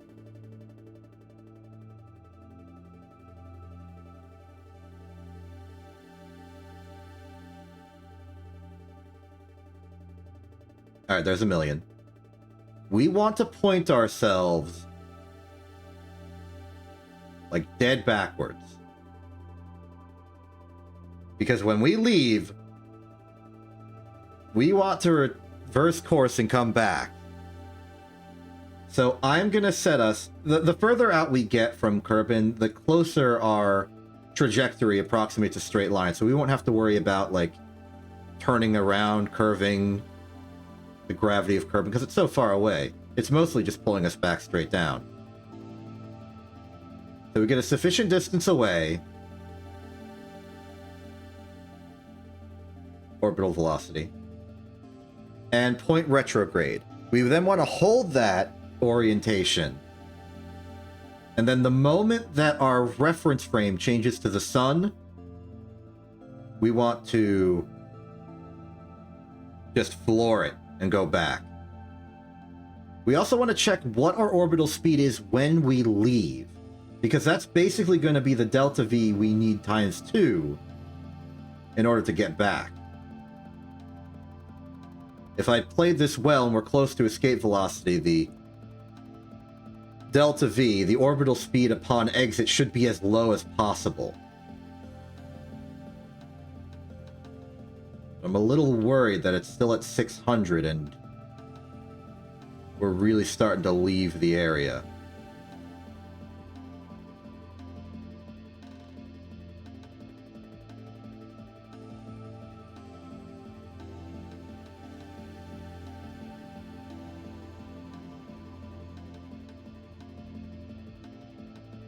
Okay, it's under 600. Starting now.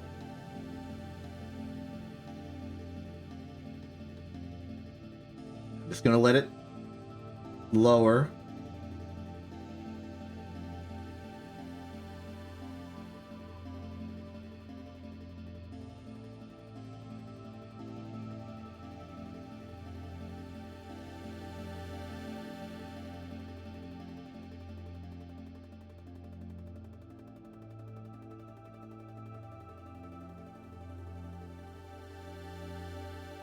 $490, $488, $487.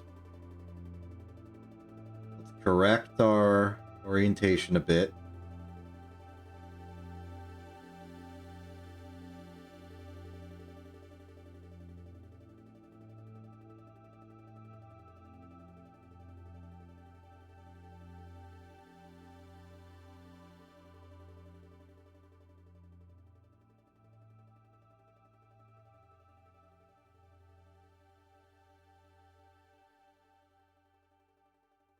Getting far away. 465. 460. Starting to think I definitely overshot the escape velocity. 450. 440.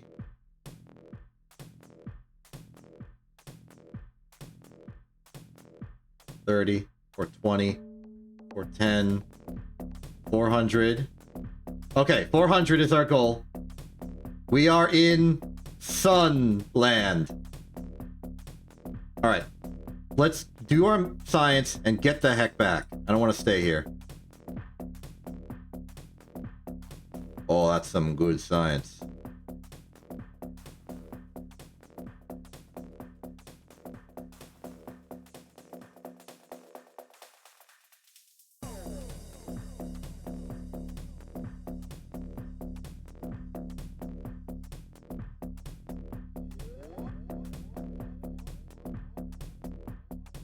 Okay, crew report. Take it. Broncott. EVA report. Take it. Collect all science. Transfer data. Okay, we can't do it like that then. We can't do it like this, so Roncott, you're gonna have to EVA quickly. Take data, store experiments, board, take all. Okay, you got 6, you've got 2. That would be 1, 2, 3, 4, 5, 6, 7, 8. Okay. We see Kerbin. We know what our speed has to be. I'm gonna give 450 delta V. I'm gonna wait until our delta V hits 1100 remaining. Fire.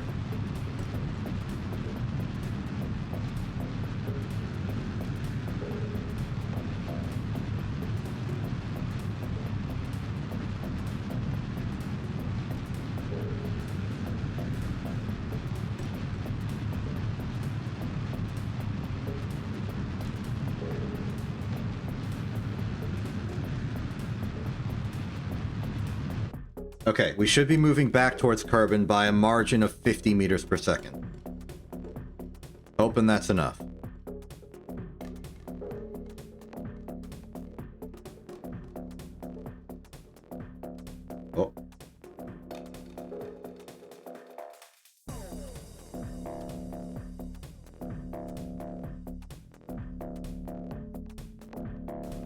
Time warp descended. We're back! Okay. We're back. We're back. Now all we have to do is rectify our orbit a bit. Now we sort of blind fired in, so my goal right now is going to turn this into an apoapsis so that we can use our calculator.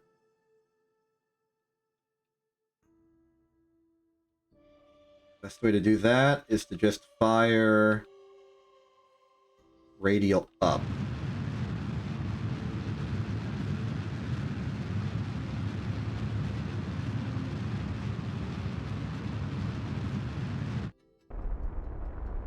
Okay. Here's basically apoapsis. Calculator. We are currently at 57183,000.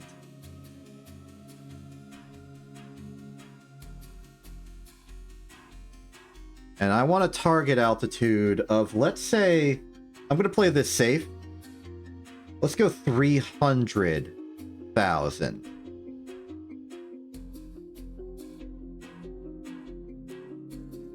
We want a velocity of 43.3. We need to slow down.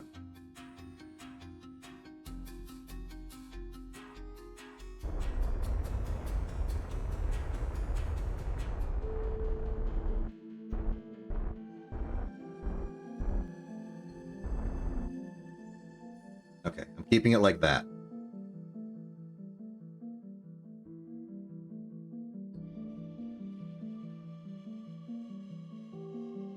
My objective in doing this is to use some of our remaining fuel to lower our apoapsis a bit. Not because that's fuel efficient, but because it'll make the margins of our calculator a bit better. Let's watch Kerbin come back. Another fear we have is that we accidentally hit the moon.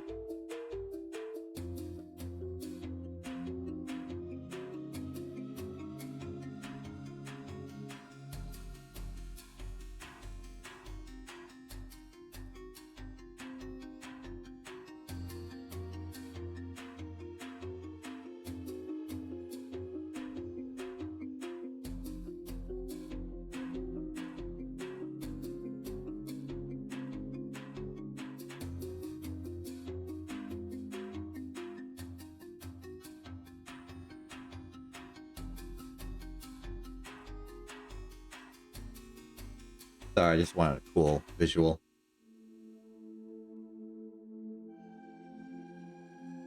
Okay, I definitely feel like we are going to be a safe altitude, given our angle of approach.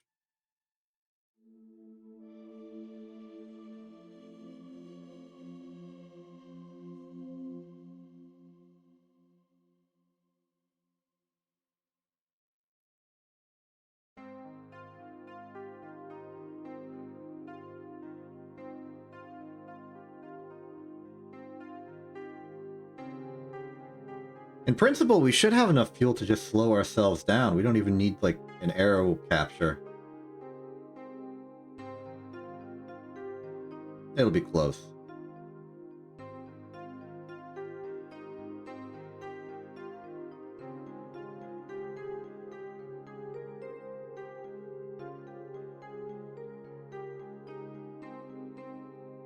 I'm just gonna cut our velocity by 600 or so.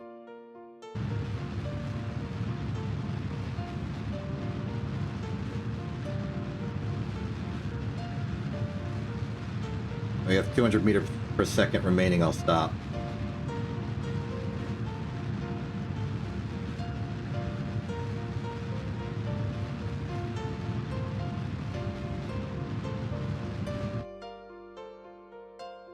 Okay, we're in orbit now. Resetting the camera by faking opening the map.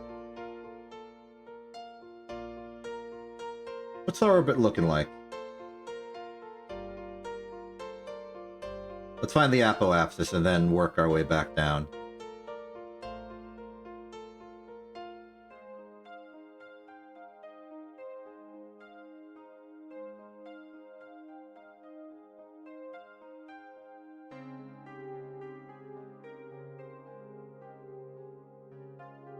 There we are.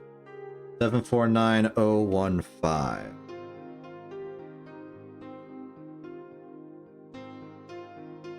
We want a target altitude of, I'll put it at 20,000. The velocity is 1283.4. Just enough. Maybe this was a bit too fuel inefficient.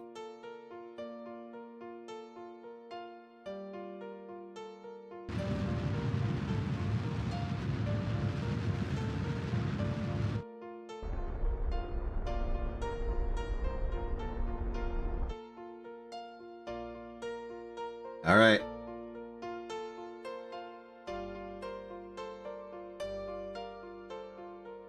Down we go.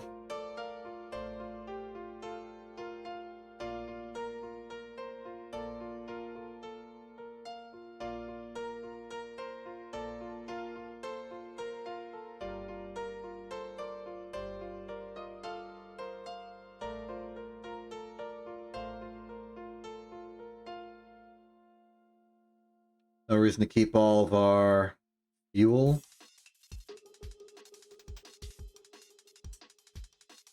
We have none. Jettison. Now we use our basic pod. It's in our interest to line this up as best as we can to start.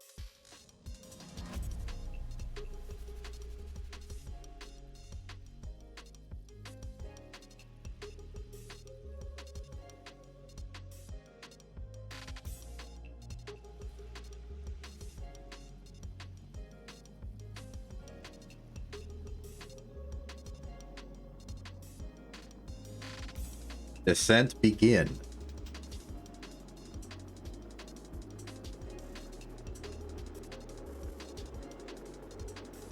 There goes the stage over there.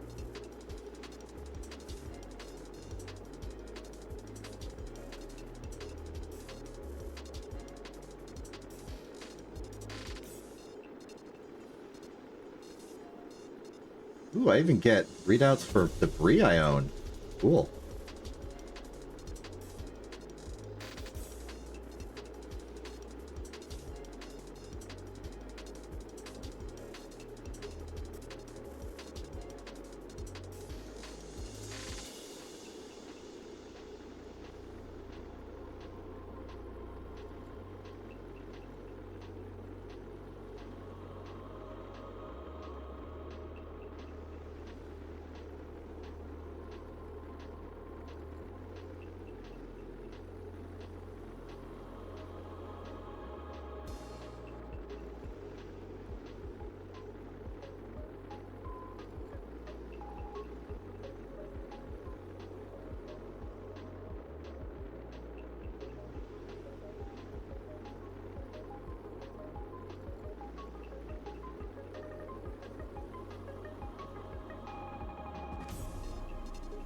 Exiting the fire zone.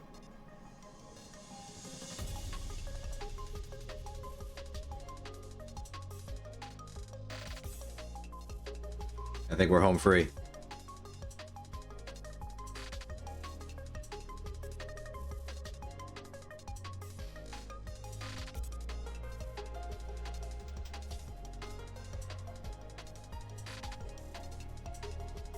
Seems like we might be over the ocean.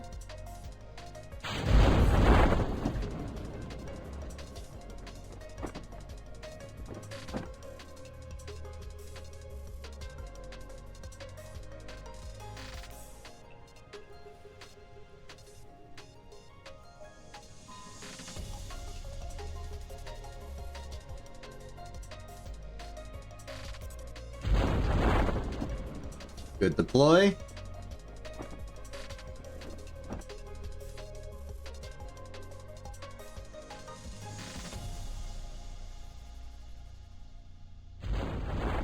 Good other deploy.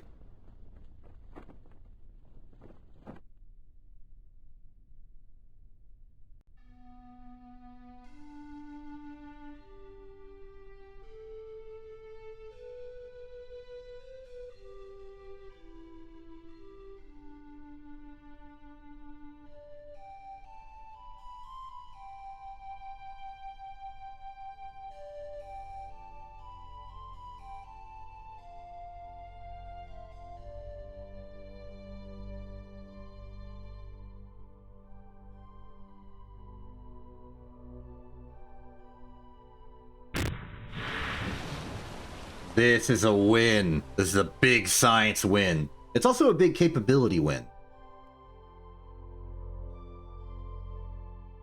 What exactly did we win, though?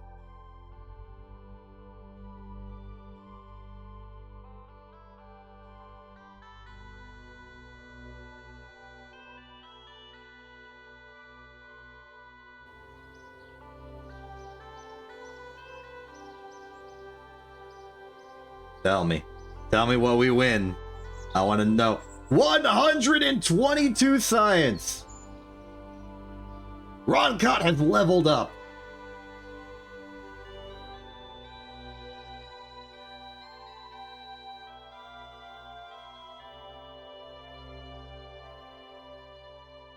Oh, these are 160, my bad. Thought they were 150 for a second. Internally. So... that's some good stuff. That's some good science.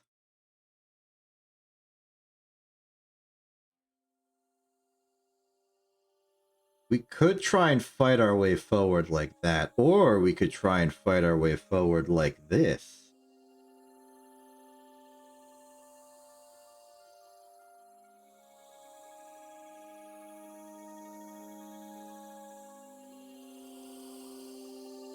Heavy rocketry would get us some good high-class engines. Though we are doing reasonably okay with the ones we have now. Specific impulse marginally improves. Hey Theg, I just came back from deep space. And boy, is my pilot tired. But now we got the big science and I'm deciding what to get with it. I don't think aerodynamics is a priority because our main targets right now are going to be the moon and the other moon. Landing technology would be nice. Bigger heat shield would give us a lot more safety margins, making a bigger rocket that has stuff on it. Advanced flight control would give us monopropellant. It would also give us the lander can, and I'm pretty sure we already have the docking port. Maybe.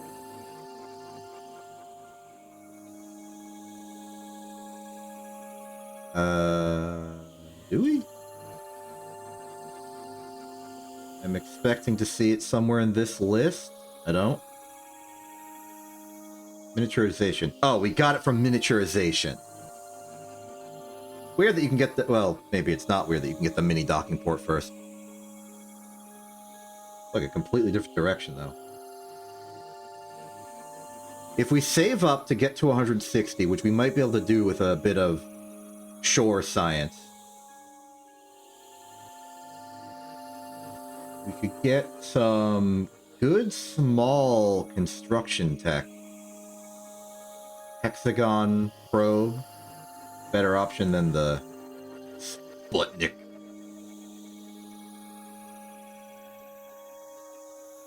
Gives us a good relay antenna as well.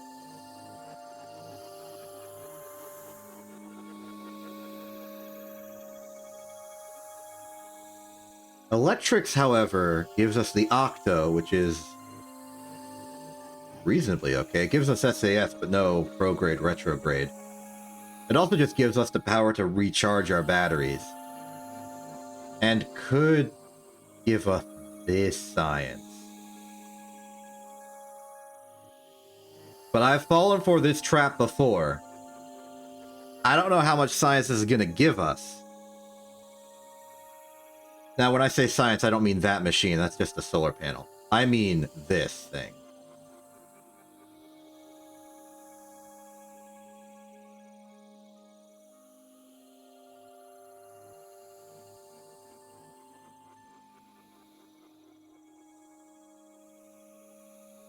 Oh, dang it. We need this as well? Huh.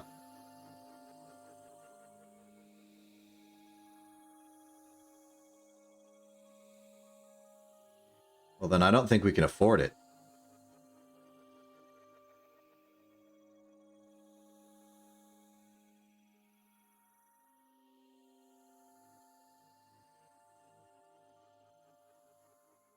Okay, so other options. So going from bottoms up. Bottom, electrics gives us solar panels. Lets us do long-term flights and gives us our first good-ish probe. We can start making our relay setup with that. Space exploration gives us better cargo storage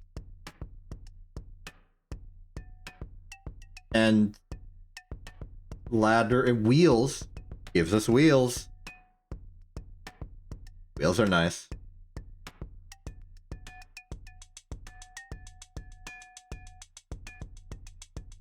We have advanced flight control, which gives us monopropellant for fine-tuned control and maneuvering, just for details. And this lander can and some really good SAS strength. Landing gives us a bigger heat shield, better landing gear, and the stuff. Big parachute as well. Aerodynamics gives us wings and a jet engine and an inline cockpit. Propulsion system gives us tiny engines for tiny rockets. We might be in the market for a tiny rocket soon, though. And then we have heavy rocketry to give us the real big rocket stuff.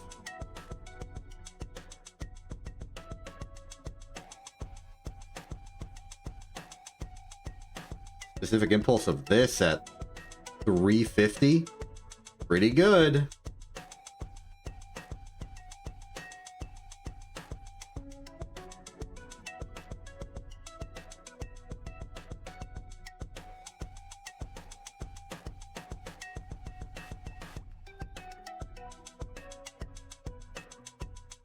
Then we could also save up, get precision engineering, which would give us a better probe.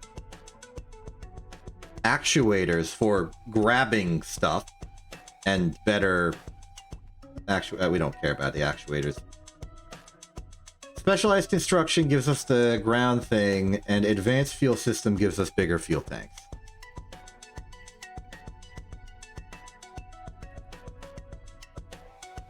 I'm thinking about it. Flight control is the one that's personally alluring to me. Especially since we can start getting to big rocket.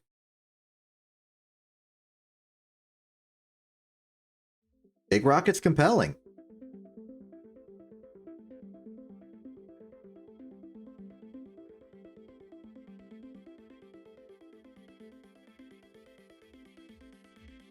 But these sort of synergize, and electricity is important for long-term shenanigans. I'd like a solar panel.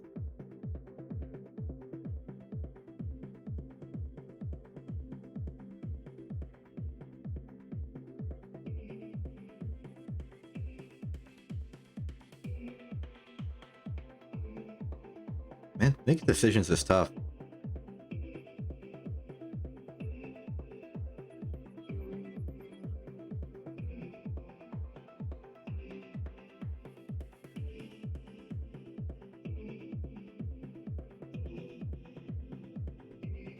The mem.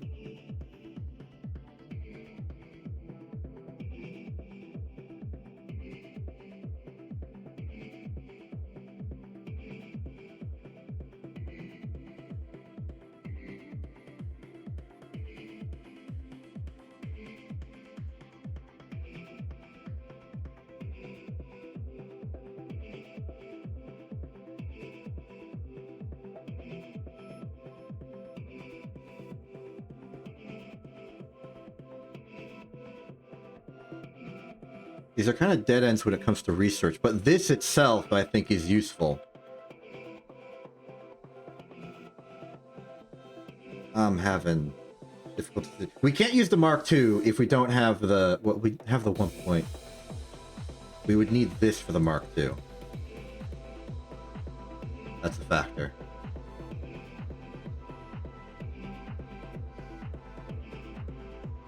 And what the heck am I thinking? I am nowhere near ready for an in-orbit rendezvous on the moon. What am I thinking? I'm thinking absurd thoughts, that's what I'm thinking. In that case, we're gonna have a heavier ship landing, and maybe I get landing struts and better heat shields for that.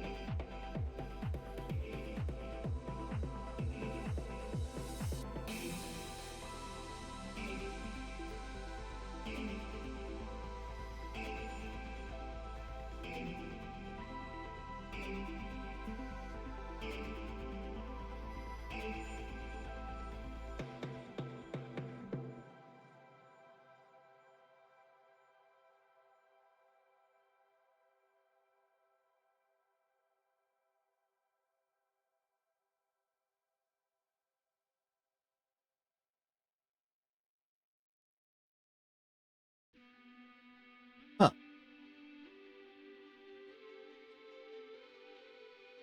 Cool.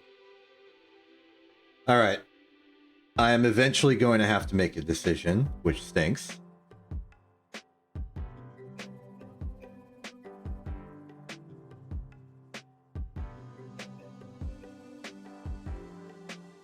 Thinking about specialized construction, it still has benefits. So what if we save up, get specialized construction, then double back? Because I want this, like, bigger fairing and bigger engine plate. So how are we going to get 40 science? I don't know. I think I might just go for that moon close flyby now.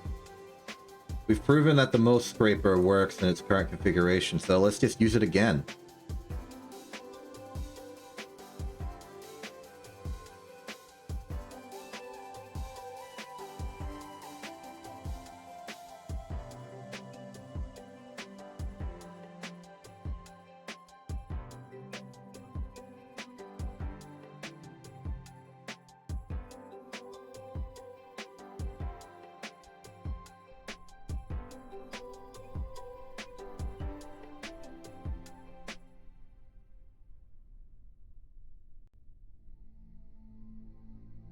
Okay, look at that. Normal, anti-normal, radial, in and out. Roncot's doing very good. Okay. Low moon flyby. Possibly even capture orbit to measure and evaluate its gravitational parameters in preparation for eventual moon missions in the future. In 3, 2, 1, launch.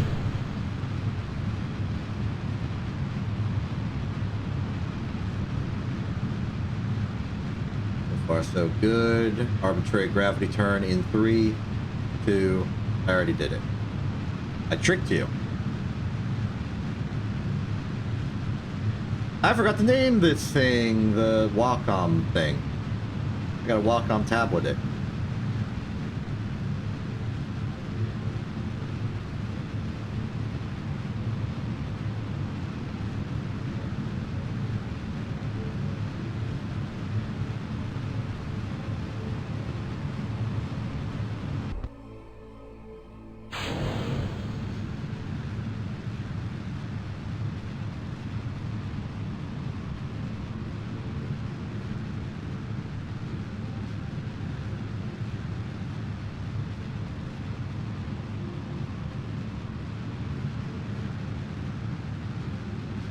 I don't actually know when it's safe to remove the fairing.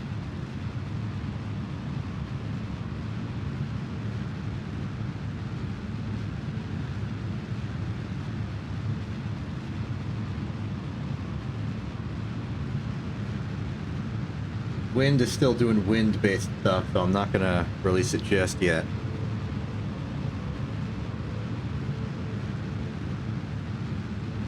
Go a little up.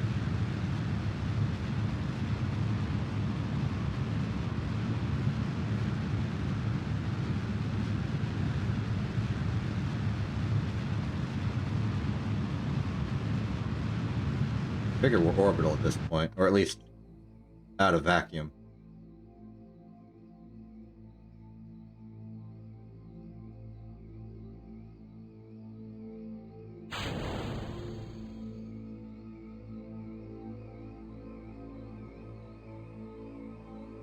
And apoapsis.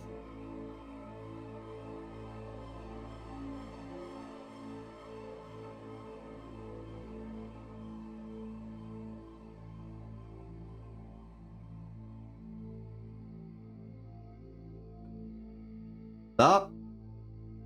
88393.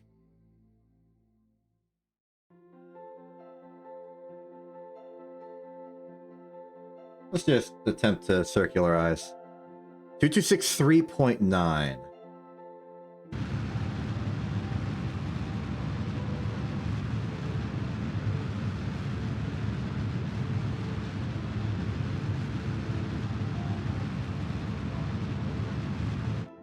Okay, we've vaguely circularized.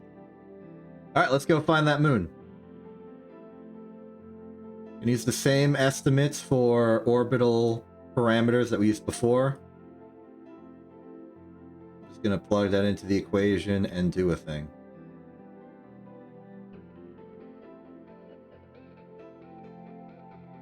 As soon as I find the moon. Oh! That's not the moon. That is Jewel.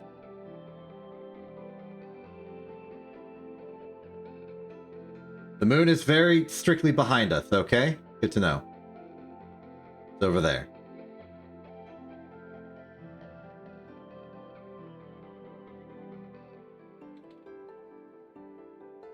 Okay. I don't know. I know you can't see the moon, but I can see the moon. So, it's lined up. I'm already here. We want a target radius of that.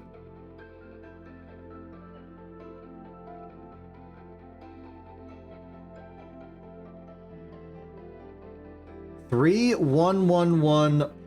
Oh wait, I'm at a different altitude now. Current altitude is 93971.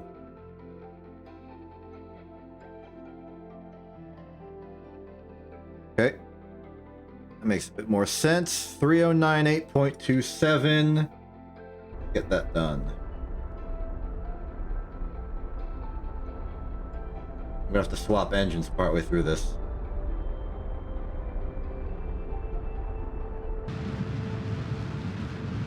Sorry, space debris.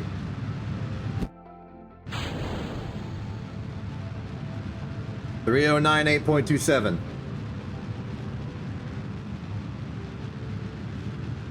We're ready.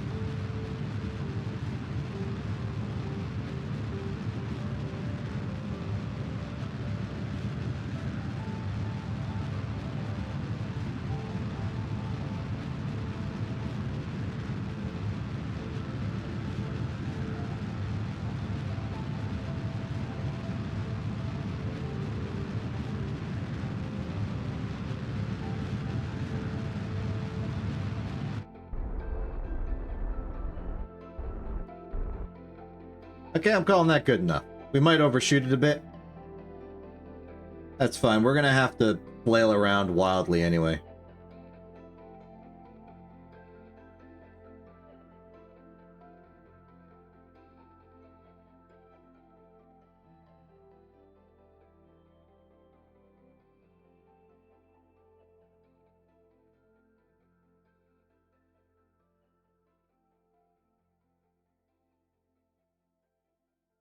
Looking good on the approach.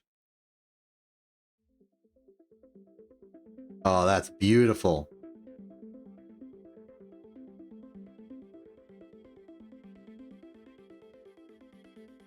Okay, welcome to Moon's Sphere of Influence. We now need to get our bearings. What's prograde looking like? Prograde is looking dangerously close to a collision course.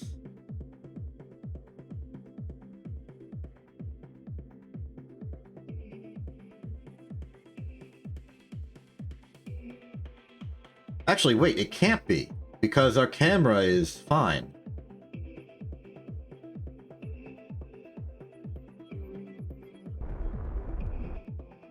Okay, let's point radial out and at least try and circularize.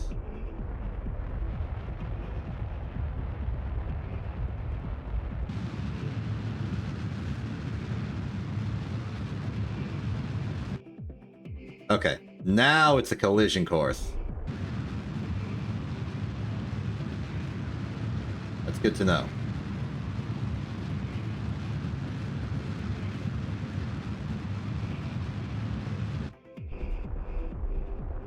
Okay, I don't know the speeds involved, but I do know it'll tell me when it's not a collision course anymore. So I'm gonna go prograde and just thrust for a bit. We're gonna get our orbit, and we're gonna start doing math on it.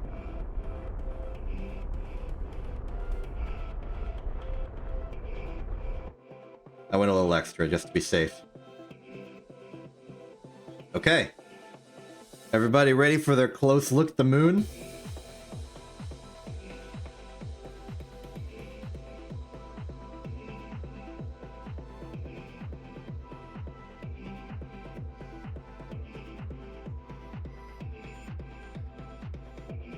Ho, ho, ho, ho. Alright, we're here to do the same orbital math we've been doing this whole time. Just go orbit normal and keep us locked there. Just for a good reference. Okay. We're gonna start, as we often do, with the altitude.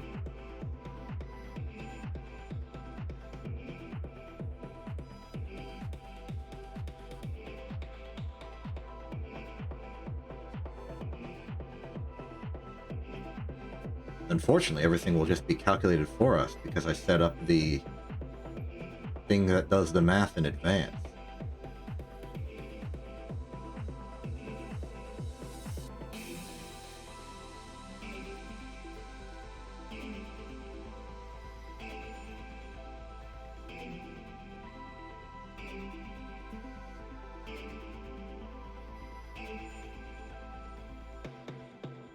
Oh, careful. We're getting close. I saw the needle move.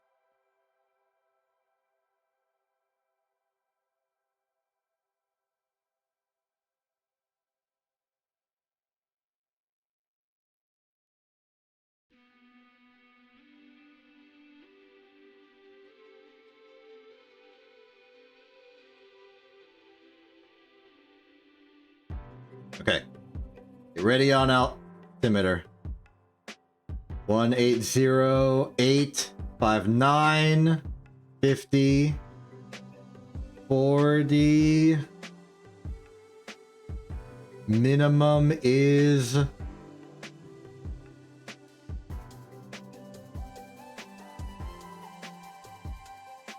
20. 180.820. All right, let's lock this up.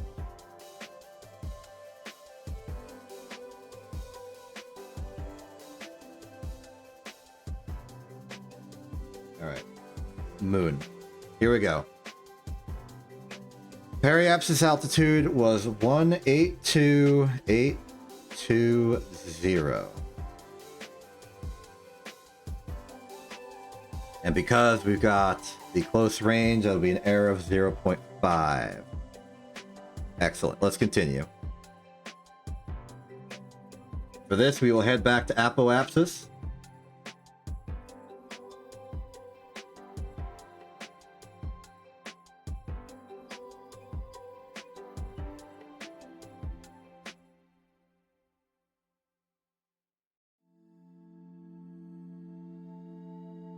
We're getting close.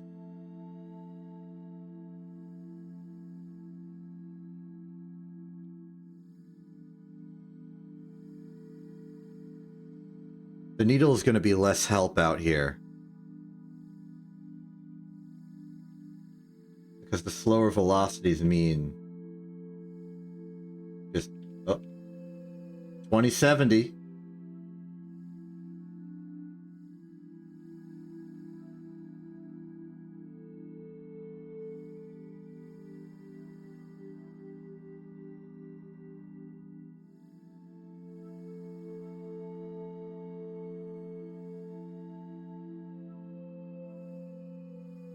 2070.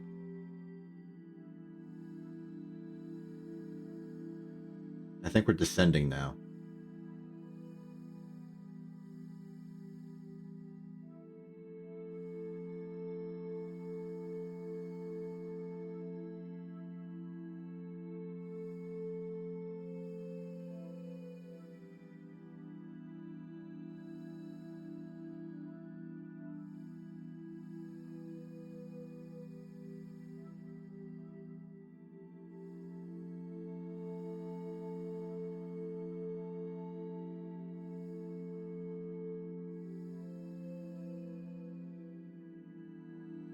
I think it's 2070. Okay. So, apoapsis altitude is 2070 kilo. With an altitude error of 500.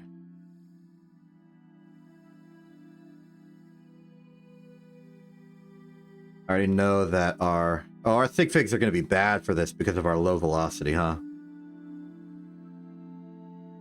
That's a little bit stinking.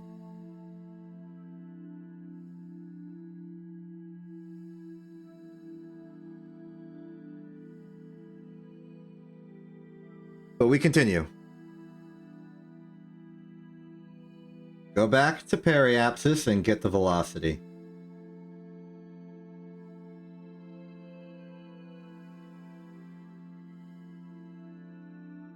And then we'll do another run around to get the orbital period.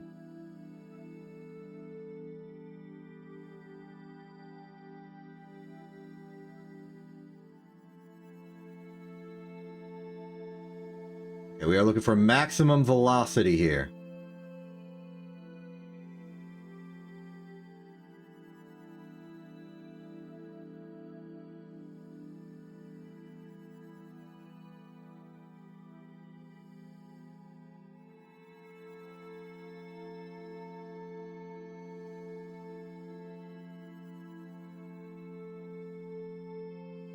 Five, 4, 1, 1.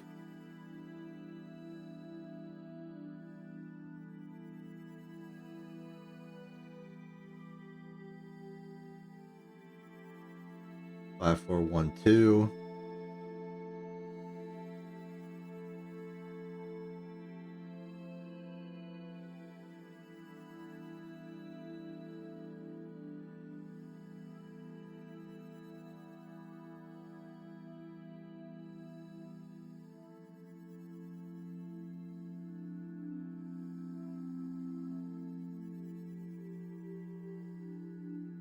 Stays at 5, 4, 1, 2.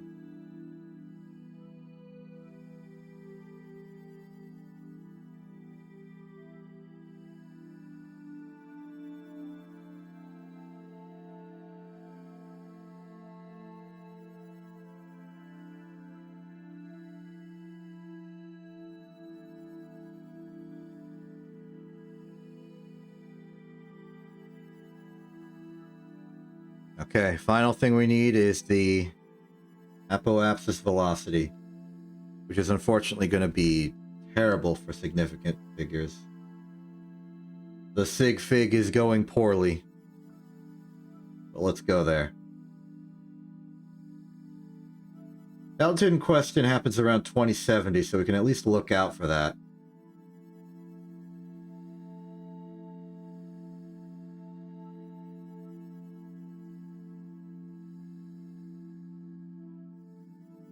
And because things are running so slow, we can stay in time warp a little bit.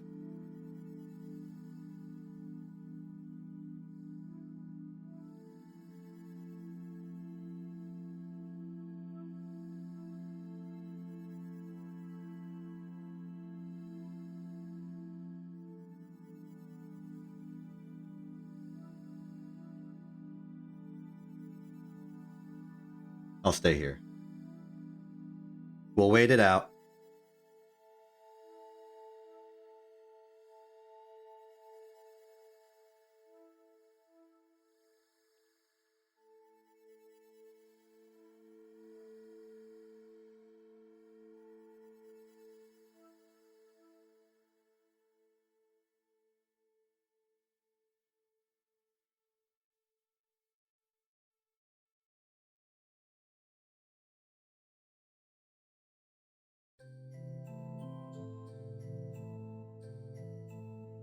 100 kilometers to go.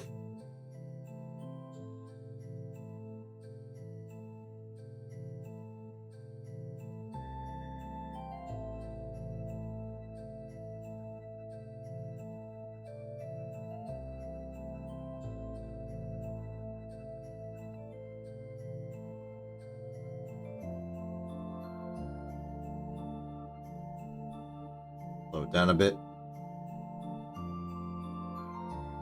Okay, that's a decent pace. 91.9, 0.8, 0.7, 0.6, 0.5, 0.4, 0.3, 0.2, 0.1, 0.0,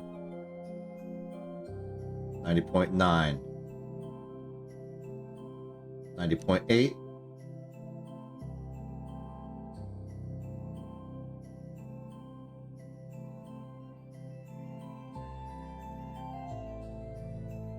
90.8.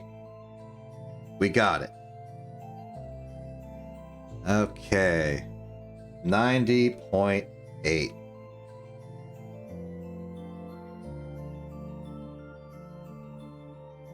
And this altogether gives us a calculated planet radius of 198,000 kilometers.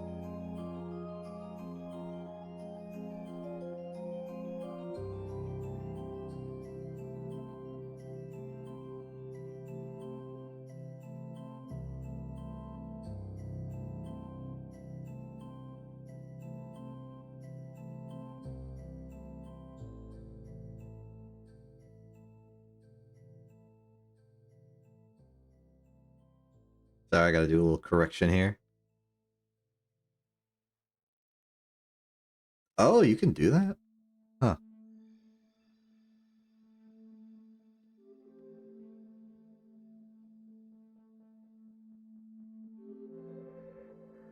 Now I'll just say J3.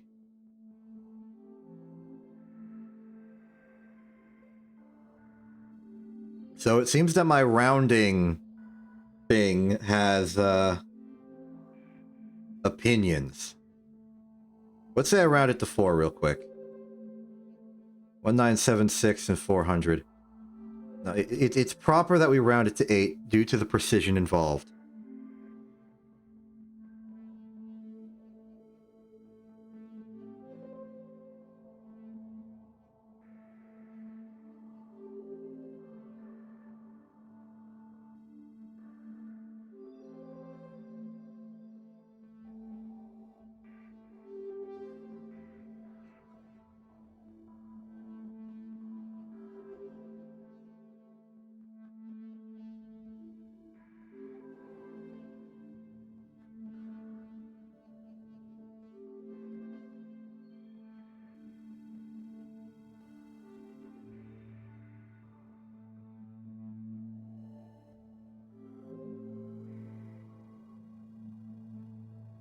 Sorry, I'm doing some corrections to the rounding calculator. It wasn't accounting for the significant digits involved. But now it is properly, except for some of these.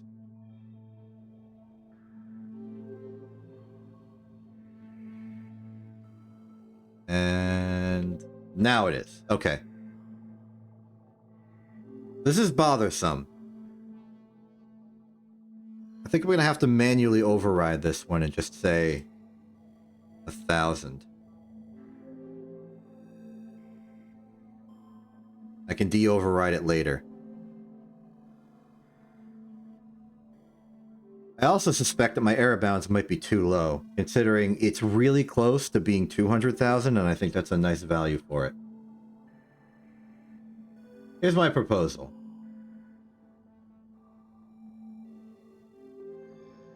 I want to lower my orbit so that we can get better significant figures, digits, by getting our orbital velocity on the apoapsis side up And maybe going into the under 1 million regime.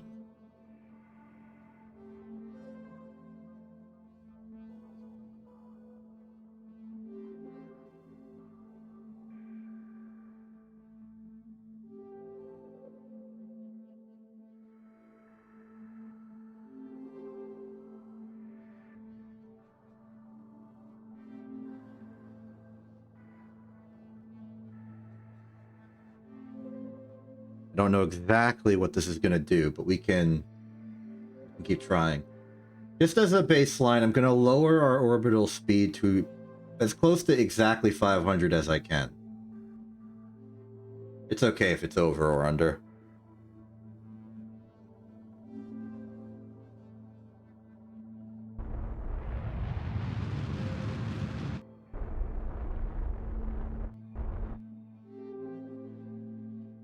Okay, now we are on another quest for those values.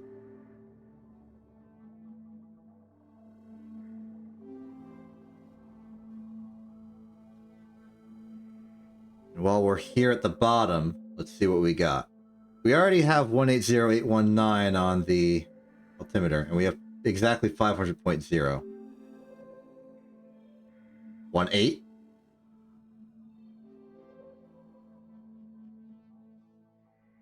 You want to see the altimeter, don't you? 19. Okay, so I think we got both at the same time there. This was a 182818. 0.5 error. And a velocity of exactly 500.0 with a 0.05 error. That's very good. Now we go to Apoapsis and see what we got.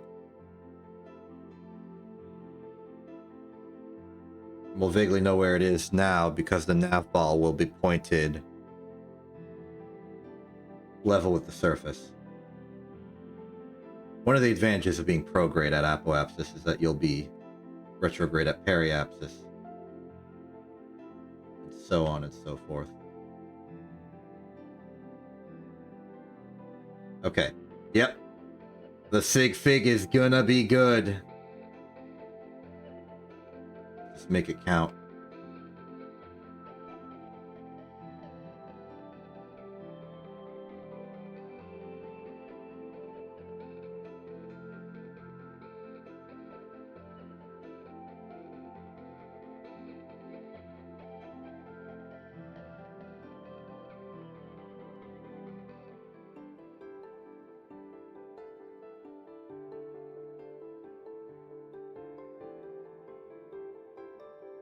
This is going to be high precision stuff.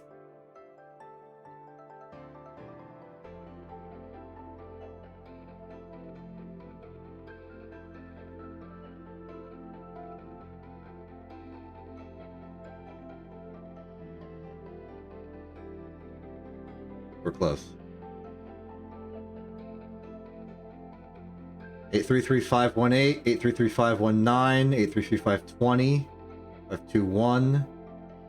522, 184.2, 523, 184.2, 24, 184.2, 25,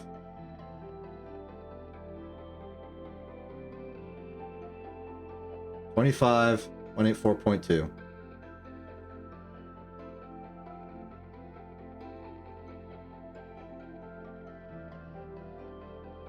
25 and 184.2. 833525.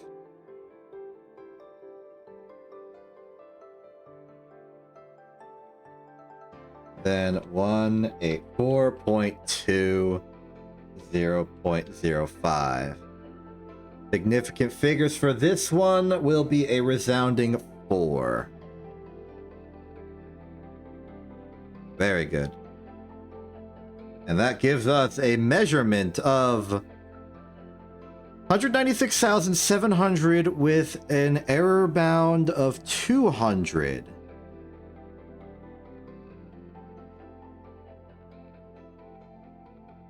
I'm definitely convinced that my measurements are flawed for calculating the error bounds. Because even in principle, all the bounds should overlap in the full analysis.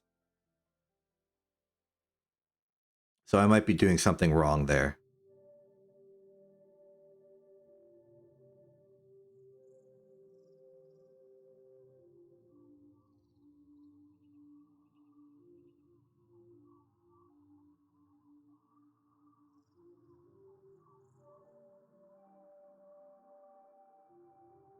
Still, though, I think that's a pretty good value to get. Let's just do the fundamentals of some orbital design. And I think we should take this opportunity now to calculate the standard gravitational parameter. As a reminder of how that goes,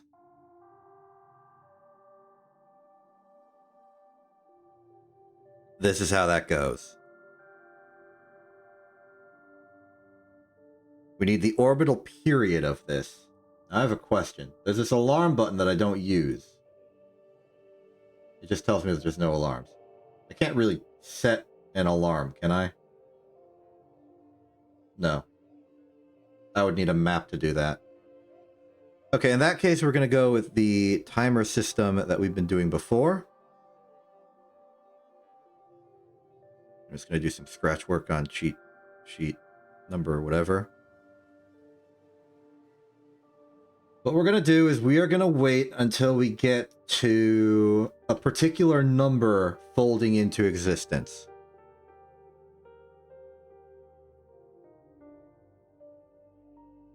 And for added precision, I'm going to do multiple orbits before I make my second measurement.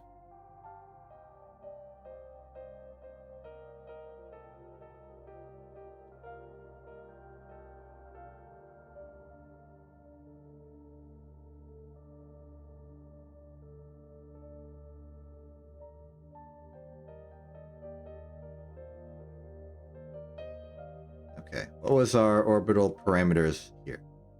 182818. So the moment we see 182818 on our altimeter, we will pause and log the time.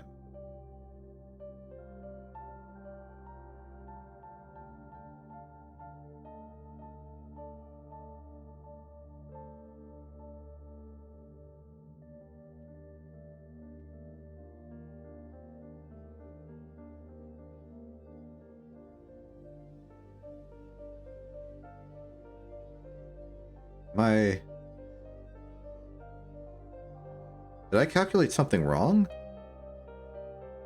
Was it not 182818?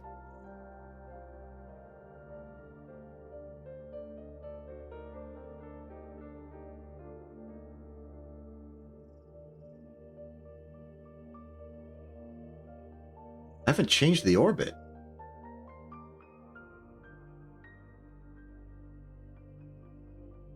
Is it 180818?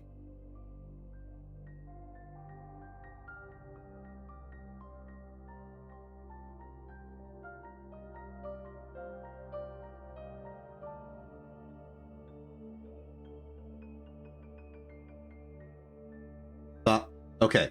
So this is two things. One, I need to upgrade the periapsis over here, because this is the wrong number. And that's why the measurement was weird.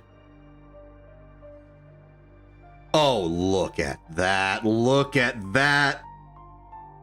199900. That's gotta be exactly 200,000. We gotta be able to put that in the books. Come on. Come on.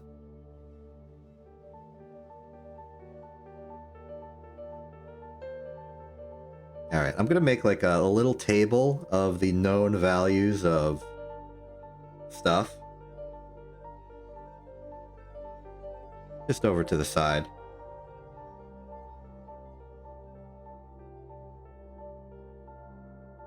So I'm making the executive decision the official decree that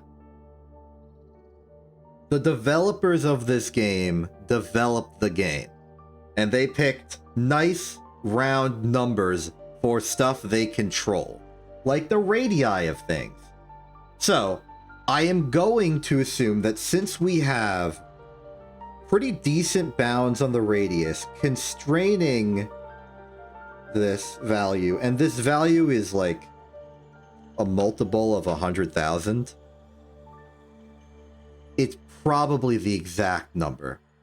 And this is important because we're using the radius to do other things like the standard gravitational parameter, so it's important.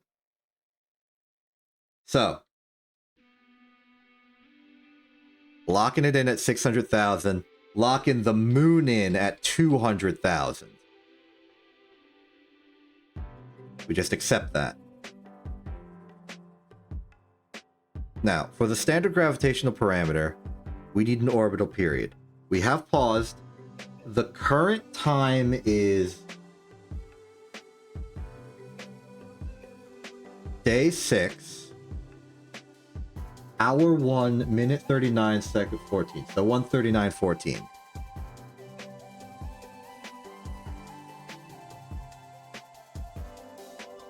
My plan is to do now 10 orbit.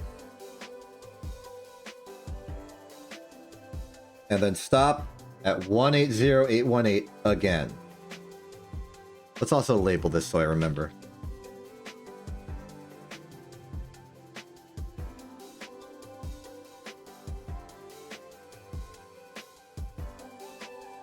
It was bothering me that it wasn't 3 letters long. So, let's do 10 orbits to get a real accurate measure.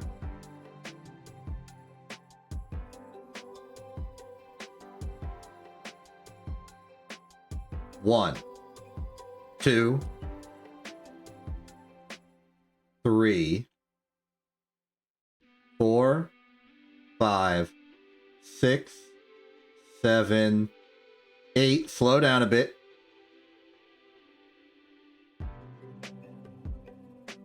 9. And here's our target.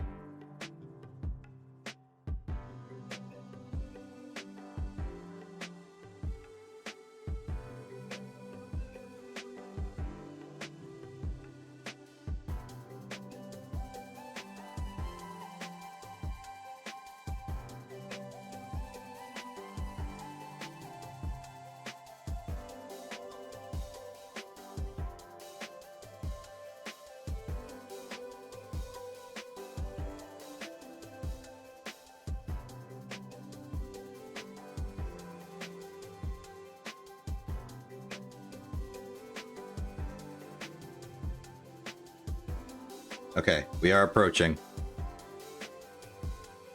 Moment 180818 flips onto the board, we go.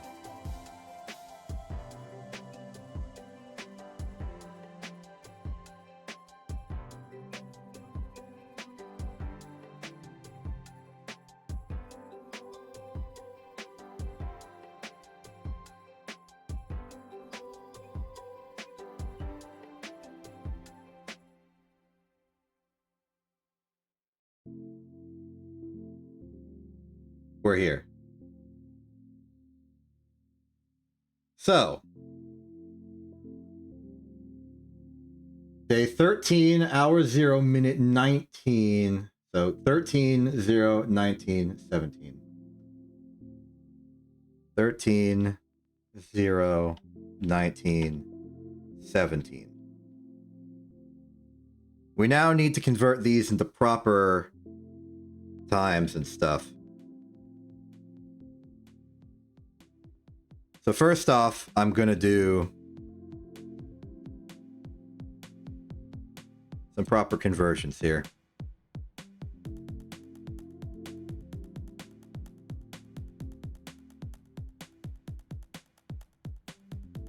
(16 minus 3 is 7. That'd be 7 days.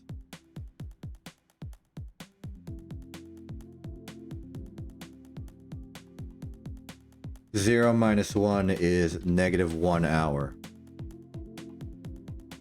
19 minus 39 is -20 minutes.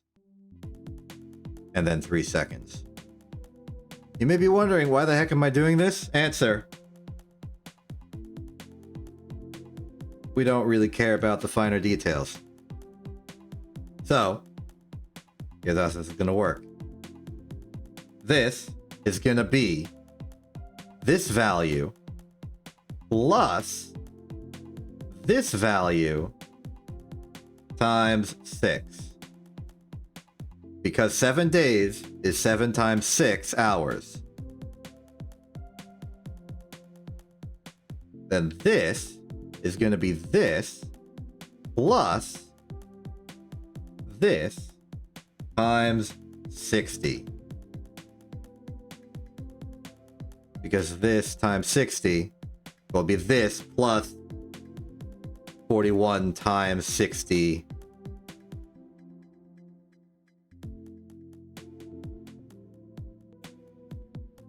But you get it, you get it. Then finally, it's going to be this plus minutes times 60. So the full orbital period of this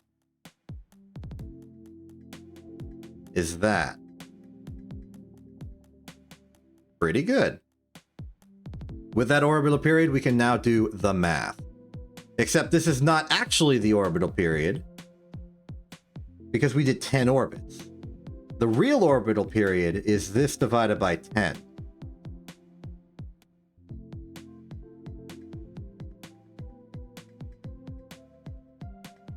Paste that as value, please. Thank you. And just for my own personal reference of what kind of numbers we're dealing with, I would like this in minutes. I would like this in hours. It's about 4 hours. Almost exactly.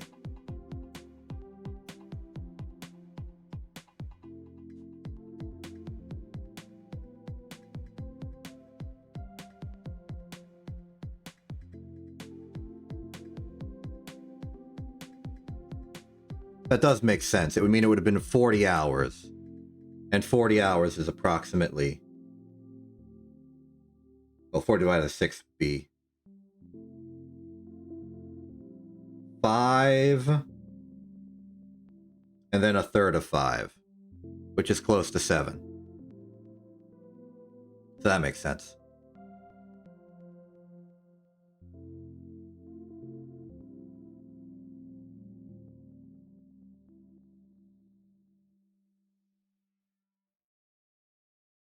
Okay, back to the math. We want... I'm going to take this and I'm going to bring it over here.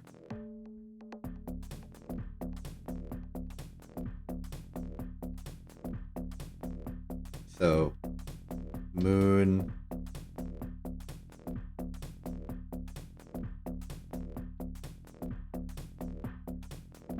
Orbital period is that. Let's get our apoapsis and periapsis. Not necessarily in that order.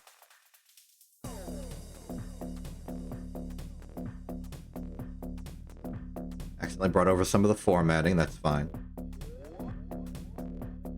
That's all we need for semi-major axis. We know tau. We're ready. Okay, standard gravitational parameter for moon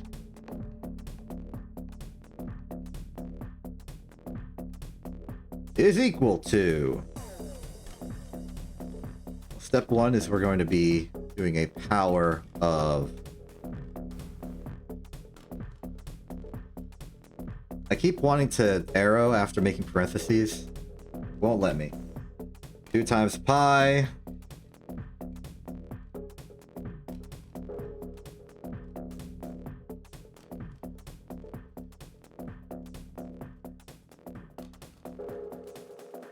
divided by the orbital period we found to the power of 2.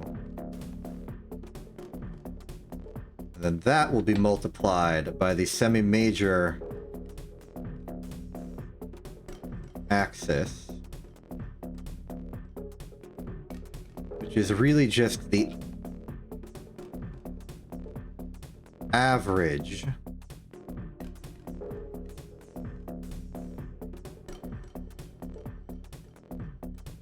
of these two. And let's not forget, those are altitudes, not radius. So we are going to need 2 times our calculated radius of the moon, which is 200,000. Which I'm going to conveniently just enter in as a single 400,000. Because I like when there are as few magic numbers as possible. And then that will be to the power of 3. And that should be our standard gravitational parameter. Let's see here. We got the power of tau divided by the period squared. We have the average of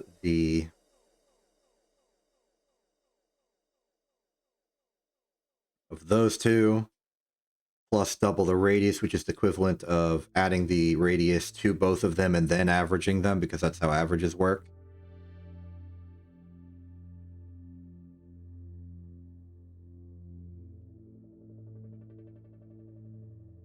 Maybe I should just do it. 15 plus that. Be 16 plus that.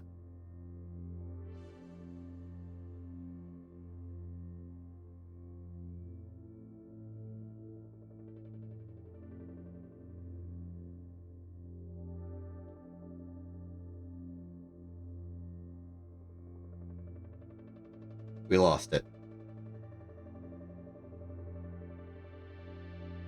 I don't know exactly how we lost it, but we lost it. So, I'll do it again.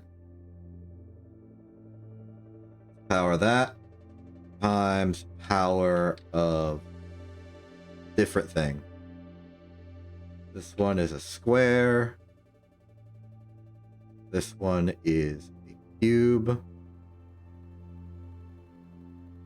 The cubed one is the average of this plus 200,000 and this plus 200,000. Meanwhile, the square is 2 times I divided by the orbital period here. And launch. I am missing an opening or closing parentheses somewhere. Forgot a parentheses after the averages. There we go. And that is ostensibly our standard gravitational parameter for the moon.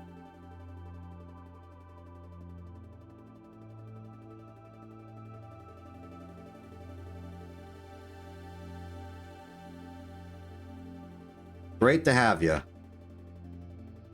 Let's use you for stuff.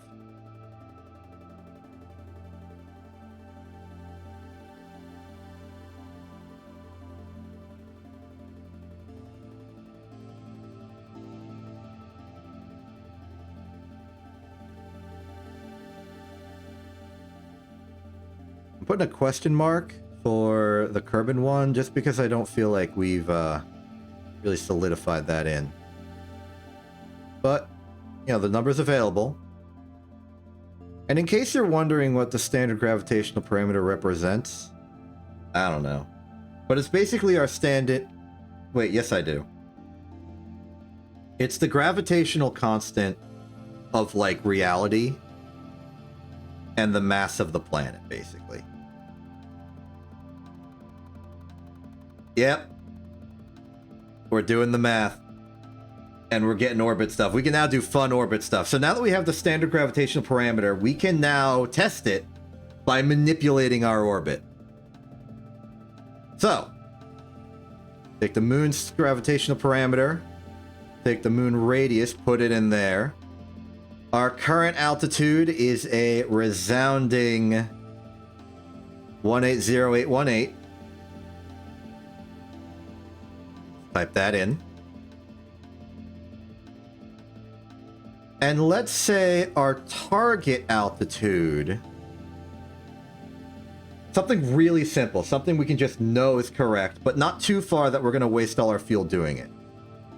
Our apoapsis is 833525. So how about we go for a solid 1 million?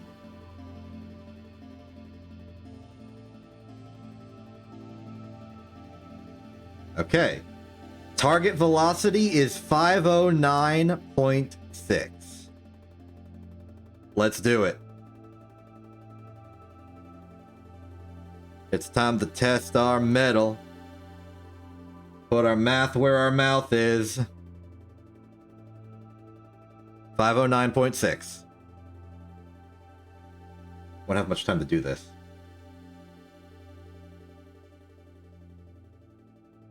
Okay. 509.6. Let's see us get to 1 million.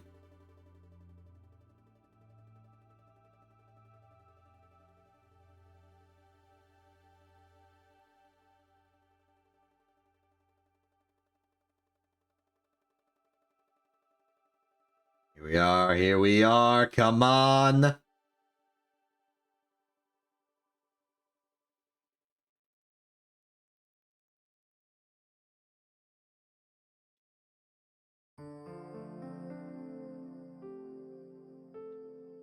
That's really close. That's within 500 meters.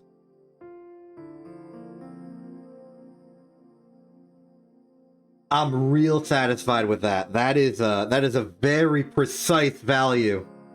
And we got to it within 500 meters with the level of precision we're stuck with. I'm very happy to lock that in. That's real good. Real satisfied with that.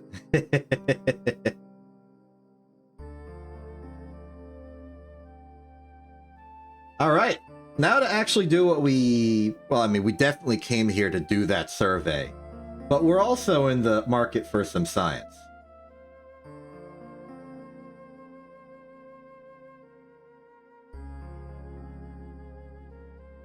Truthfully speaking, I'm pretty sure we have enough fuel to maybe land on the moon and then come back.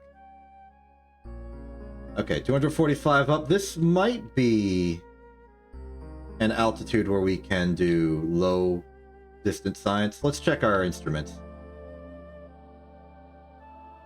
Ah, no, we're too high up still.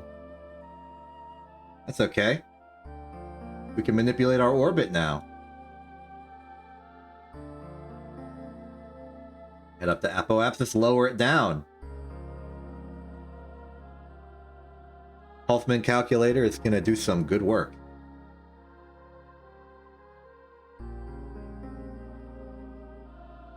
Let's just point ourselves in the correct direction now so I don't have to do it later.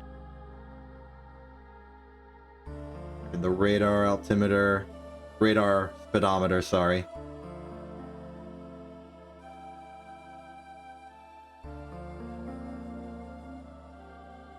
Get to the top and track our way down.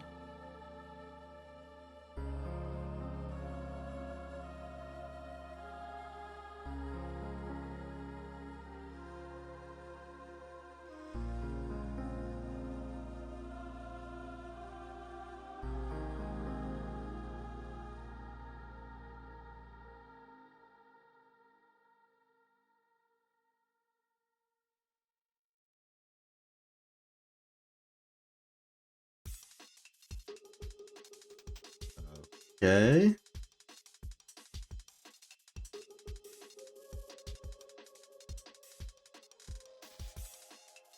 We're still rising.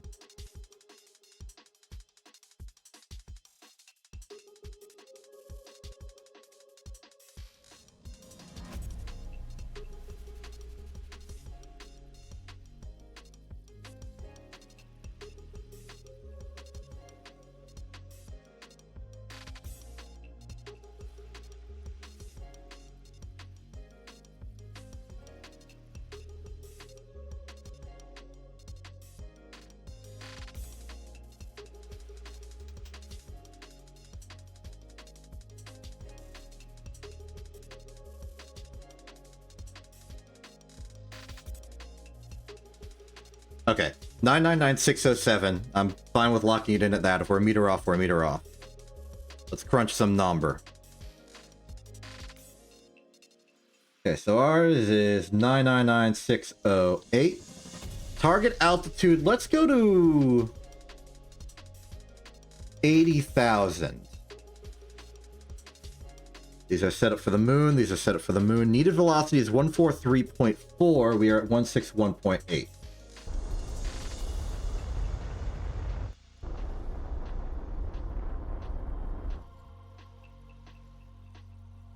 Looks good. Let's see the results.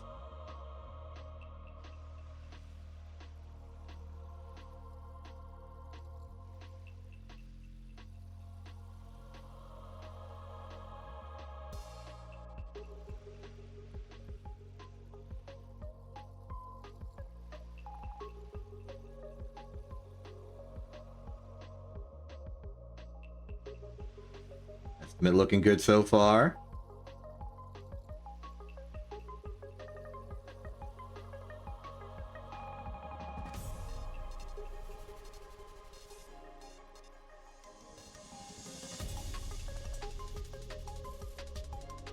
Within 400.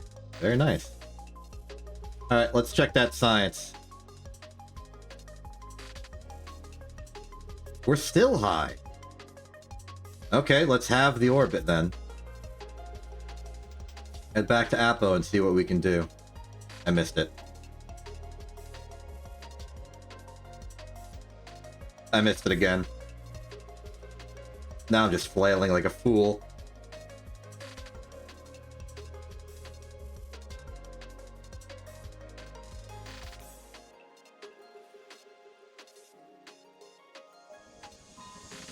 Wow, I locked that in real good. Okay, target altitude. Let's bifurcate that sucker. Go down to 40,000.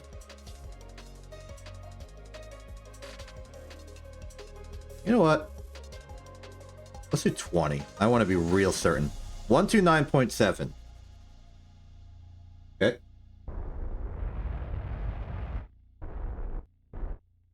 One two 9.7.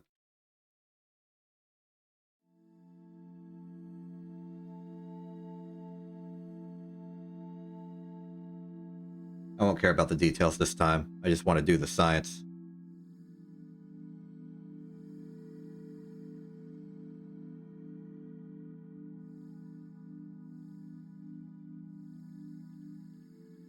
Now that's some low altitude. Look at Kerbin rising over the horizon. It's beautiful.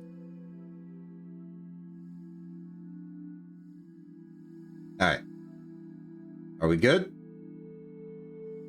We are good. Okay. Let's go through our collection. VA report. Lovely.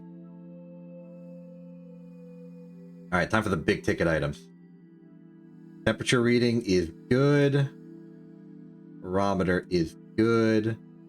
Mystery Goo 1 is good. Mystery Goo 2 is very good. Science Junior? Science Junior is phenomenal. Excellent. Alright, time to do the collection protocol. Experiment collect all. Broncott EVA. Take data. Store data. Can I do this here?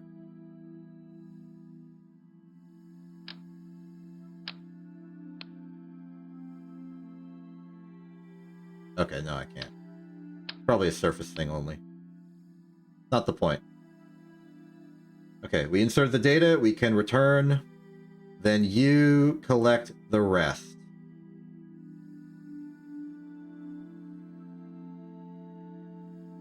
One, two, six. So 1, 2, 3, 4, 5, 6, 7, 8. All accounted for. We're ready to go. Now, how do we leave optimally?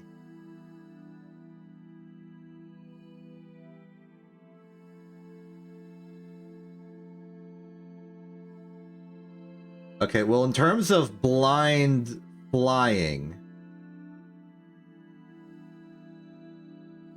I think we want a few orbits. We want our periapsis to be particular direction, because we don't want to fly outwards. If we launched now, we might be hitting escape velocity.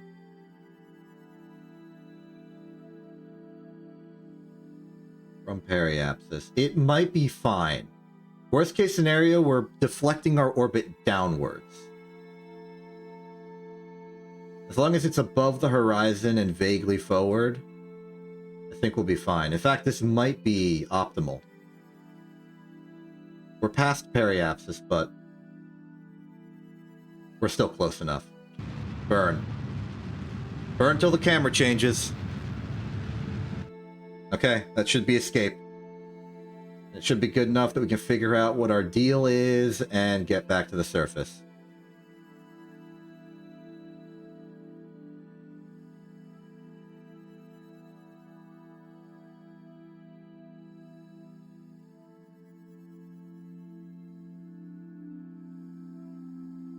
Okay. So at least by measure of we haven't... The camera's pointing... The camera's free-flowing right now. I know we're not in a collision course, and we're going way too sideways for a collision course. Our ejection was nowhere near energetic enough. So more important is that we find our apoapsis.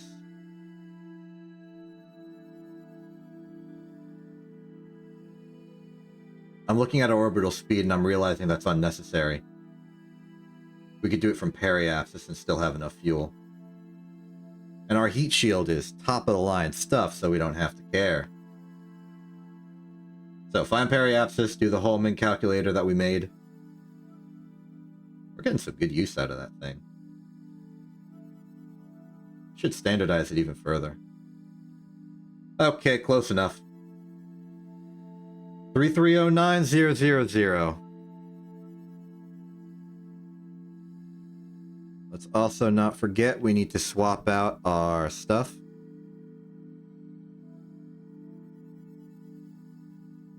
So 3309000. We want a target altitude of about 20,000. Velocity desired is 497.1. Let's do it.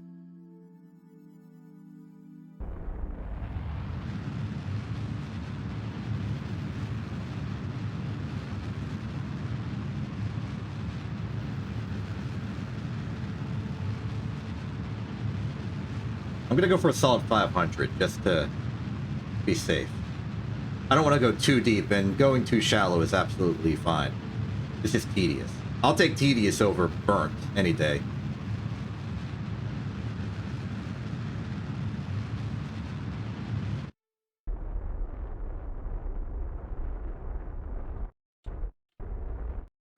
Alright, good enough.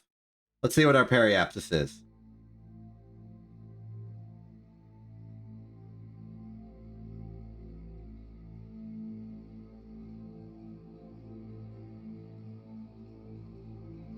Deep enough. Okay, now that we have actual radial normal, point that way.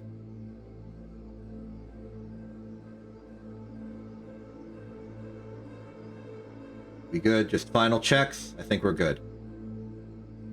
Jettison, retrograde surface relative. Remove SAS. Spin slightly for dramatic effect. We have the data. Broncot's in control. Decent odds of a sunside landing, by the way. Yep, there goes the science packs. There goes the booster.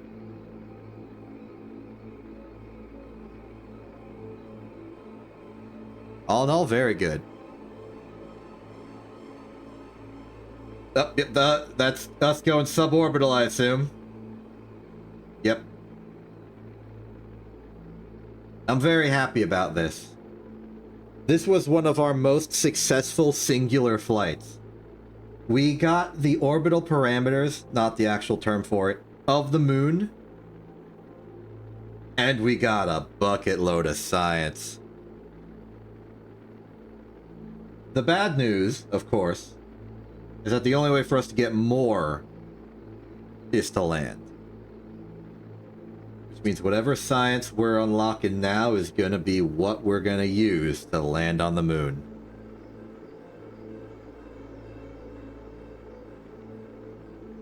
I don't feel confident enough with trying to do a orbital rendezvous yet. I can't do it. I just can't do it.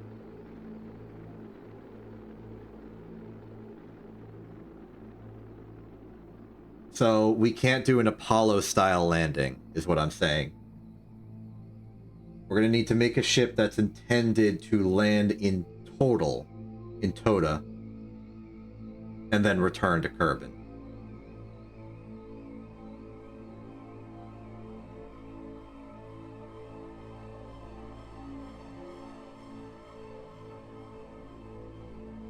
As for our re-entry, going fine.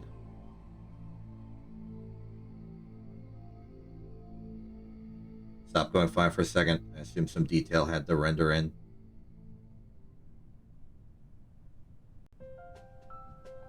Okay. Deploy shoots. Looks like we're in a vaguely hilly region. This may be a highlands. What say you? Yep. Highlands. I've yet to find the lowlands. But when I do, let me tell you, I'm gonna get a handful of science from it.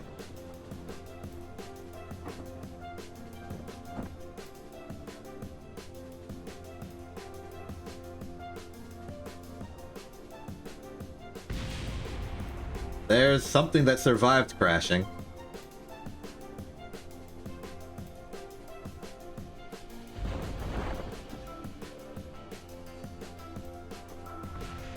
Fantastic stuff. Fantastic stuff.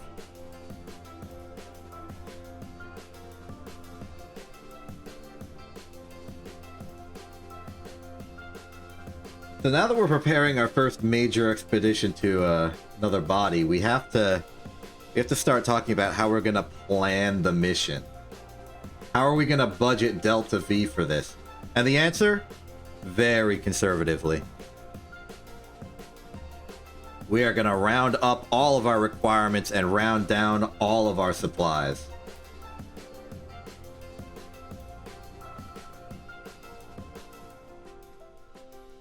That's landing.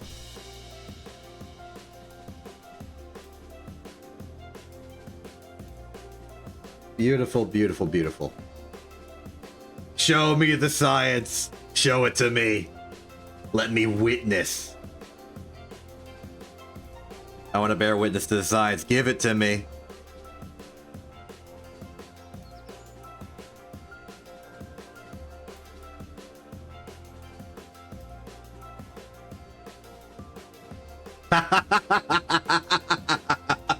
$148 science in a single expedition for a total of 271. We can get 190 and 160 off of this. So what we getting? This is going to decide a lot for us.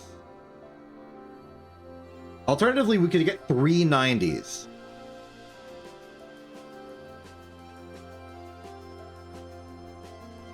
Let's remember that this is our goal is to get to the moon, land on it, come back. And if we can do that, we can do multiple trips to get different science from different biomes. So the moment we can confidently say that we can get to the moon and back, we're going to have a grand influx of new science. So that's sort of the schedule. Use this science to get to the moon. Once we're solidly able to get to the moon reliably, take all the juice we can from it. All the science juice, all the goo, all the science goo. Bring it back. Use that science to get us to Minimus. Steal all the science there. And then probably feel extreme fear as we need to go interplanetary. And I am very scared to go interplanetary. Alright. For now, though, let's decide our plan. One aspect that I think we've finally sort of solved is the Kerbin kick into orbit stage. I don't feel too badly that we need an upgrade there, though there are some very nice upgrades we can get there. Outside of that, there is miniaturization, precision engineering that we can get. Like the really small propulsion systems, here it is. These are really good for high efficiency small stuff. Like, you know, landing. But since we need a behemoth anyway, one monolith of a rocket to get to the moon and back with no Apollo style stuff, it doesn't help us immediately. We have to acknowledge that a rendezvous is nigh impossible for us right now. I'm not strong enough. I'm sorry.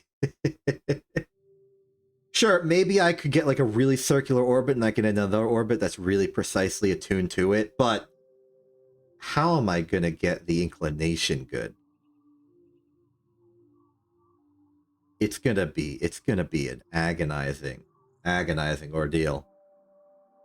There's so much. We're gonna need to make like a ground tracking station on the moon to find those suckers. I don't even know if I can target stuff with the configuration I have.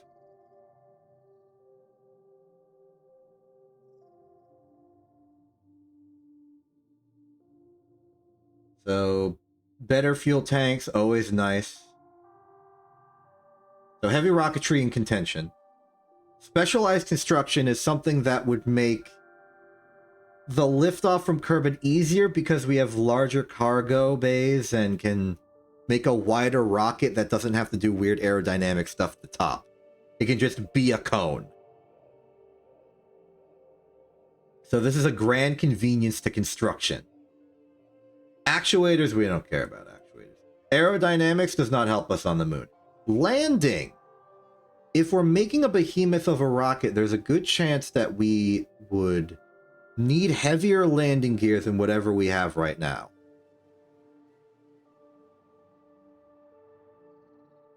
In addition, bigger heat shields makes for safer re-entries going back to Kerbin.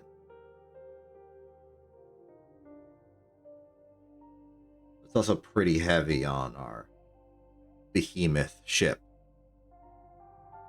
Advanced flight control gives us the Mark 1 lander can, which is my go-to for a moon landing lander. But it doesn't actually help us here because we can't do monolith strats. Space exploration gives us a bunch of convenience features like wheels, this experimentation thing, electronics. Solar panel would be nice. Some probes would be cool. We could start doing relay station stuff. If we get both this and this, then we can actually make a reasonable argument to do like an experiment on the surface of the moon. And that's cool.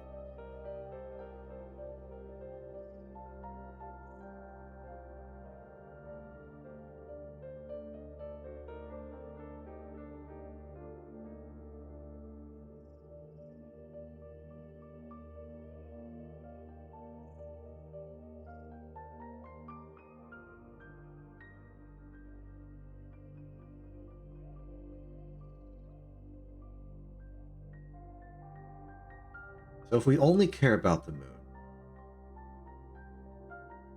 Another thing we need to consider is that we can buy one of the 90s and then one of the 160s it unlocks.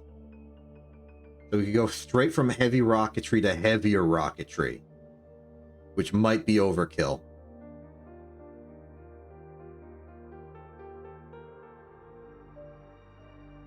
Propulsion systems could go into precision propulsion, but for the same reasons as before, that doesn't really matter. Aerodynamics could lead to advanced aerodynamics and supersonic flight, which again doesn't matter to us because the moon has no air on it. Landing could lead to advanced landing with even bigger heat shields, bigger landing struts, a bunch of other things. Advanced flight control could lead to specialized control, which doesn't matter for us right now, and command modules for maybe better landers.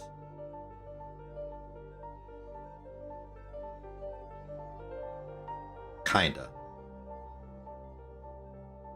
Space exploration could lead to advanced exploration, giving us container modules of fuel cylinder.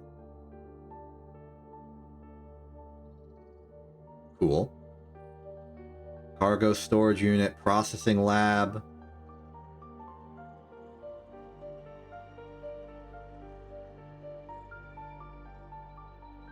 Interesting.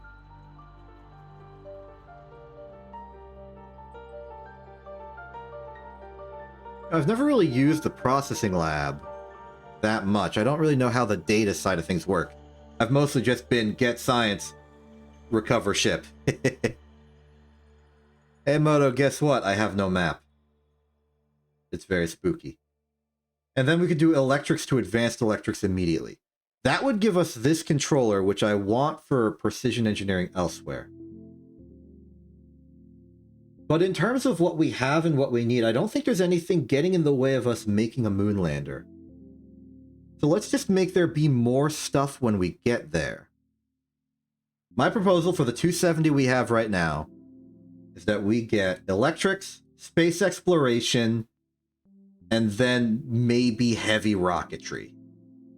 We could upgrade our 2 Terrier engines to 1 Poodle. So, wet mass on this thing, which is the dry mass. Half a ton. What's the mass of this thing? 1.75 tons. So we would be doubling the weight for a good increase in specific impulse.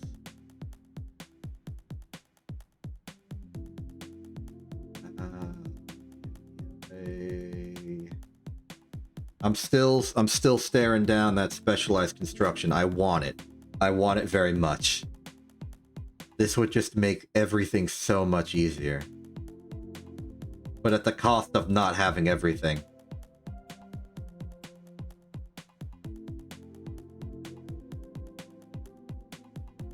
Can we scrounge up 90 more science?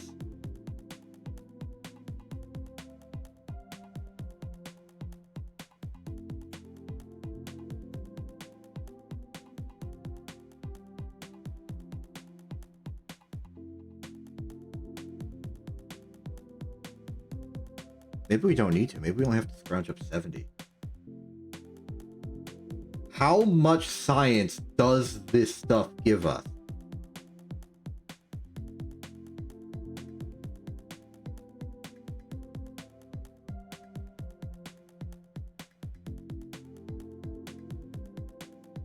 I need to know. I need to know.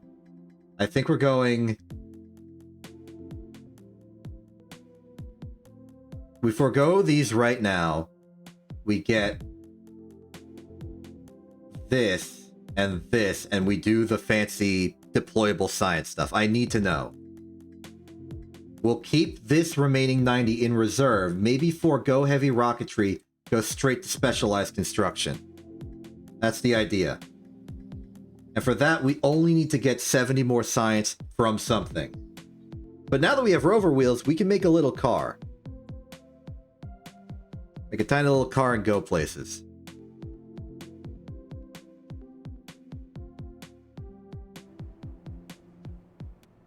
Okay, we also got probe tech. Let's see here. In terms of the pod, I'm bringing both of them with us. And I don't really have... Well... Do we have the control... Do we have the chair?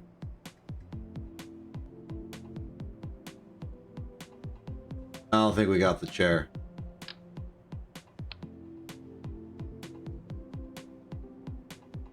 Okay, this is gonna be the wackiest lander you ever done did... Wackiest rover you ever done did see. It's gonna be like a tank car.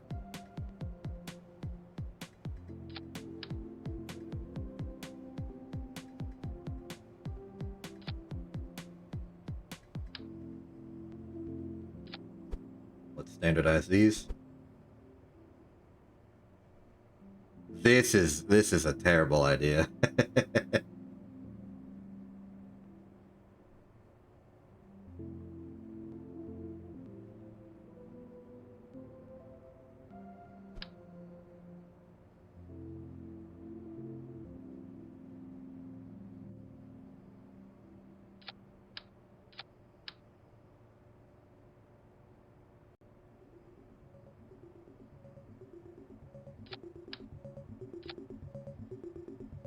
Give those things some snapping.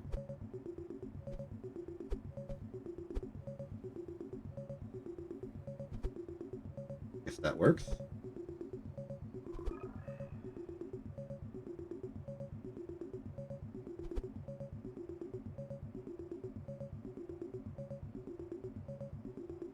I definitely think we should go up a little bit. Our center of mass is already painfully high with that pod on top.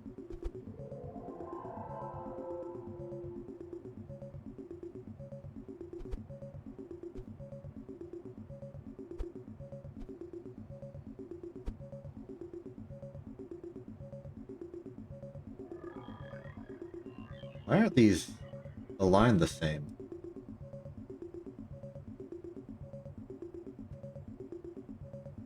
Strange. Okay, electricity. We need electricity.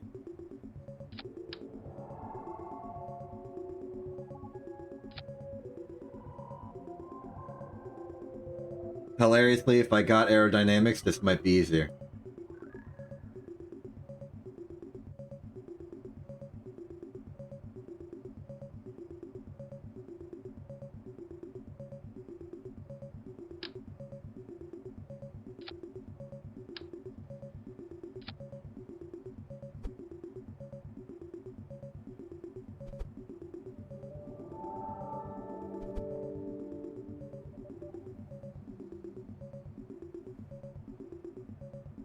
Okay, then we need a method of charge. Here's a method of charge right here.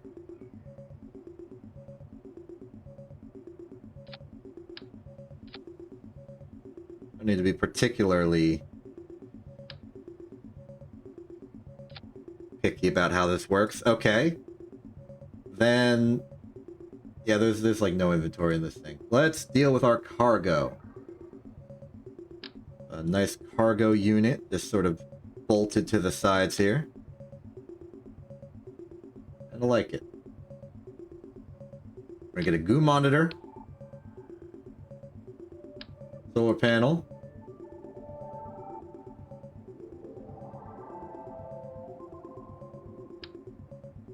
Experiment station, and it's important that we get more solar power because we do not have an engineer. In fact, I'm going to move this one to here just to give this notion of balance.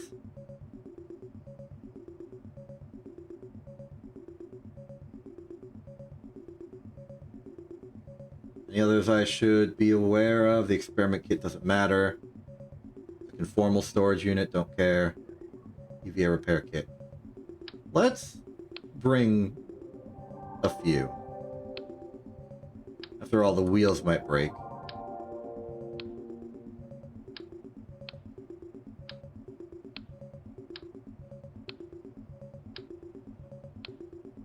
Okay, time for a really silly test.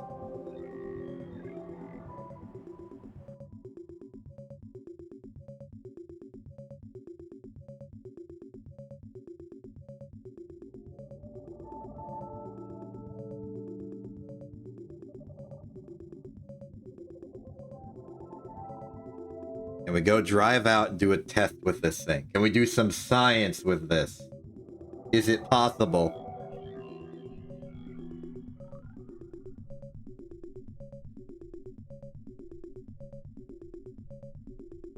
Well, step one, I'd like to wait till day.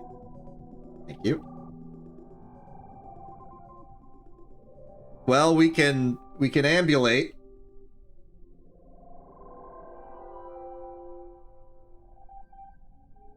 Doesn't seem like I have control over the suspension. But you know, that little block of strut holding the ground, it's kind of keeping us stable. Alright, let's go drive out somewhere.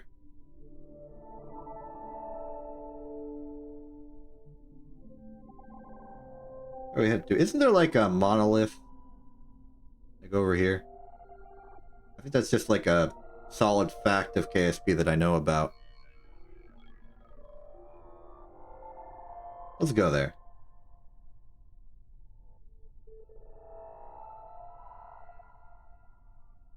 Never had one of those, huh? Should have brought an antenna on this thing. In fact, let's get one.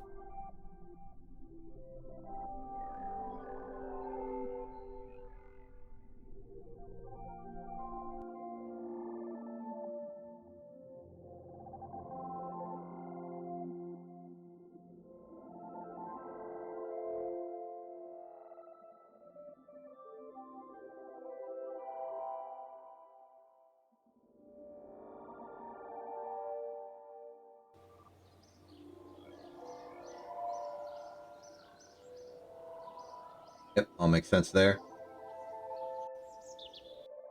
Just modify the design a bit.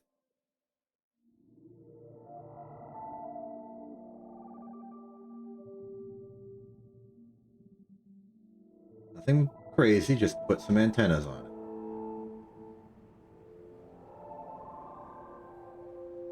Comms.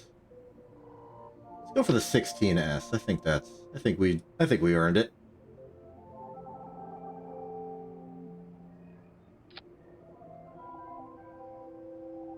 Any last things? I don't think we need this SAS module.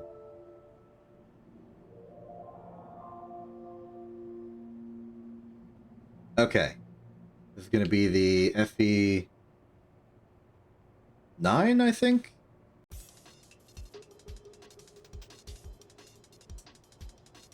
This is the Pod Bay. Pod Bat? Pod Bay.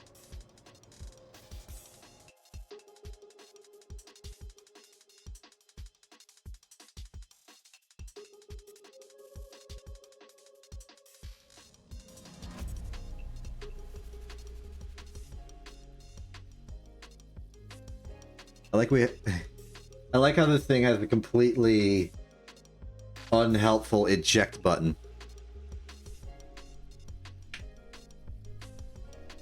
Alright. Report. Nil.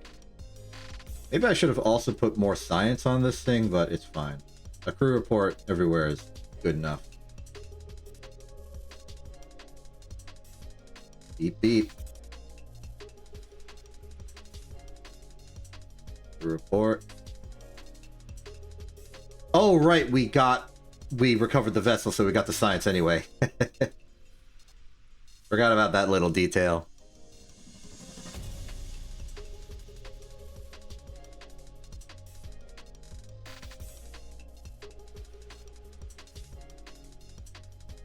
Wow, I have no vision in here, huh?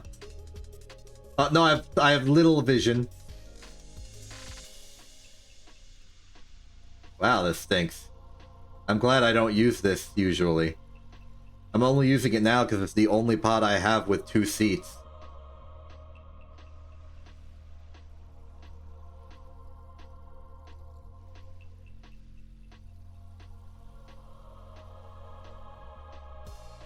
Nice cruising speed of 10.7 meters per second. It's like, what, 40 kilometers per hour?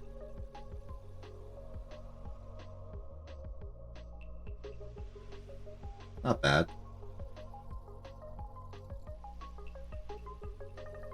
Also quite stable, I appreciate it.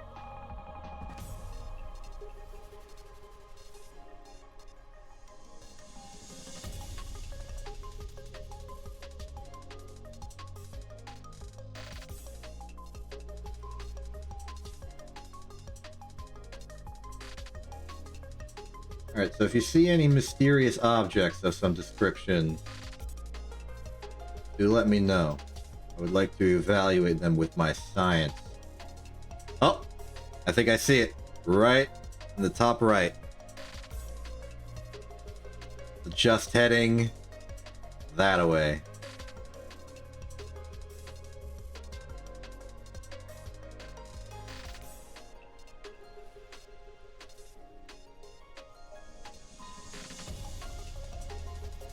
Alright, I think it's approximately dead ahead now. We ride.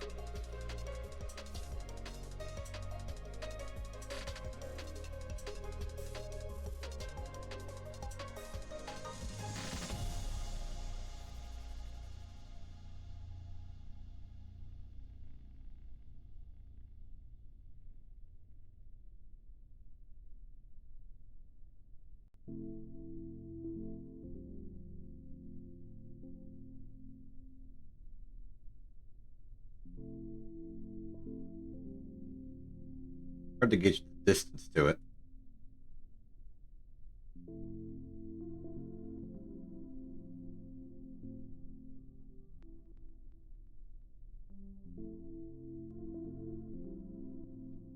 Might be it right there.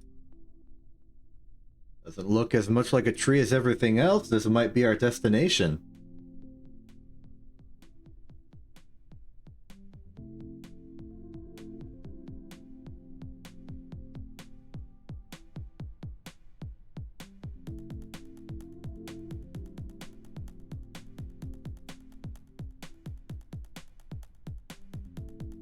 Here we are.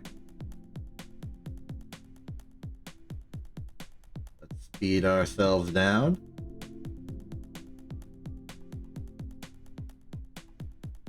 What's this crew report of urban shores? I want to see if getting closer acknowledges its existence to us.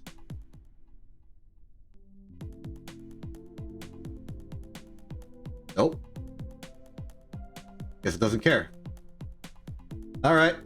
Enman, you are our expert in this field.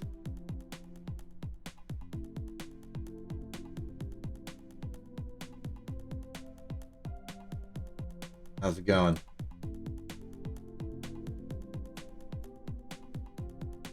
Look at this big old thing.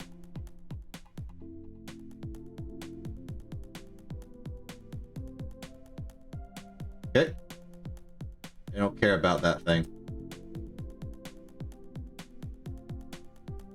Well, regardless, it's time to science.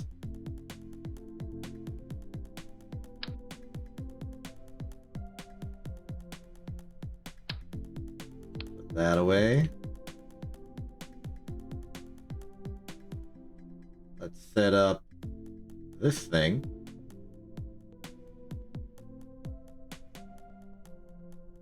Good a place as any to put it. Ho ho ho ho ho!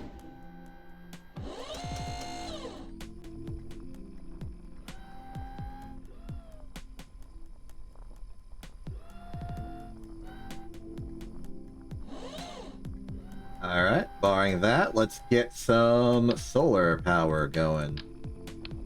Hold 2? No, too heavy.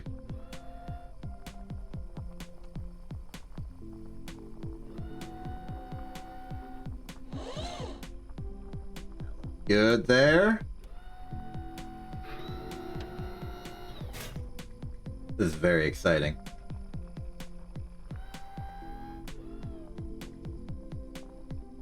We need another one of those.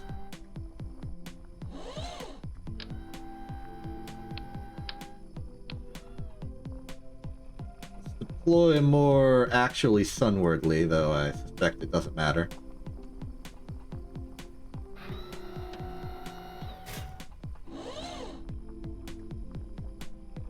Then let's get ourselves the controller of the science.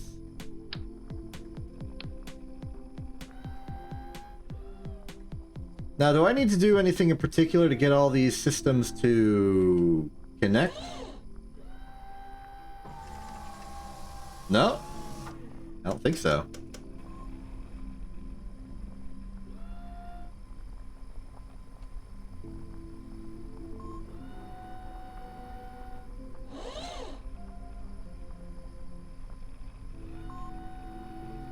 Power units.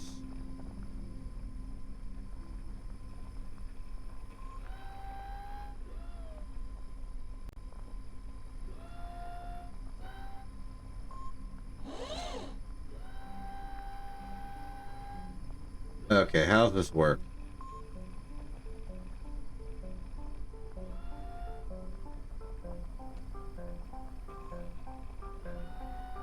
I don't know how this works.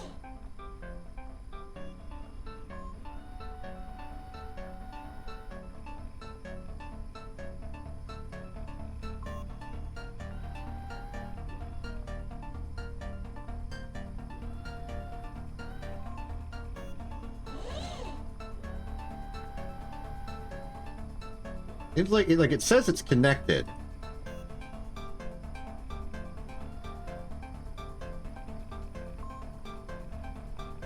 First top distance 2.11 kilometers. Is it good?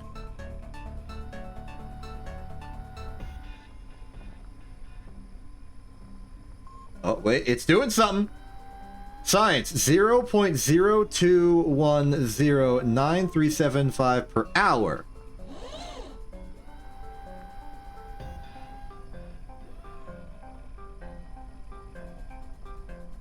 All right, cool. I guess it's going. Guess it's doing its thing. Oh wait, I'm a scientist.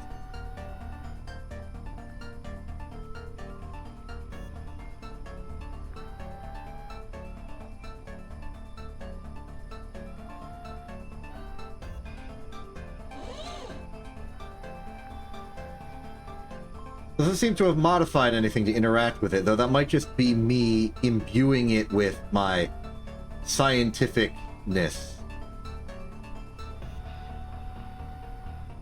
I imagine if I got an engineer over here and they interacted with it, it would do more things.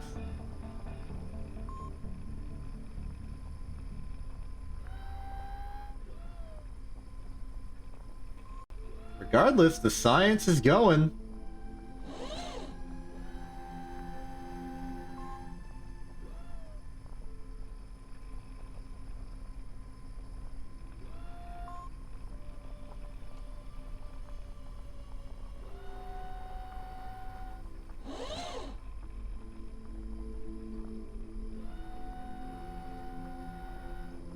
There might be some science to do at the shores that I haven't accounted for. Like temperature barometer, maybe even a goo. I think I'll fill up my rover with some on-field scientific experiments and then just let it run.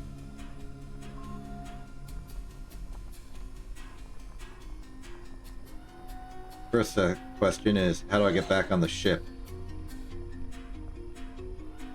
Oh.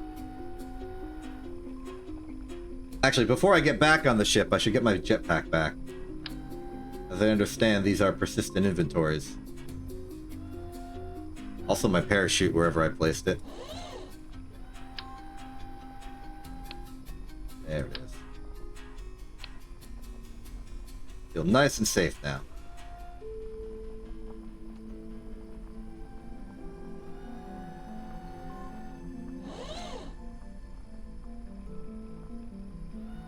Darn it.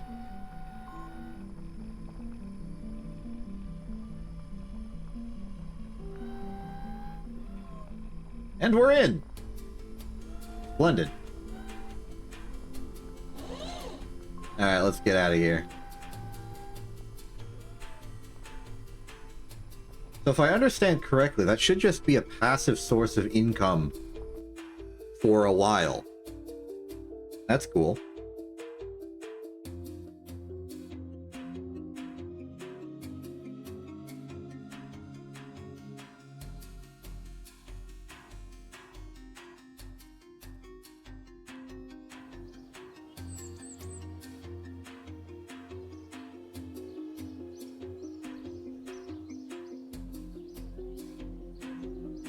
Now, I don't know exactly how to track it. EVA science, Atmospheric pressure scan. Surface deployed. Aha!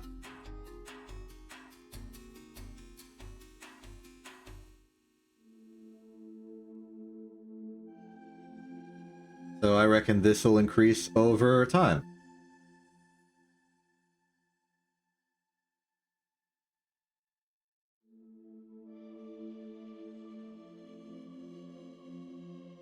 Cool. Now let's up some science and go around the Space Center.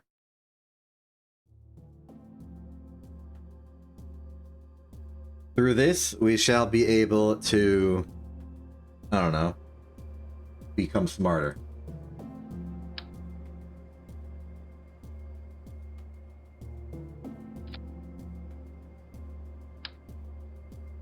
Thermometer, barometer. I can even afford to bring some goo with me. I think I'll hold off on the Science Junior. This probe might not be rated for something of such caliber.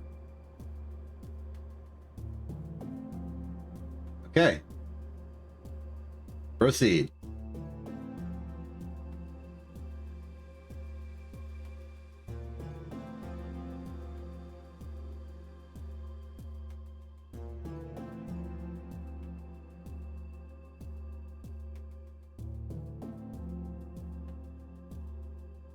Plan is to drive around the Space Center and just pick up some science while we go.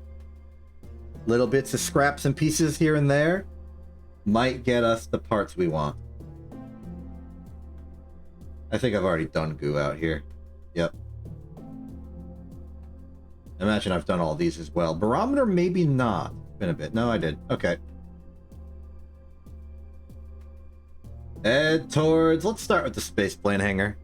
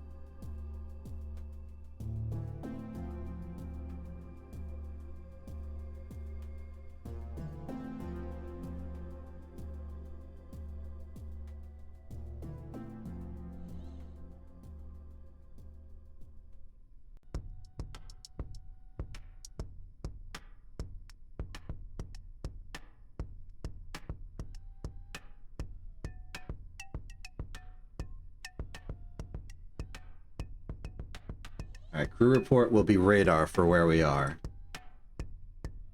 Base playing hangar. Transmit that. Data is good. Let's keep the electric charge accounted for.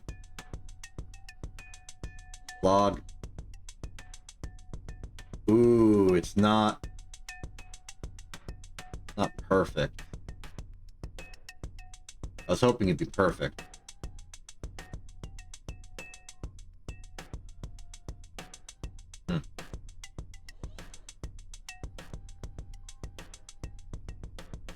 It won't be destroyed if we collect it, right? And we have a scientist to reset it. Either way. They're just gonna have their work cut out for them getting back in the ship every single time. Also, we have to get out of the ship anyway to do EVA and surface samples anyway.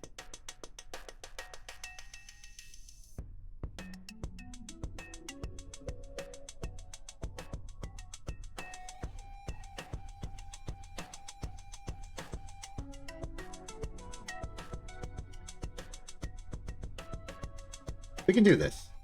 We can do this.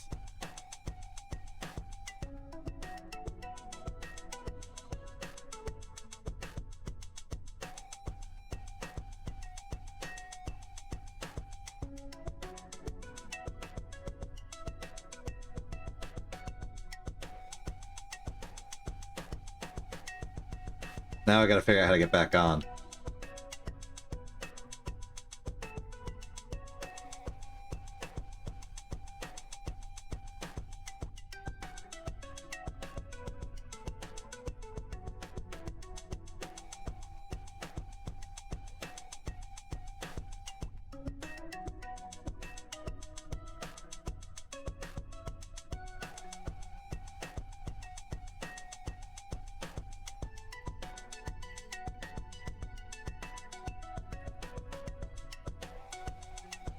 It's not going well.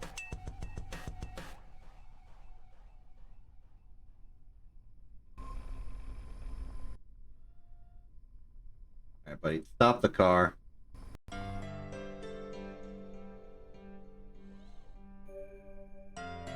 Oh, okay, so the problem was just moving. Gotcha.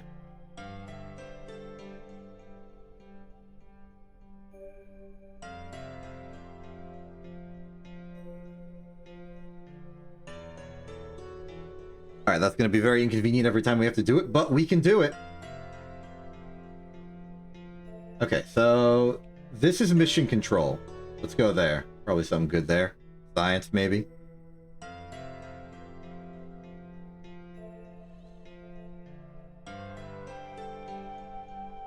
There's mission control. And we've rolled over. That's fine, because it means that I don't have to worry about driving to another location. We'll recover and make the rover better.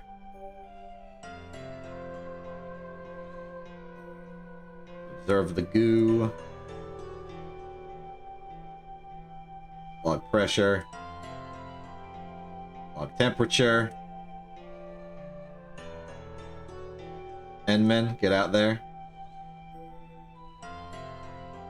Surface sample, EVA report. Recover. This is already some good science. Optimistic.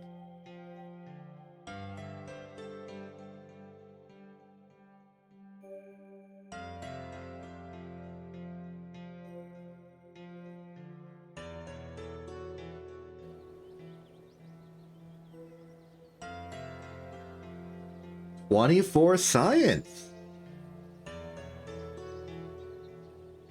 Pretty good. Alright, let's make the probe a little bit better. I would like to improve it with the inclusion of such technology as, I don't know, a ladder?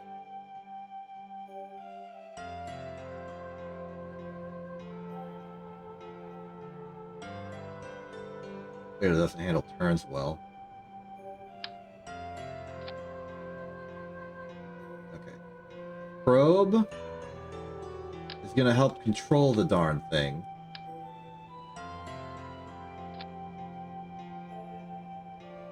And if the probe's doing a lot of the labor, it means we can swap out the pod bay for something else.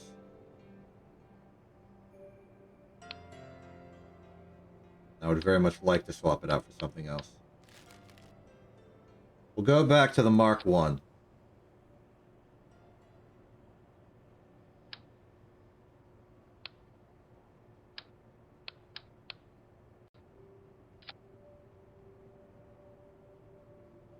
A little simpler to handle.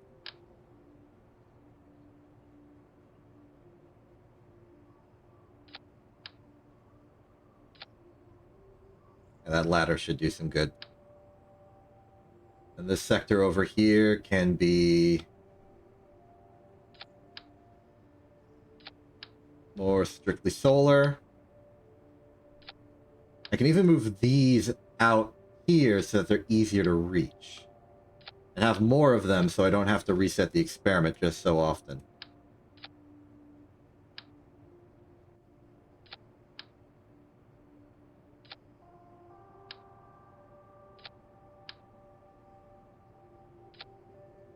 That should be good. Nice little solar car.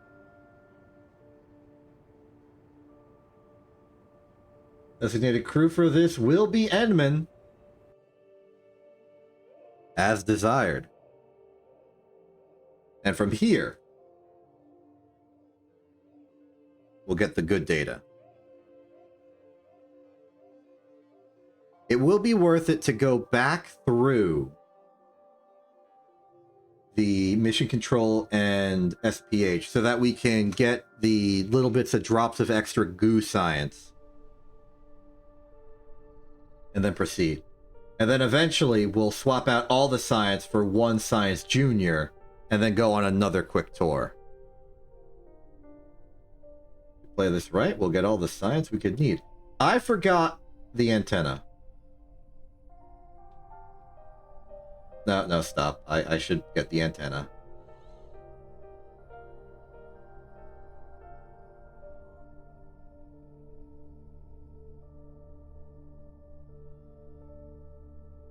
Stop the car.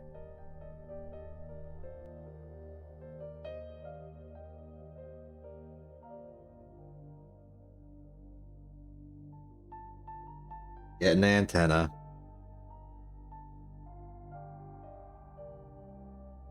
Oh, but we can make the antenna funny. Let's make a funny antenna.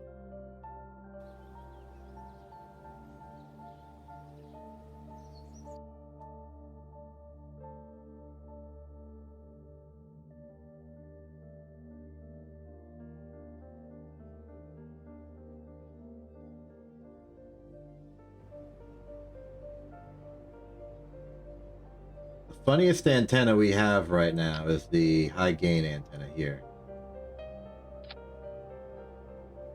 I think the funniest way we could attach it is by putting it on top like this.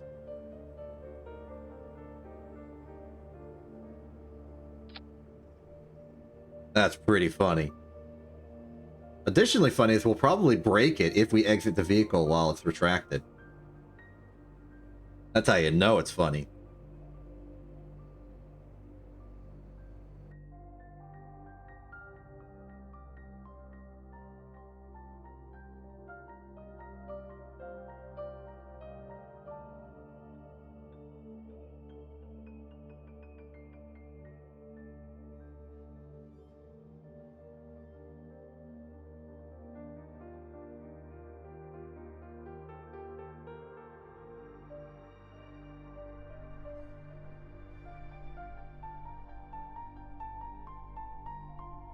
We are ready.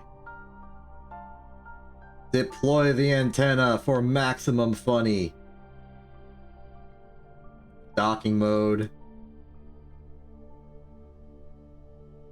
Yeah, I appear to have been incorrect. Away!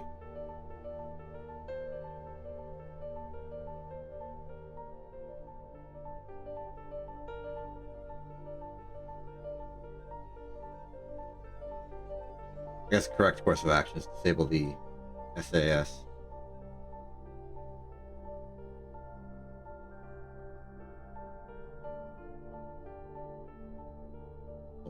To not toggle, to toggle torque off, I mean.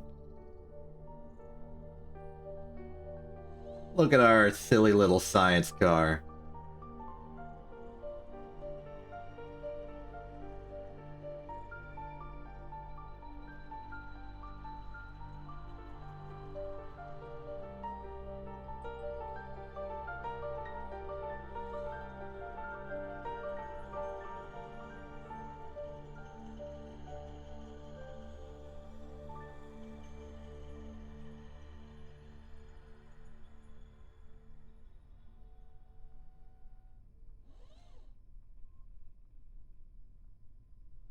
So, first destination is the spaceplane hangar. We will get the extra drops of goo science and proceed to mission control to do the same.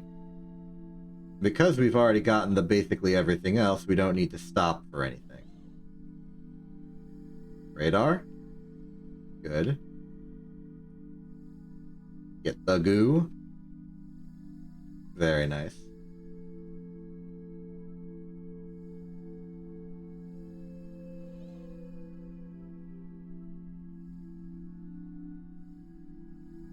Should probably start slowing down.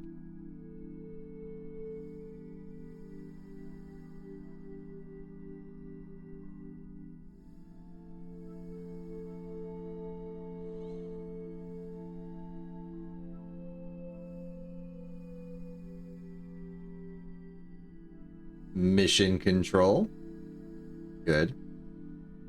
Now, we've already done the VAB very famously in one of our previous missions. So I'm going to go over there and get some trickle science, but...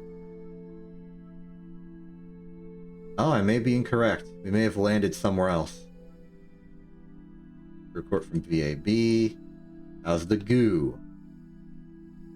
So we got the goo, but we didn't get a crew report? Maybe it was our first flight.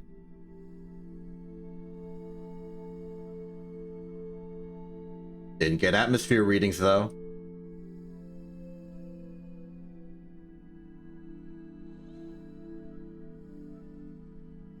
Break. EVA. I assume we got surface samples. Yep, but I'll take them again. Collect data. Confirm. Collect data. Collect data. Restore. Restore. Restore. Take data. It's weird that take and collect have different terminology. But it's fine. Alright, that's VAB. Is this runway one? I think it is. I remember it being one. Possibly. I may be misremembering it being one, but I choose to try.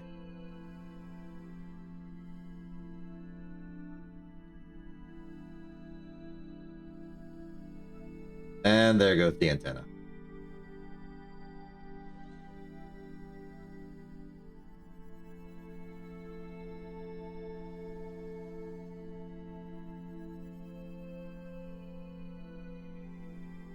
We have the torque to put ourselves back up, which is nice. I can do subtle turns with the roll controls.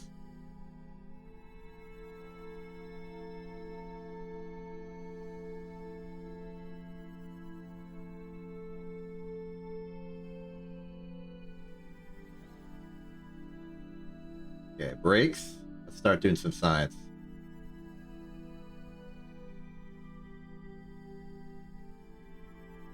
The crawler way, that's what it's called.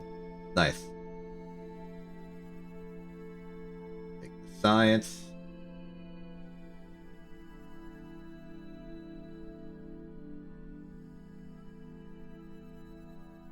Yeah, that's a problem. We already have... That's why we needed the antenna, and why it's bad that we just lost it.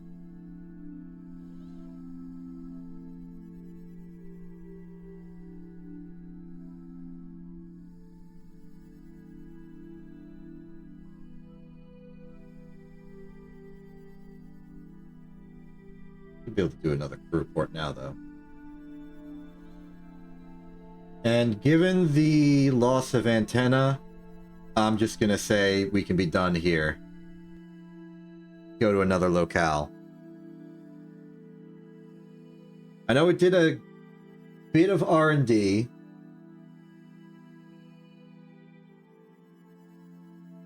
There's the crew facility. And I believe the flagpole is also available. And the tracking station.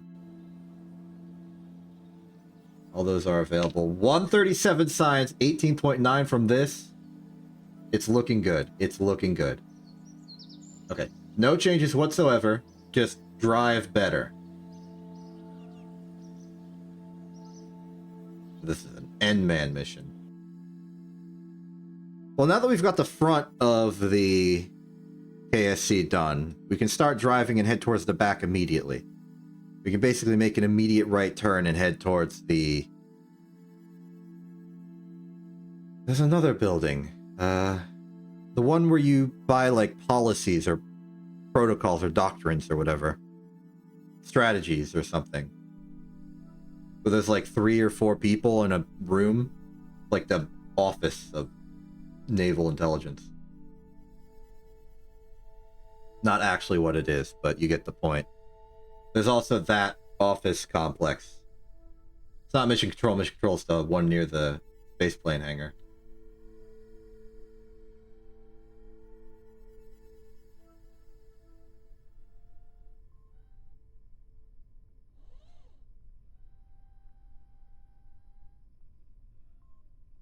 I'm putting a lot of resources into being silly. I could have just gotten a normal antenna that won't snap the moment I roll over.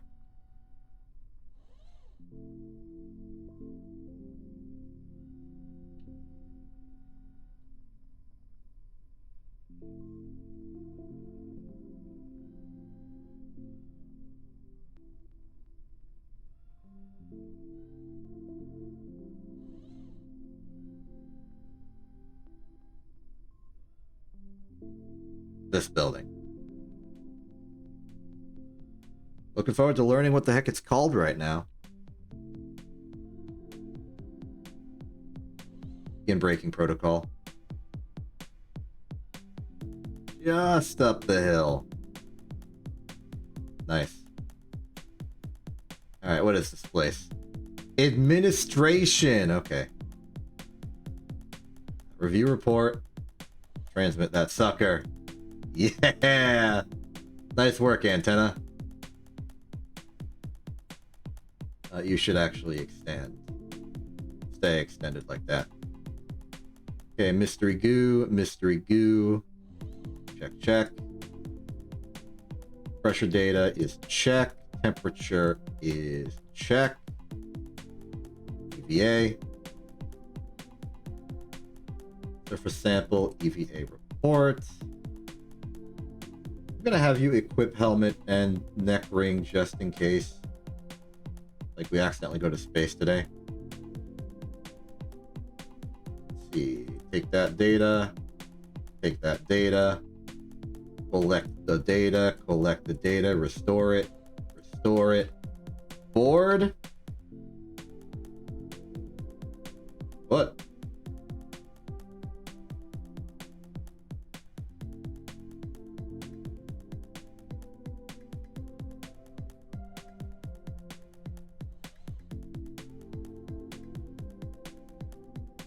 Oh, you only get one.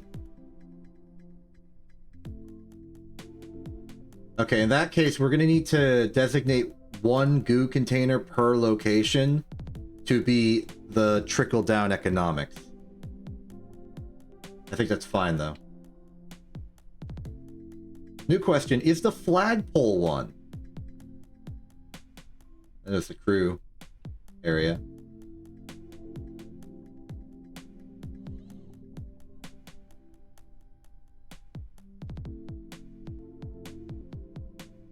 Braking protocol. I know you can climb the flagpole. Report. No, this is just more generally the astronaut complex. That's fine. Transmit that data, please. Okay. Goo. Goo. Click on that. Log pressure data. Temperature, good there. EVA, surface sample and report, collect and restore, take data, board. We are good. Proceed to... Only places left I can think of are R&D and the tracking station, and R&D is already pretty much tapped out. We might get a goo out of it, but only like trickle-down goo. And we can drive under the bridge. Fun thing to do in R&D. Report. Welcome to R&D. Okay, trickle-down goo. If it's trickle-down goo, I'm going to put it in one of the side compartments. No! We have full goo!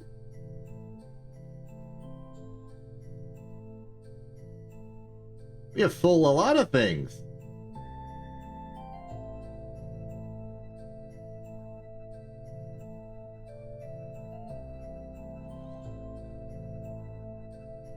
Okay, surface sample EVA report. It's all good.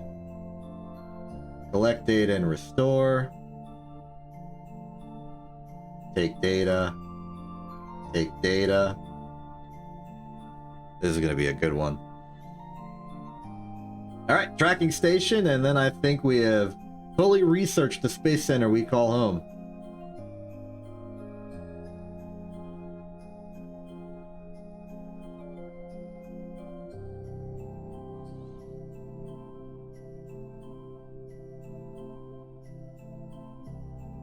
Nice.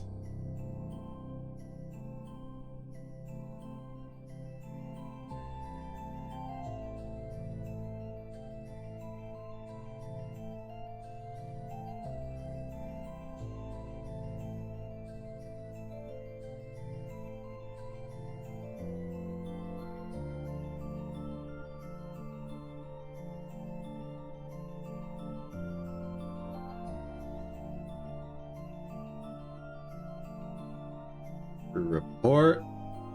Excellent. Begin braking protocol.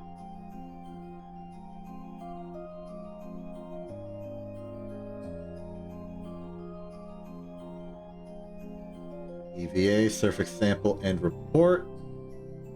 Forward back up. We don't need to worry about collecting the science because this is our last location. Good goo. Log pressure, good pressure. Log temperature, good temperature.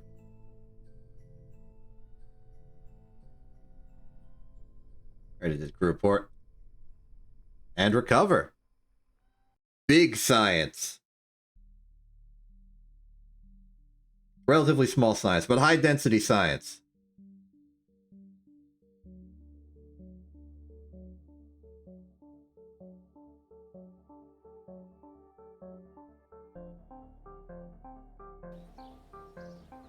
Come on, come on. Yeah!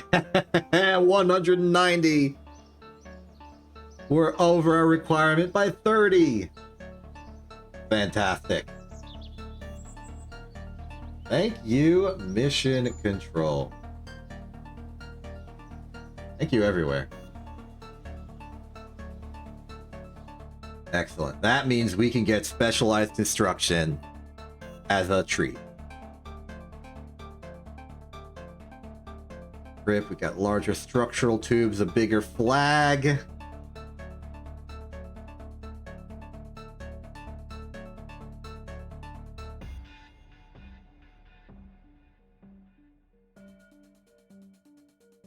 Lovely. Ooh, this is some wild construction. And a flat flag. Large volume, the big tanks.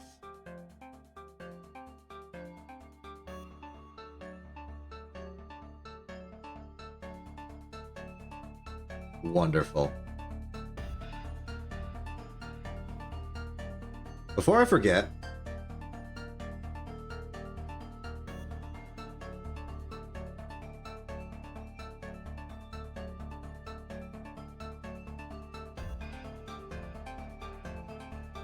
I want to open up number 8, and we want to rename this thing to the Wacom Joust.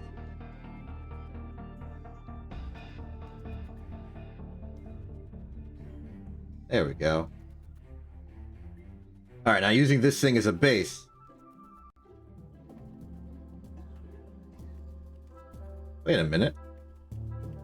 Wait, what's going on? Stop. Stop the music for a second.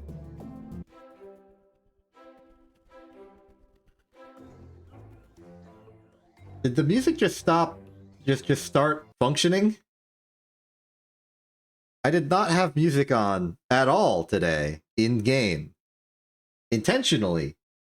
And now you're telling me it's suddenly functioning again. Or has it been on this whole time and I just didn't notice?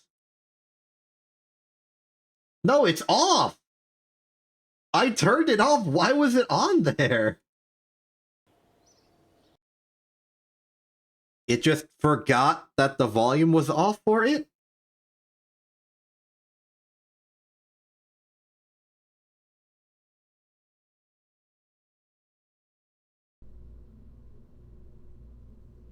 And now it's gone.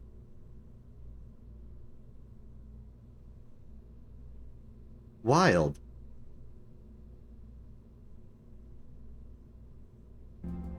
Well, proceeding with that. Okay. More importantly, with that established, we can now start designing a big, wide rocket. For good. So this was 9, 18, 27, 36, 45. Let's go back to the design we were contemplating earlier. 16, 32. Let's go with the full 48. Why not?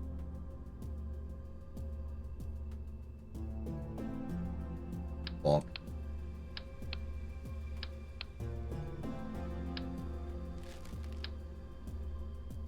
This is objectively more fuel.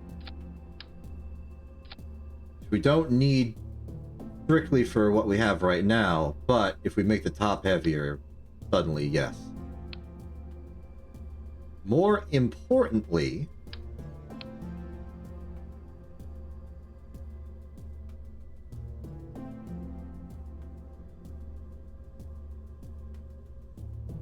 we've got a bigger engine plate now. Which means flap that out, flap this in.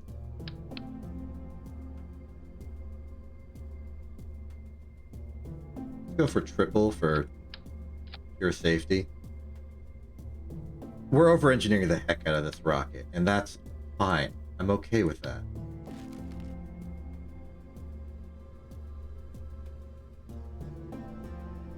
Fuel tanks. The one we just had was 900. This is a...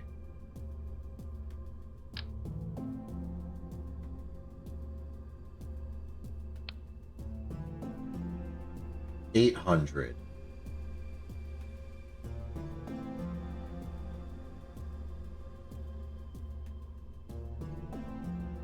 Oh, they make them in double? Let's use those on the bottom then. It's technically a downgrade. Let's do a 1600 instead. Okay, ground. I think we're gonna have to... If this is gonna be our landing stage, we're gonna have to do our own...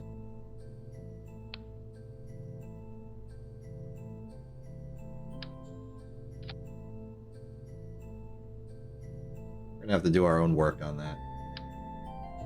Our own landing gear is what I'm attempting to say out loud. Then it would justify this. The fairing. Big old fairing at the bottom.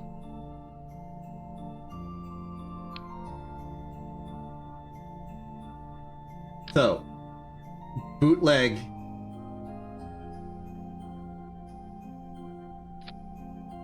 Bootleg landing gear is just gonna be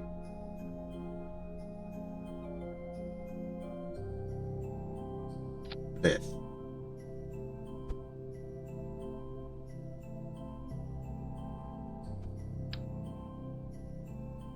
Then make it taller.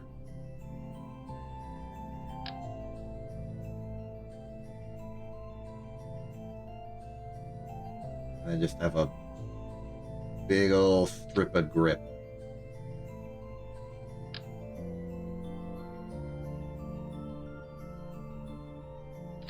These come in other sizes?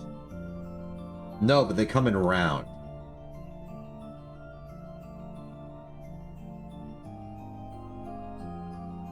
You know, if we get this lower, it could just be purely a grip thing.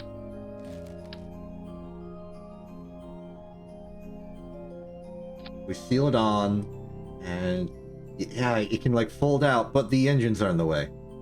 So we need to lower this to be underneath where the engines would be. That looks good.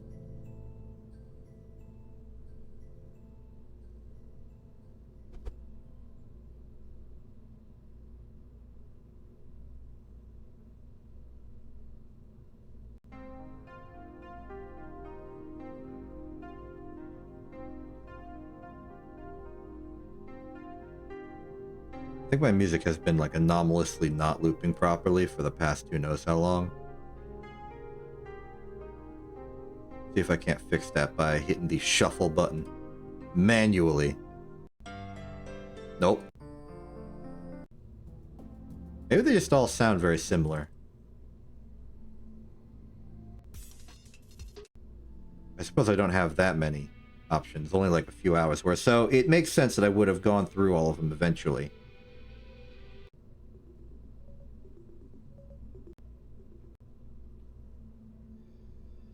Oh no, I see the problem. The problem is that I have duplicates? I think? No, I don't. There's just multiple versions of some songs.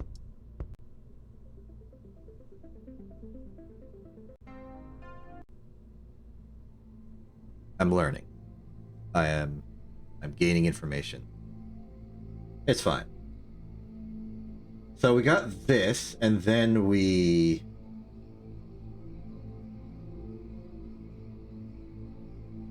limit the maximum angle to 90, I suppose. A little further. Just in case we need to overflex and we want to bend because of our weight. Target angle 100, and then it'll just sort of like launch in, hopefully. The mid angle is naturally 0, and that's the target angle we'll start with. Oh, nope, it's on 10. I get that down to 0, please. Looking good, okay. Now in that case, we want the shroud... not the shroud, the engine plate to be a medium distance so that we can have a bit of a shallower angle here.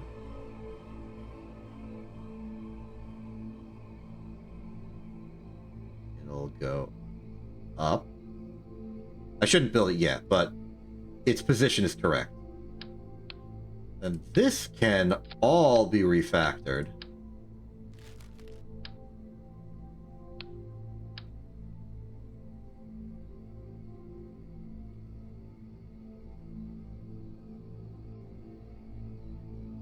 In principle, I can do that. I can do this as well. I would like the command pod to be lower. And if I have some freedoms on the parts involved, I might be able to make that happen. If I can do this and then put the science on the side. Some sort of sidence.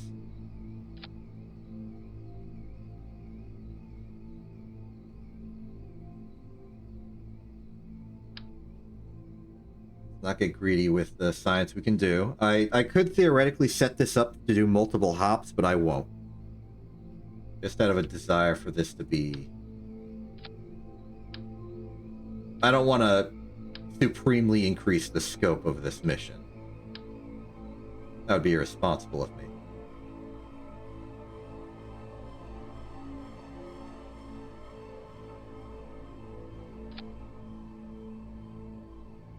Then for some electricity, I think we just put some solar panels on the sides like so. And then also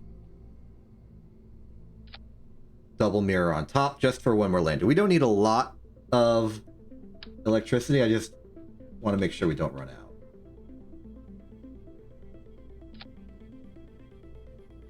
There we go.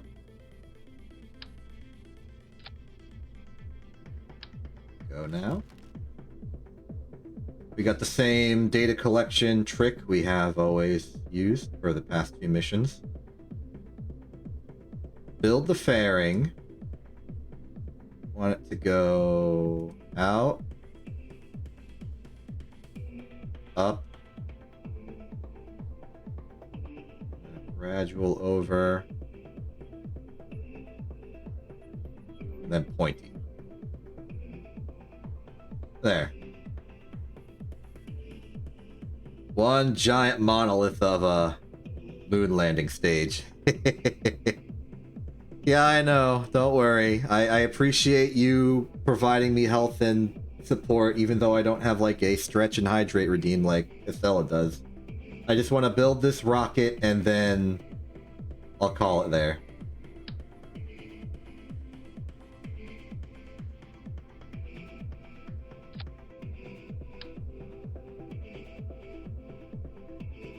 As for the structure, I'm thinking maybe we could support it from the bottom. I don't think we can support it from the bottom. Can we support it from the... It's a bit risky.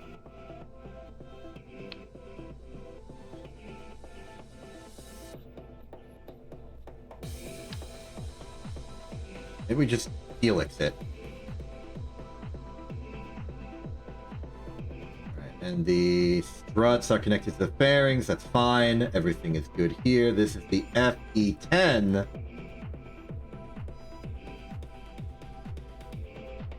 What do we call this one? This is theoretically our moon lander. So we will call this the...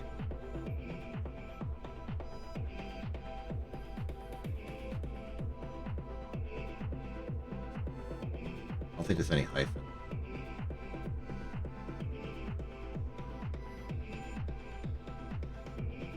I've been inconsistent about the existence of a hyphen or not a hyphen.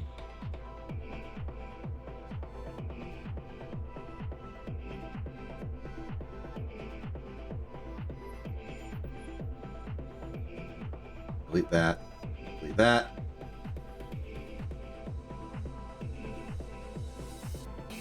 What do we call this one? What do we call this one?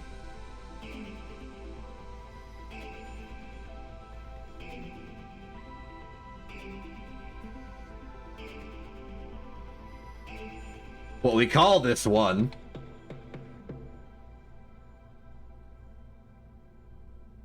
is ill-advised. All right. Well, that's our rocketry, and that's the stream. Good progress today. We've made grand scientific pursuits. We got to high and low orbit around the moon. We've gotten the orbital parameter data for the moon, including its radius and gravitational parameter. We've got all this knowledge now. I will take some time to better organize this data on here. And then, well, I imagine next stream will just be us repeatedly going back and forth to the moon to get as much science as possible in preparation for the wild stuff. Also, I may invest in a simple camera mod so that I can focus the camera on a particular part. This is technically adding functionality, so I don't know if you would consider this illegal. Up to you. I might hold off because we don't need to do those observations until we start going to Minmus.